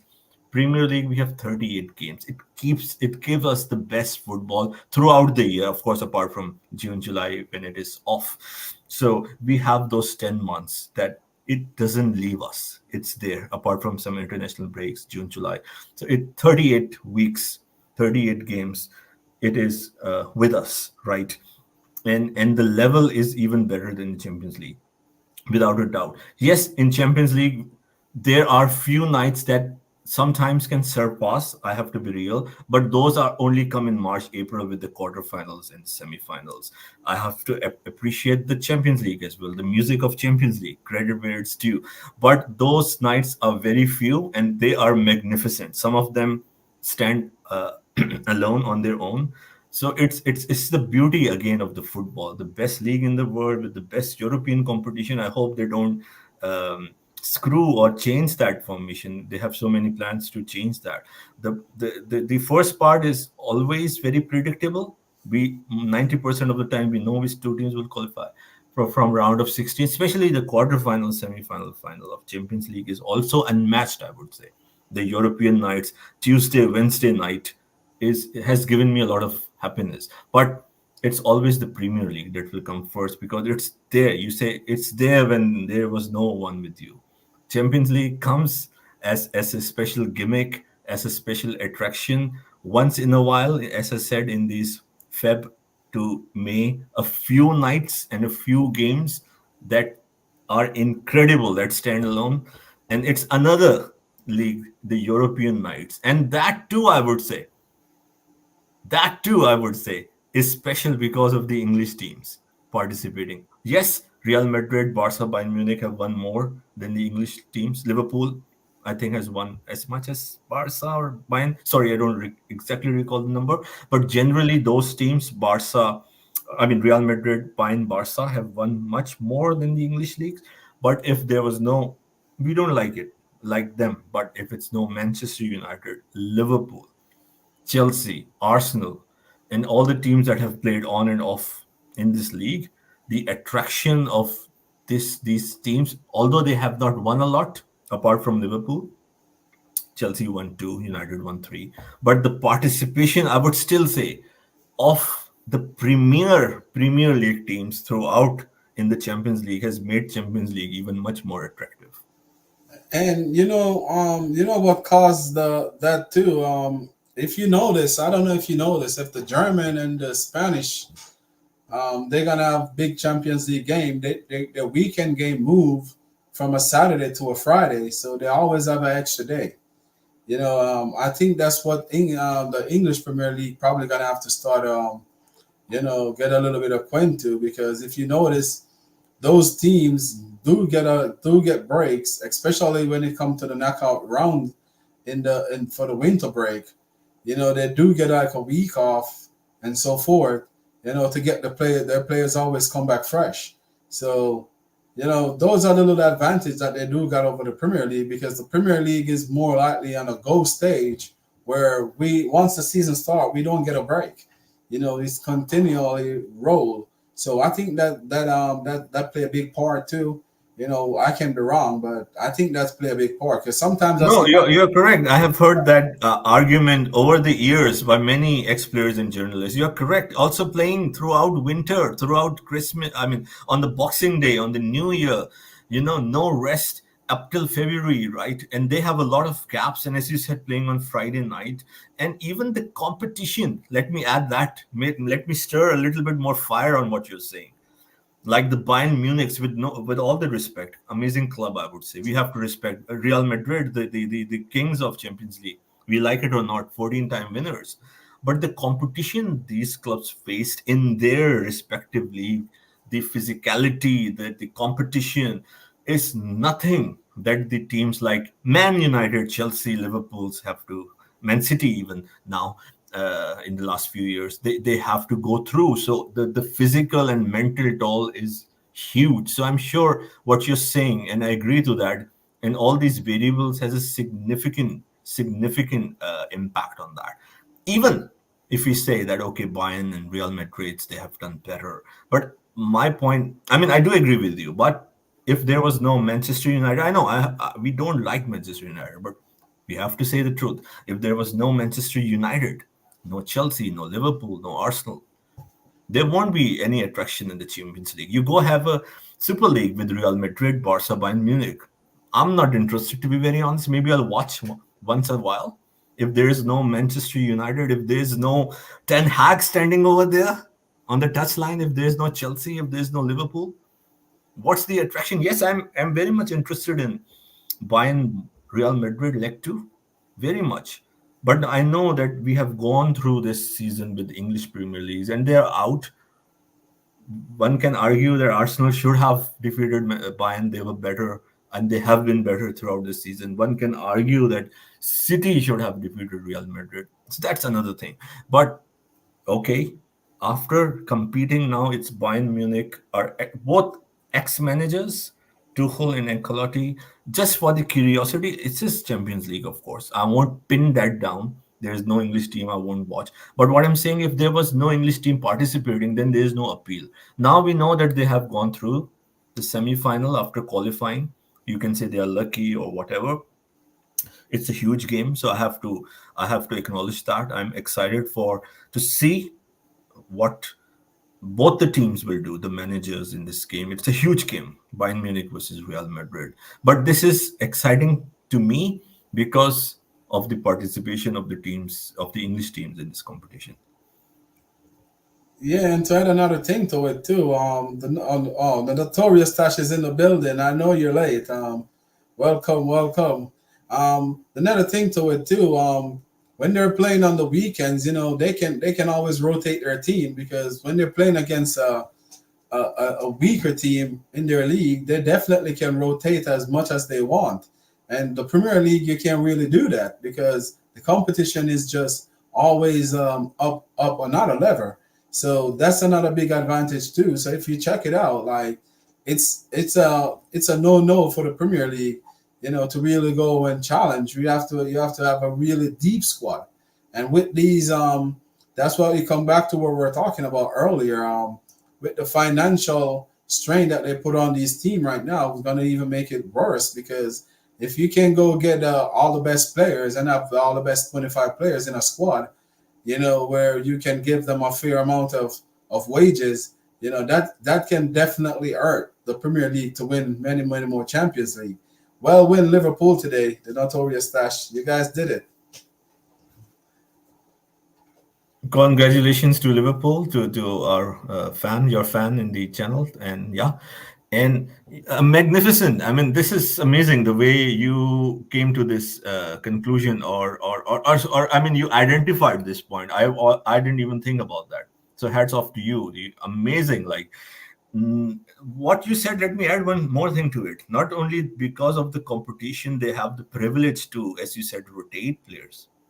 But by the time when you have the quarterfinals in March, semifinals in late April, early May, whatever, around this period, not always, but most of the times, either it's Madrid or Bayern or Barca in those seasons, right? In those seasons, in those years, they would be usually, not always, 7, 8, 10, 12 points ahead of the second team. This is also one point this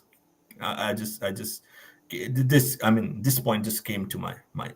But in the Premier League, it's most of the time, again, it's not always, it's not the norm. I mean, this is the norm, but this is not every year, but most of the time, say 7 out of 10 years. So in 7 of those 10 years, you would have the English Premier League teams. When they're playing a semi-final, say it's Arsenal. I'm just saying it's Manchester United versus Bayern. I'm just saying it. In the semi-final, Bayern would have already won Bundesliga by that time, or they would be 8 to 10 points or 12 points ahead of the second team in the league. While Manchester United, who would be playing Bayern in the semi-final, might be a point, 2 or 3 ahead, or even trailing to Liverpool, Arsenal, Chelsea, whatever in that season. If you got the idea of what I'm trying to say. So, of course, amazing. We can have a show on this. I mean, someday to even research and go back in all those years. honestly, That's, like I think that's we what I need was to. just gonna tell you. I just was gonna tell you for our next video that we're gonna do on your channel. You can do the research and then we can elaborate on it. Now, in fact, I Write it knew a down. bit, but I really didn't think about it. To be very honest, I have to be honest. So now I understand why even the likes of, as I have to say again, because I don't want to appreciate Manchester United, because that's the time we with the Sir Alex and Mourinho rivalry. But of course, it's a huge club, very successful club, and of course, we don't want to give too much credit with the notorious Stash in the channel in the chat to Manchester United because a Liverpool fan is here. So, but you see the point, right? So, why a very successful United won 3 Champions League? Why a very successful Chelsea won 2 Champions League? Arsenal never won a Champions League. Tottenham and many clubs never won a Champions League. But hats off to Liverpool. Sorry, I forgot the exact number. I think 7 times. Yeah, 7 times. So because the not only because the your fan is in the channel, but we have to speak the truth. The truth is the truth. They have won 7 Champions Leagues. So it's the most successful English team in the history of Champions League. So yeah, you One did thing that. to add to it before I forgot, even with Liverpool, right? If you notice, Liverpool won 7 Champions League, but Liverpool wasn't competing for a Premier League title in those times when Liverpool was winning the Champions League. I remember Liverpool haven't won a title for 30 years. So Liverpool was putting all their basket in the Champions League. So that even make more sense to what we're saying right now. Amazing, man. I mean, this is incredible where this conversation is going. Amazing point that you brought. You're right. Even the recent ones that they won, yes, you're right. They were not in the let me recall when they defeated Tottenham. No, they were in the race in that year. They were in the race in that year. But I know you're talking about generally about those 7 Champions League, right? So Yeah. yeah, one I just recall that they were in the title race. But I understand your point. I understand your point. Let's say in 5 of those 7, 5 of those. I'm just saying a number. 5 of those 7 Champions League that they won, that they were not near the title race, right? Yeah, because when they beat us to go to the final and win it that time too, they were out there competing with Manchester United. It was us was competing with Manchester United. So because I remember that Liverpool beat us to went on to play AC Milan, I think, in the final. So I think that they went. Yes, the one that they won with Benitez, right? Yes, and Dudek was their A goalkeeper. 3-3 comeback, historic comeback in Istanbul, right? Yeah, that's exactly what I'm talking. So that to show you that they weren't in and out in the big title race with some of those Champions League that they won, but they were just good in Europe. So just I know that it's going, it has went long, but I am sure that the audience would have loved it, and I will put it. I'm thinking that you should do that, but I'll do for you to in the next day, so many people can go and watch on the rewind, because many times the live show people attend, and let's advertise this. I'll put on my tweet and try to send it to people to go and watch this show as much as they can. So since we are talking about Champions League, and please, I understand your time as well, and of course I it was overdue on me, so I don't complain. I can be here longer, but I know it's 4.5 hours. Maybe it's one of your longest streams, if not the longest, right? So I know it's not about Champions League, but it's all about football. So because now we are touching on Champions League, not even prediction. I would like to ask any team you want any of the remaining teams to win. I mean, is there any affiliation, such as some Chelsea fans want Tuchel to win? So do you want a particular club in the semifinals that are left Dortmund. to win? Yeah, Borussia Dortmund. I would love Ian Maatsen lift that Champions League. I would love for Dortmund to win it. Wow, you want Pochettino to be crucified, right? Not really said want him to crucify. It's just if Ian Maatsen do win the Champions League, that put a little bit more value on him too, because most likely he's gonna go, especially what his dad come out and say. So if he can be a Champions League winner, we won't have hand to sell him. To be quite honest, everyone will want a piece of him, and because he's playing excellent over there, and I will love if he score even a winner too to boost his value. So for me, I would love for Borussia Dortmund to win it or to make it to the final, and Ian Madsen put a good performance in, and hope he consider to come back and we can sell Ben Chilwell. That's just my look at it. Fair enough, fair enough. And also because I can understand they are underdogs, so it also makes sense in a way as a neutral. So I will say Bayern Munich. Of course, Bayern Munich has been our rival, still is our rival, but there is no current rivalry. They are in a different state. We are in a different state, although they are struggling a lot. But I know we lost to them, and we also eventually won against them in the Champions League. But that's a long time ago. Of course, there are so many rivals, so that doesn't mean. So of course, the reason to support, it's not even it's to do with Tuchel, of course, I mean, we cannot forget the memories and the feelings of not so long ago. I would say still 3 years from now, not even 3. It will be 3 in a month. The Champions League win, and not only that he is an ex-Chelsea manager. This is one reason. The other reason is for, you can say, the story, because they have. They had one of the most. I mean, they have one of the worst season in ages in the league, and they have already conveyed to the media and Tuchel that Tuchel will leave. Of course, things can change, and then Tuchel go and win the Champions League in this season. I mean, it's a lot to. I mean, there will be a lot to enjoy. All the stories that will come out of that. So I would want that to happen, but again, they have to go and play, as I said, the Kings of Champions League in the second leg. So it's a tall ask, but who knows? But I don't want PSG to win. I still want them to have a 0 UCL in their trophy cabinet. Yeah, I don't want Real Madrid to win no more either. So, and Bayern Munich already won. So Borussia Dortmund is my wild card. Yeah, I would love for a different team to win it, a fresh team to win it, just like when we win it in 2012 and Man City win it for the first time. I would love for another team to put their hands. I think the winner of Bayern. I think it's a prediction. First, it's a feeling, or let's hope Bayern wins because of Tuchel, ex-Chelsea manager. Because of, as I said already, I don't have to repeat everything that will come out from that.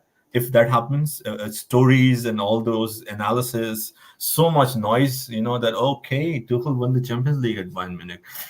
When the board eventually decided to part ways with him 3 months ago, and so yeah, the prediction is that in my opinion, and it's not a big prediction, it's probably many people will make. I think the winner of Bayern and Real Madrid, I think they will win the Champions League. Yeah. I have to ask you one favor before we even close the show. Who always make your graphics for you?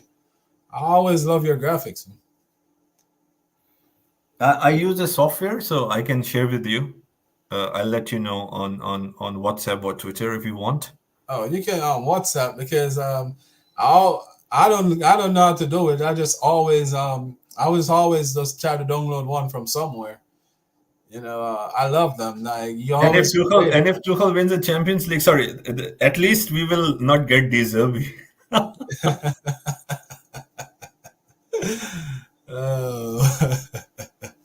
You got that right, because honestly, like, this is the worst nightmare I can have. I mean, it will not work. I'm convinced De Zerbi will not work.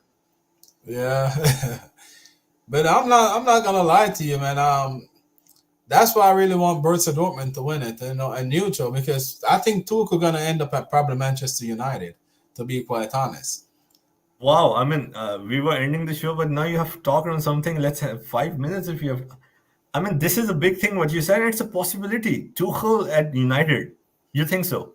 Yes, I think he will probably end up there, because if he get the opportunity to go to Manchester United, and one of his favorite players is there too, Mason Mount. So I think he will end up at Manchester United. I'm not denying that Manchester United will not approach him if they decide to get if they decide to part ways with Ten Hag, which is a possibility, which is a big possibility unless he wins the FA Cup.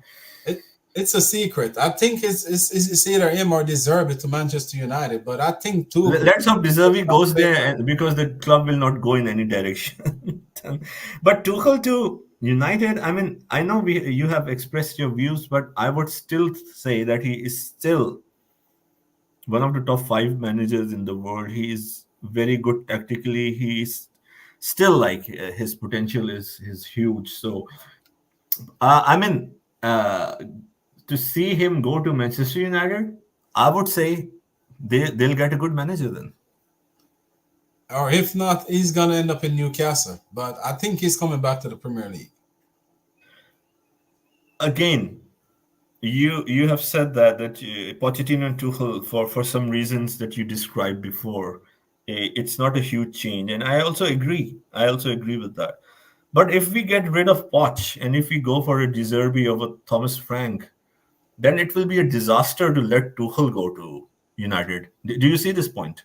Yeah, I would have rather, in that point I would have go back for Tuchel, even though I said that he never compete. But now Klopp is not there, and I know for sure that when he was here, like, we pushed City to the limit, just like what Pochettino did this season. Like, City haven't beaten us in the league. They only beat us in the League Cup, in the FA Cup, sorry, where it's just unfortunate that they just got a lucky goal. But Pochettino and Tuchel was the only two person I see push Pochettino in this league, different from Klopp. So I think right now that I would go back for him, to be quite honest, over De Zerbi or the rest. But Andrew Flick will be my number one choice, as I said. But I would love if Tuchel stay. Sorry, not Tuchel, Poch stay. And the reason why I said I would rather him stay right now is you can see, since the owners put pressure on him, you can see that the players are playing for him. So you can see that even the players got a bond and the players understand, and they're doing everything for him to stay. And I wouldn't want to break that spirit that I see what's going on right now with the players, because you can definitely see, since he started to come out in the media and saying that the owner's not talking to him and he's supposed to get sacked, and I see that the players realize, like, if we don't pull our socks up, we can get this man fired, and this man is doing so much for us. So I'm seeing the players are fighting for him. That's why I said I'd rather him stay. Because bringing someone new, you don't know if the player's going to slip back in their old ways. But right now, you can see he's getting the best out of them. That's just my take on it. Yeah, you're correct. And only 1 year is left on his contract. Only 1, not 5. So even if you want some other manager to eventually join, it's not a risk. Look, and to everyone who is listening or will listen later, if it's not rocket science, look, we will not win the league next season. We are not in the Champions League. If we are in the Europa or conference, that's another story. And anyone can try in that league, like Poch or any other manager. What I'm trying to say is that next season, it's another to go further in this rebuild. It's not a rebuild of this season, but it will still be a rebuild in the sense that we are not really in the Premier League race, right? I'll be surprised if we will be. Top 4 is achievable, but I don't think so. We will challenge for the title. So why not have Poch continue? Unless it's a flick, as we said, continue rather than go for a De Zerbi. What will we achieve? And if Poch don't match, the objectives should be clear. If I were in the board, I would tell Poch next season, not even 4th, I would say finish 3rd. You know why? Because the next season is his last season. And if we want to get rid of him, is okay, you get rid of him. If we want to continue and give him an extension, there should be something tangible, something big. Of course, we cannot ask him to win the league next season. We can request him, but we cannot put a condition. You win the league, you stay, because that's too far ahead of us right now. And so I'll say 3. Finish 3. Whatever you need to do, finish 3 at least. And win a cup. Either it's FA Cup, Carabao Cup, or if you're in Europe or conference, win a silverware so Chelsea fans can see you lifted a trophy. That's me. I'm just saying openly. And finish 3rd, not 4th. Okay, 4th, give you a Champions League. We don't care. Finish 3rd. So we can give you another 2-year contract, 25 to 27. So we can see in the second year with a new team, you finished third, you lifted a cup. We can even talk about a 3-year extension, but you need to do this. And so I think it's a win-win situation. Keep Poch, we will further improve for sure. Will we finish third, fourth? We don't know, but we will for sure have a we'll have a better season, much better season than this if we have the players back from the injury at the striker. It's not a rocket science. I think we can hit a fourth spot at the minimum. And if Poch gets the third position, lifts a silverware, give him an extension, another 2 or 3 year extension. Then, if not, take all the time in the world to research, to identify a profile. There's no shortage of managers, I would say. It's not that the managers have died or they are not available or they are on 10-year contract. Klopp, I'm not saying we should go for a Klopp. I'm just saying will be off for a year, right? Nagelsmann will be near his contract extension by that time. Of course, Pep, we don't know about that. So I'm just saying there will still be Tuchel's, Flick's, Enrique's, or managers like Amorim or any other might have shown something here and there that they have progressed. You understand what I'm trying to say? It's not that in June or May of 2025, we will not have an elite manager or a very promising up-and-coming managers. The cycle will always continue, what I'm trying to say. The great managers will eventually get sacked from the clubs, no matter how good they do. That's how the life cycle of football is. Or their extension will be finished, or there will be other managers who would be available for the job. You get the point, right? And we need only one manager. So if you continue with Poch, the upside is you can improve, give him a target. That is his last season. If he achieves that, fine, give him whatever, 2 or 3 year extension more, and hope he is the man who will deliver. Because if you finish 3 and win a cup, I'll be very confident. Why not? It's Pochettino then, long term. If not, take your time rather than understand how the team developed, understand more the profile of the team, and based on the manager you want to have, align it with the team for a long term. That manager should be the solution for the Premier League and Champions League victory eventually. That's me. That's how I would do. Yeah, and you're 100% correct. All who watching on X, I want to give you guys a shout out. Thank you for each and every one of you that's on there watching. I got 17 of you right now over there watching. Thank you guys. I really appreciate it. If you can join us on and want to be a part of it, and you want to join us on YouTube, you guys can. We appreciate it too. Sorry, go ahead, Jersey. No, it's important, of course, to acknowledge the audience and read the message. Yeah, so I think it has been a unbelievable, I would say, talk. I hope I made up for yesterday's blunder, and you have forgiven me for this mistake. I don't really like someone to make someone wait or not to show up. So again, I apologize. No shame in that. So yes, if you want, we can eventually wind this up because I know it's what. I want to know, is this your longest stream or you had a longer stream than this? I think this is probably the longest one, but the thing is, for me, I don't really mind, but I want to say some of the topic for your channel because I want to do I'm gonna give you homework where I want Sure, please go ahead. Please go ahead. I really want to get deeply into the not the Champions League. Remember when we signed the Franco Zola and all those players? We want to compare what the rest of the teams in the Premier League, to see how their team was, and the topic that we were on earlier, to see what Chelsea bring to the Premier League, and then we can do another one where we bring Roman Abramovich when Roman Abramovich take over. So we want to do the one with Franco Zola first because that wasn't on the Roman. That was under Ken Bate. So we want to do one where, to give the history of the Premier League and Chelsea, to show why Chelsea is relevant in the Premier League. So if you want to do the research and then you set it up, and then one evening we can do that, and then we move on to Roman Abramovich. Or if Yeah, you want to yeah, go, that will be interesting. Yeah, a great idea. Of course, that's a great topic, and with the conversation and analysis, we always see. You can say the let's put it this way: the untapped conversation in the community that we can always go and analyze and share with the audience. So, thank you so much for this idea. I appreciate it.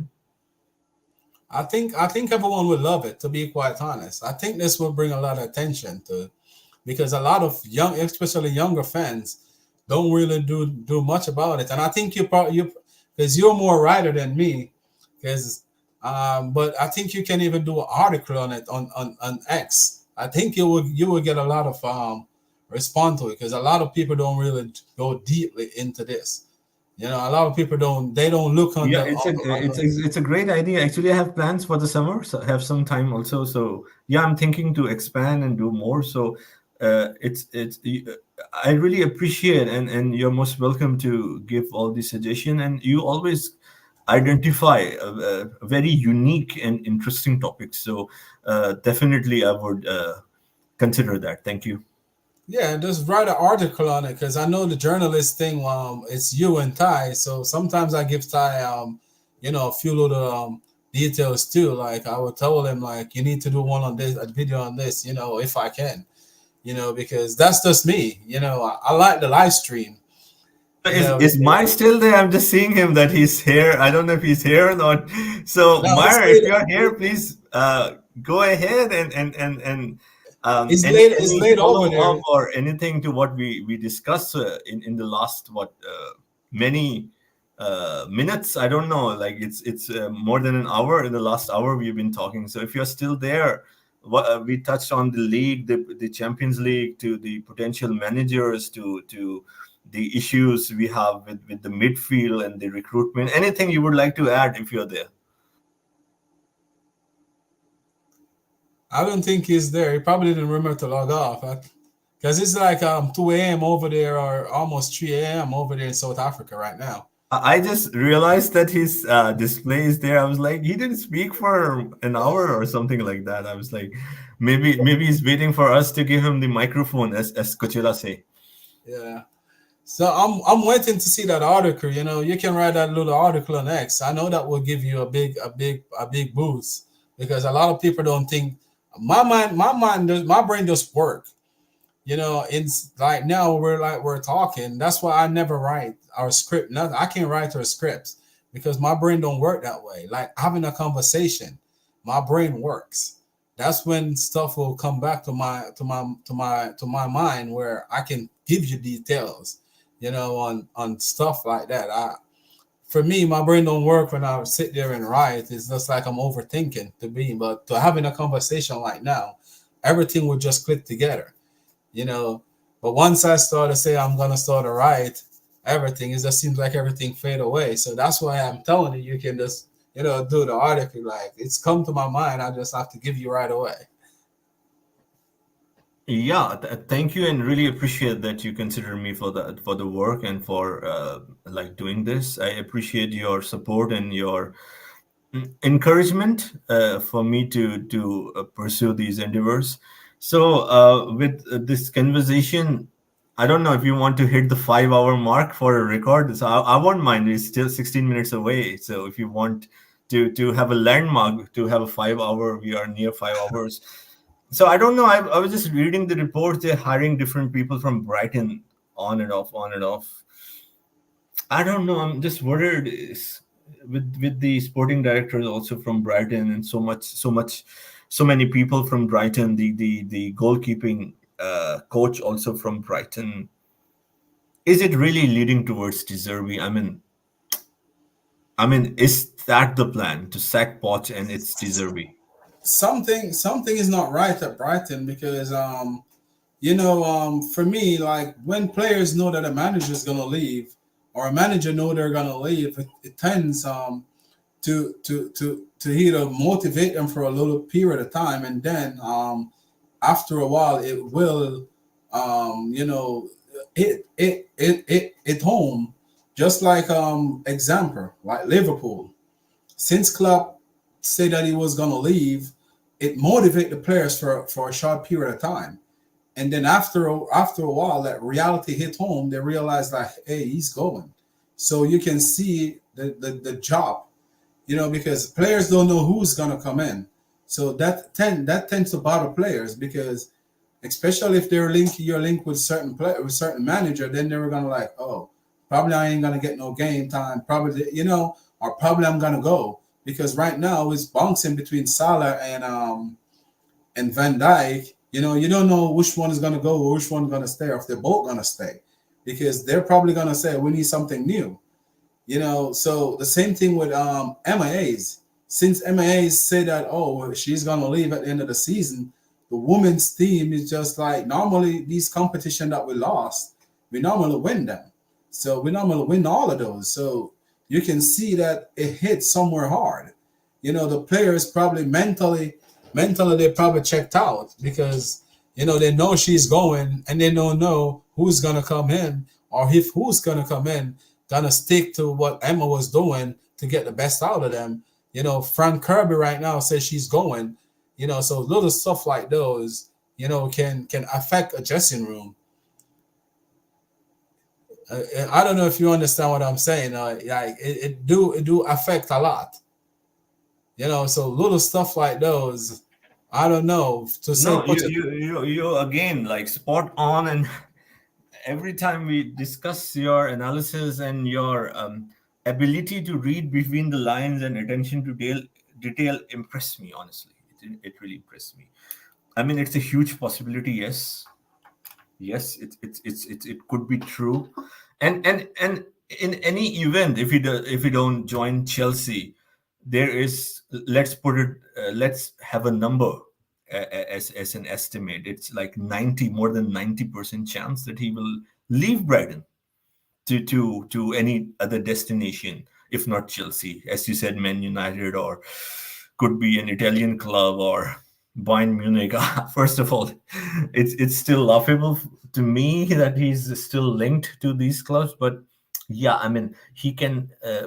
He will most probably, in my opinion, leave Brighton. So, and you're right that it happens that the curve of once either it's a announcement or a formal way that, okay, like Klopp, as you said, he's leaving, there is a effect, sweet, you can say, effect of, you can say, crash and burn, as they say. So there's a successful period or a period of glory, which eventually fades into reality that this is something coming towards. And we are seeing this not only in football, in many other sports, many other professions, not even in sport, even in our work. If we know someone is leaving, and the way the work is you can say, the work say goodbye to that employee before that employee leaves. You see what I'm trying to say? Yeah. So yes, and okay. So and I at the same time, as much as I'm critical of De Zerbi, because we have to be real as well. I'm not at all advocating for him or giving him giving the audience any indication that I would consider him. Of course, it's not me who would consider, but I won't.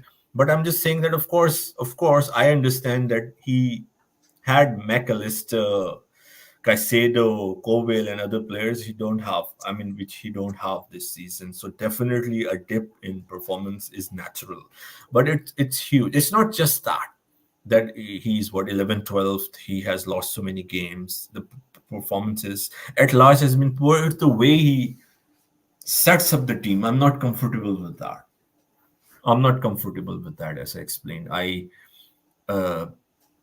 People can argue that I want Flick play a very high line. The thing is, who is doing that? Which manager is doing that? How he does that? People think high line, high press, it's like Postecoglou. No, so many players do that. Klopp do that. Pochettino did that, or still do that to a larger extent. Many successful managers do that. Or players or managers are like Conte or Ancelotti, who play a different traditional defensive way. So there are different ways to play it. So if there is no problem with the advanced attacking high press high line system, I love that, to be very honest. But for that to work, it will of course take a lot of time, but maybe we can also talk. Remind me, I would love to have a video on just a high press high line and talk on that.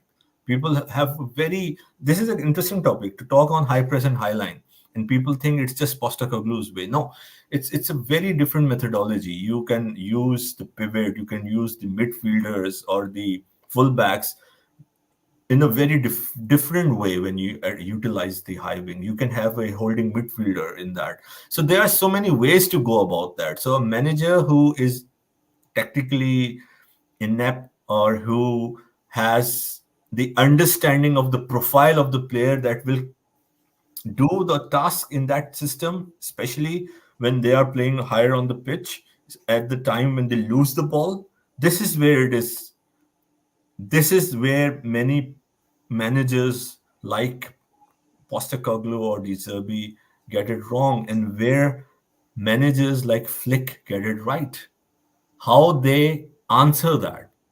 So I leave that to the imagination for now. So there are many ways to that. So you cannot say that playing a higher line is bad. And why I'm saying that, there are a lot of fans, to be very honest. I'm happy with that. Although I don't see them going for Flick. I'll be surprised if they do. Delighted. But some of the fans have this worry that if Flick comes, he plays such a high press, high line, such an aggressive style of play, that it will be same like Postecoglou. And that's where they are completely wrong, if you understand what I'm saying. So we can have a 1 hour discussion on what is a high press system, or take a look at Flick. Even if he doesn't come, he's our favorite manager, to give him a tribute. We can have a 1 or 2 hour video talking about his Bayern Munich team from 2019 to 2021, and how he sets up, how he addressed the issue when 8-9 players are up on the pitch, when he lose the ball, how he was able to successfully, how his players were able to successfully defend that counter attack from the other teams. This is where I think we can go more technical. We can analyze, and we can take example of Flick, example of Klopp, to or against the system, which is more or less the same, but the implementation is different, of Postecoglou or De Zerbi, or some of the managers from the past who have been caught. So you see, do you see the point which I'm making, that people who study or have I don't want to be disrespectful, or just take high press as a risky style of play, do not understand that there is so many things the manager can do with that system to make it work. Assigning the right profiles, as I said, using midfielders or the pivot or the fullbacks in a way to negate the threat of the counter attack when you lose the ball. How Flick did that with Bayern, how Postecoglou is doing with Tottenham, is just a small example. It could be taken as a small example to illustrate. So high press, high line is a very successful, is one of the very, you can say, successful footballing system. It does have its, you can say, drawbacks, but if a manager is applying that, he needs to have the correct profile, and then he needs to have a methodology that works well with that. It's not a wrong, or it's not a bad tactic. What would you say? Yeah, let me give Marin a little say. I get your point. I'm going to say something on it. Marin, you back? I think Marin is back with it. All right. Well, Marin, you can jump in anytime if you're back. If you're back, you can jump in whenever you're ready. For me, Marin, would you like to defend Postecoglou? I don't know if he's still back yet. You're on mute if you're back. While I'm waiting on him to chip in, for me, the eye line was always a part of the game, to be quite honest. A lot of people don't know that this is not something new. Eye line, eye press is something that was formerly from way back in the days, especially with the Brazilian. That's how they used to win so many games, because they keep the opponent in their half. And the Brazilian always have some quick wing backs and defenders, so they know they can cover. So the eye line was something that's always a part of the game. Back in the days when they used to take the goal kick, when they changed the rules about with the offsides and stuff. Like a lot of teams used to push their team up to the halfway line, where the opponent have to stay in their half, you know, to make sure that if you back there, you're offside. So the eye line was always a part of the game. So that's something that every team have to go up with. It's just recently, you know, they're starting to like, oh, I'm playing out from the back. That was from the 1990. Let me see if I'm correct. I don't want to get it wrong. About 1996, 1997, you know, going up to 1998, somewhere in that bracket, about 1999, that's when they started to change it where you play off from the back. With the Brazilian and the Argentinians, they're the one that really was kind of revolution, and the Dutch. But I-line was always a part of the game, especially for the European teams. You're correct. You're correct. It's a very successful and still a very what is Klopp's system? It's a high line, right? High press. So people okay. I mean, no one would say he's not a good manager. Okay, we can say he won one league in 7-8 years, but he has been 2 or 3 times he was in the race up till the last game. So it's he won 2 Champions Leagues. So it's been very successful. Right, Hansi Flick has been exceptionally successful, the most successful Bayern Munich team in 18 years. The best that I have seen. I don't know. There are some people in the industry have said that it needs to be said. Better than prime Barcelona.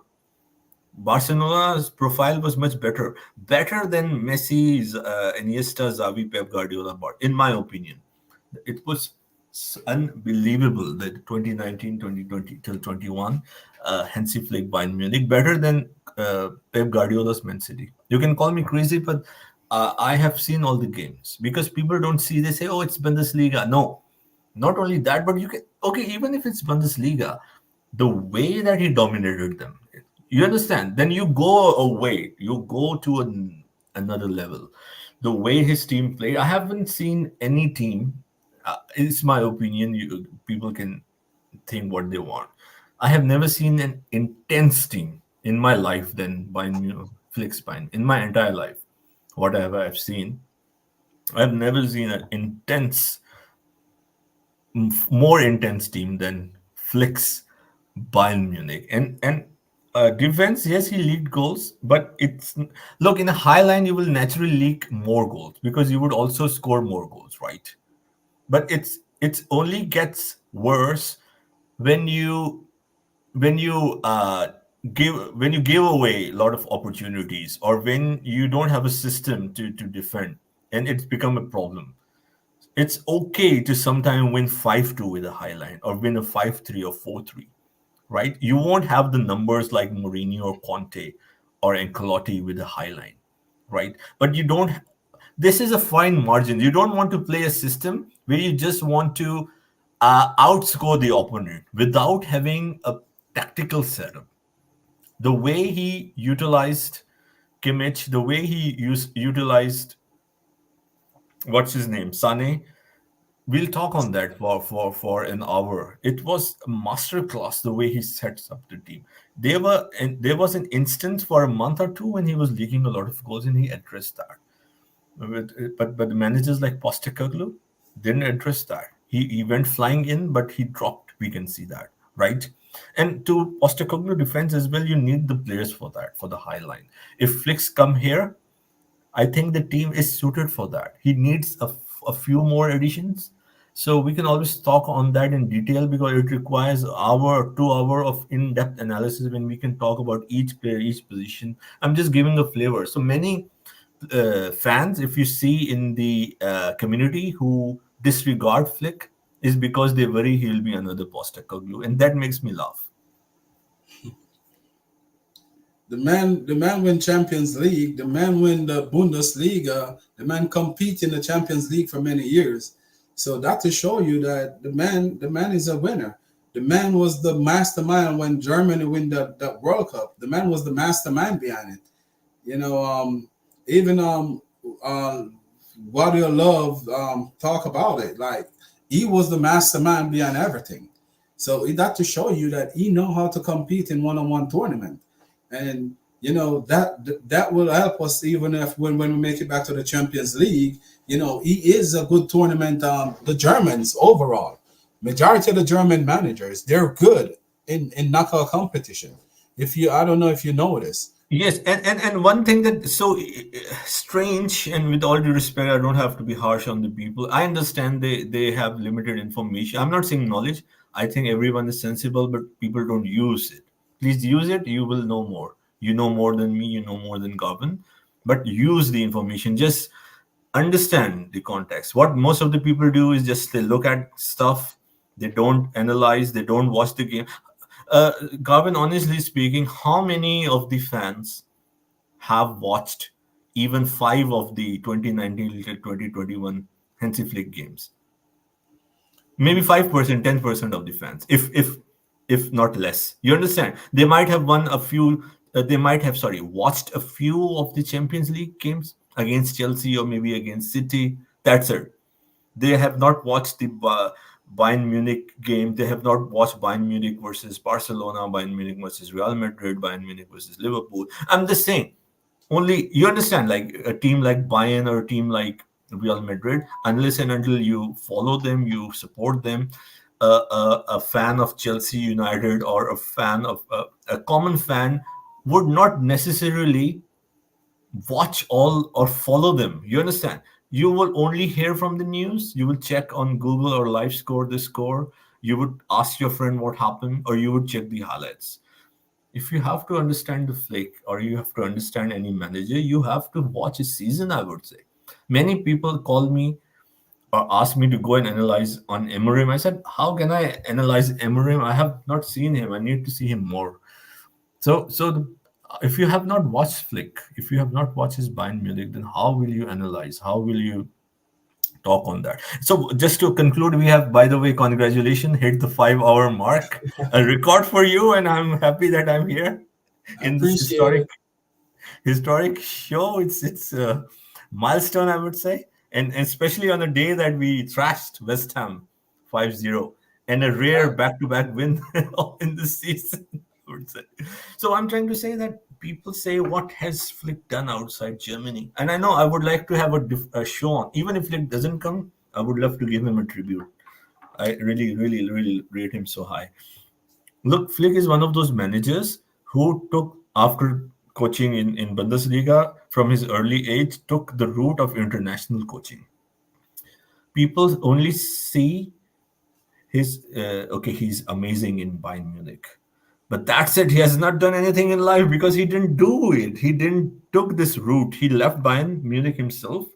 He could have achieved much, much more, I would say. And for the large part of his career, he was an assistant coach of Lowe, right?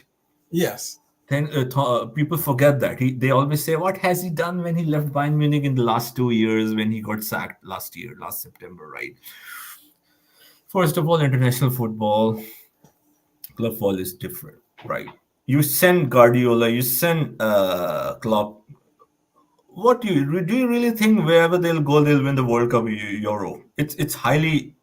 I mean, it's only as good as the team you have, especially in the international stage. Secondly, the most important point is the team that he had is such a transitional team. The profile was very different. Again, it will take time. I'm just hitting the points without explaining them. And when you manage a team, either it's Germany, England, Argentina, Jamaica, in the international level, you meet them after 6 weeks or 2 months for 5 days. It's the way he wants to do things, or any manager, it's difficult to do that, right? So yes, you can give example of managers who came and won the World Cup or Euro. These are exceptions, right? So it's a different ball game. And again, people are taking 2021 till 2023, a few games of a very different Germany, of a very transitional Germany that I have never seen in my life as well, and give example that he didn't succeed with that. If you want to give example of Germany, please give example that he is a World Cup winner. He has won the World Cup with Germany. Okay, as an assistant coach. 2014 World Cup that Germany won, He was the assistant coach. So you will say, okay, he was the assistant coach, he was not the coach. But if you see the interviews, if you see, you can go and check. If you want, you can contact me. I'll show it to you. Lowe said that all the tactics, not all, most of the tactics, basically, without going in detail, because we'll do a full show on this. He said that the brain behind the tactics was Hansi Flick. So this is my answer to all the critiques that he said he didn't do anything with Germany. He won a World Cup with Germany, right? And he pursued a long time in international stage. So that's why you will see his profile as a manager in club short. Short doesn't mean he was not capable. He was just there for a few years. But he showed that he's a man who came. When he joined Bayern Munich, people say he had a great Bayern Munich side. I would disagree. There have been many better players and sides of Bayern Munich than this. So see, I have a complete case for Flick. And when he joined Bayern Munich, they were fourth. You will hardly see them on fourth in the table. They sacked two managers inside a season. They were struggling badly, and he didn't take time. He adapted quick. He's hands-on. He's a clear philosophy, as you said again, and I appreciate. We have to appreciate Germany as well, that they have produced amazing manager. He's one of them, and I would say even he could be compared.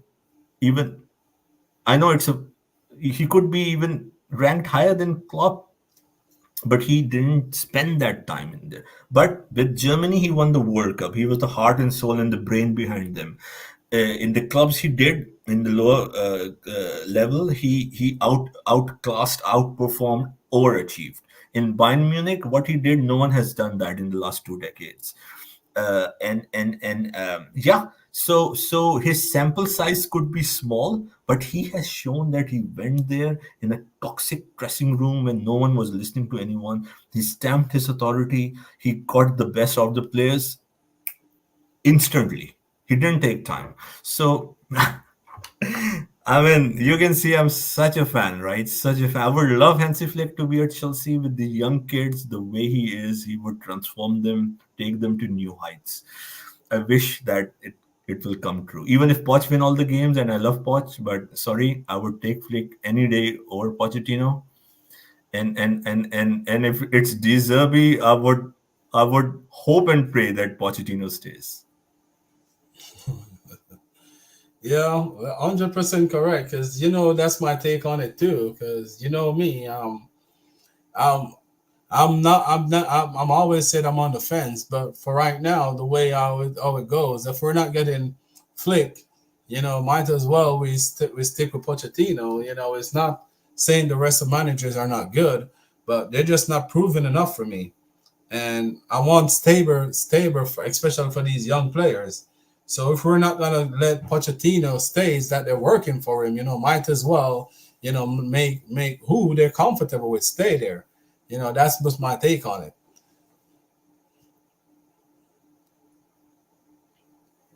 Yes, absolutely love this show, and thank you for having me. And I before before I would get a private call to end the show, I think I should request you to. I don't want to honestly, but I think it's a long show. I understand the time over there, so yes, we will hope to break this record sometime in the future, hopefully.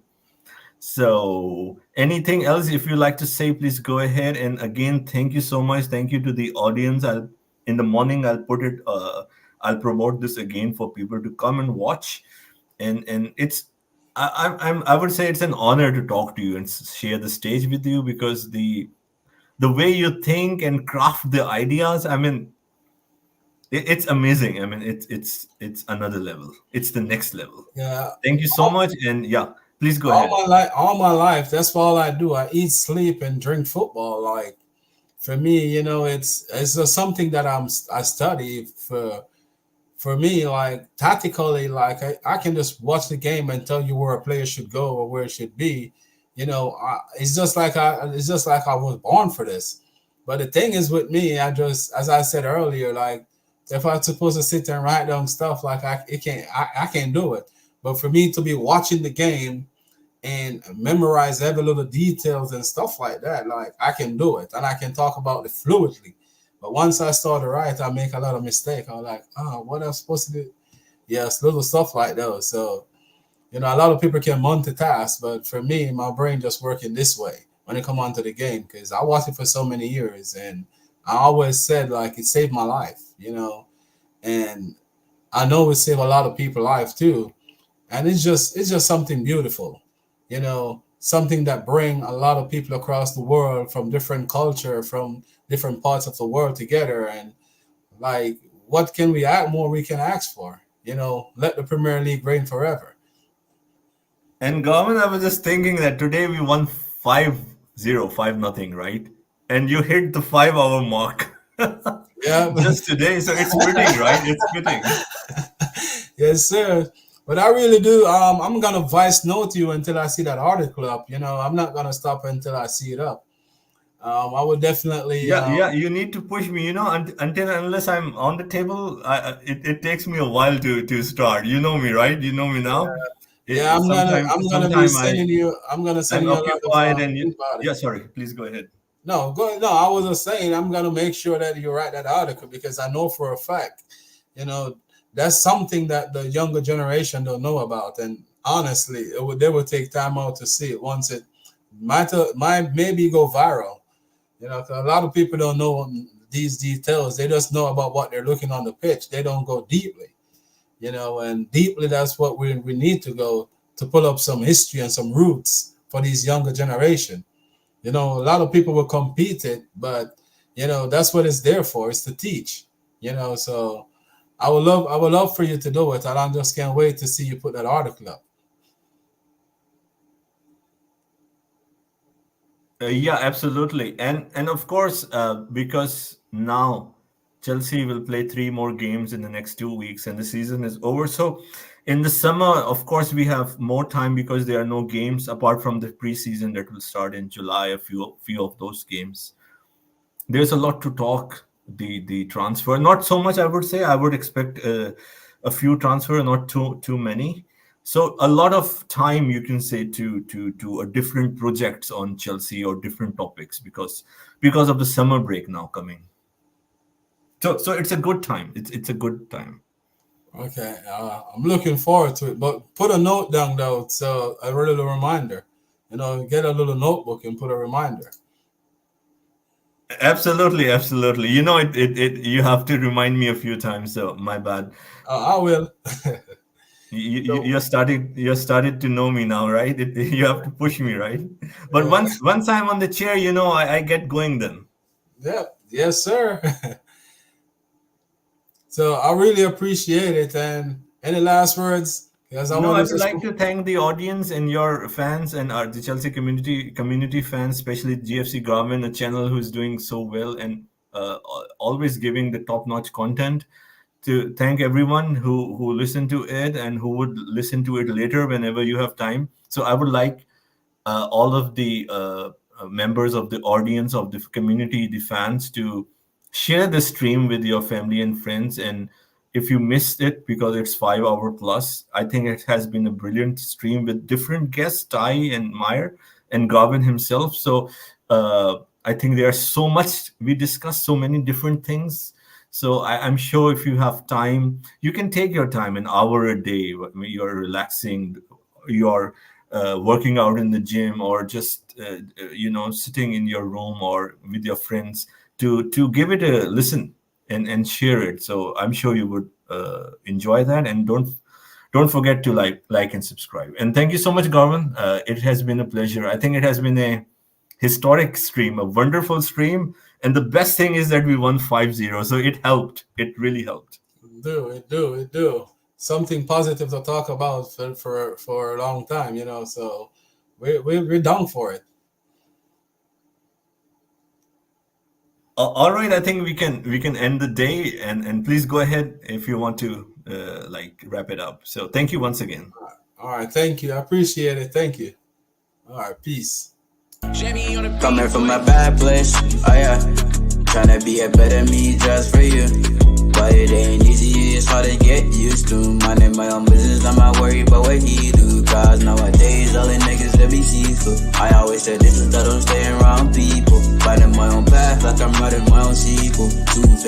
all around, they be evil.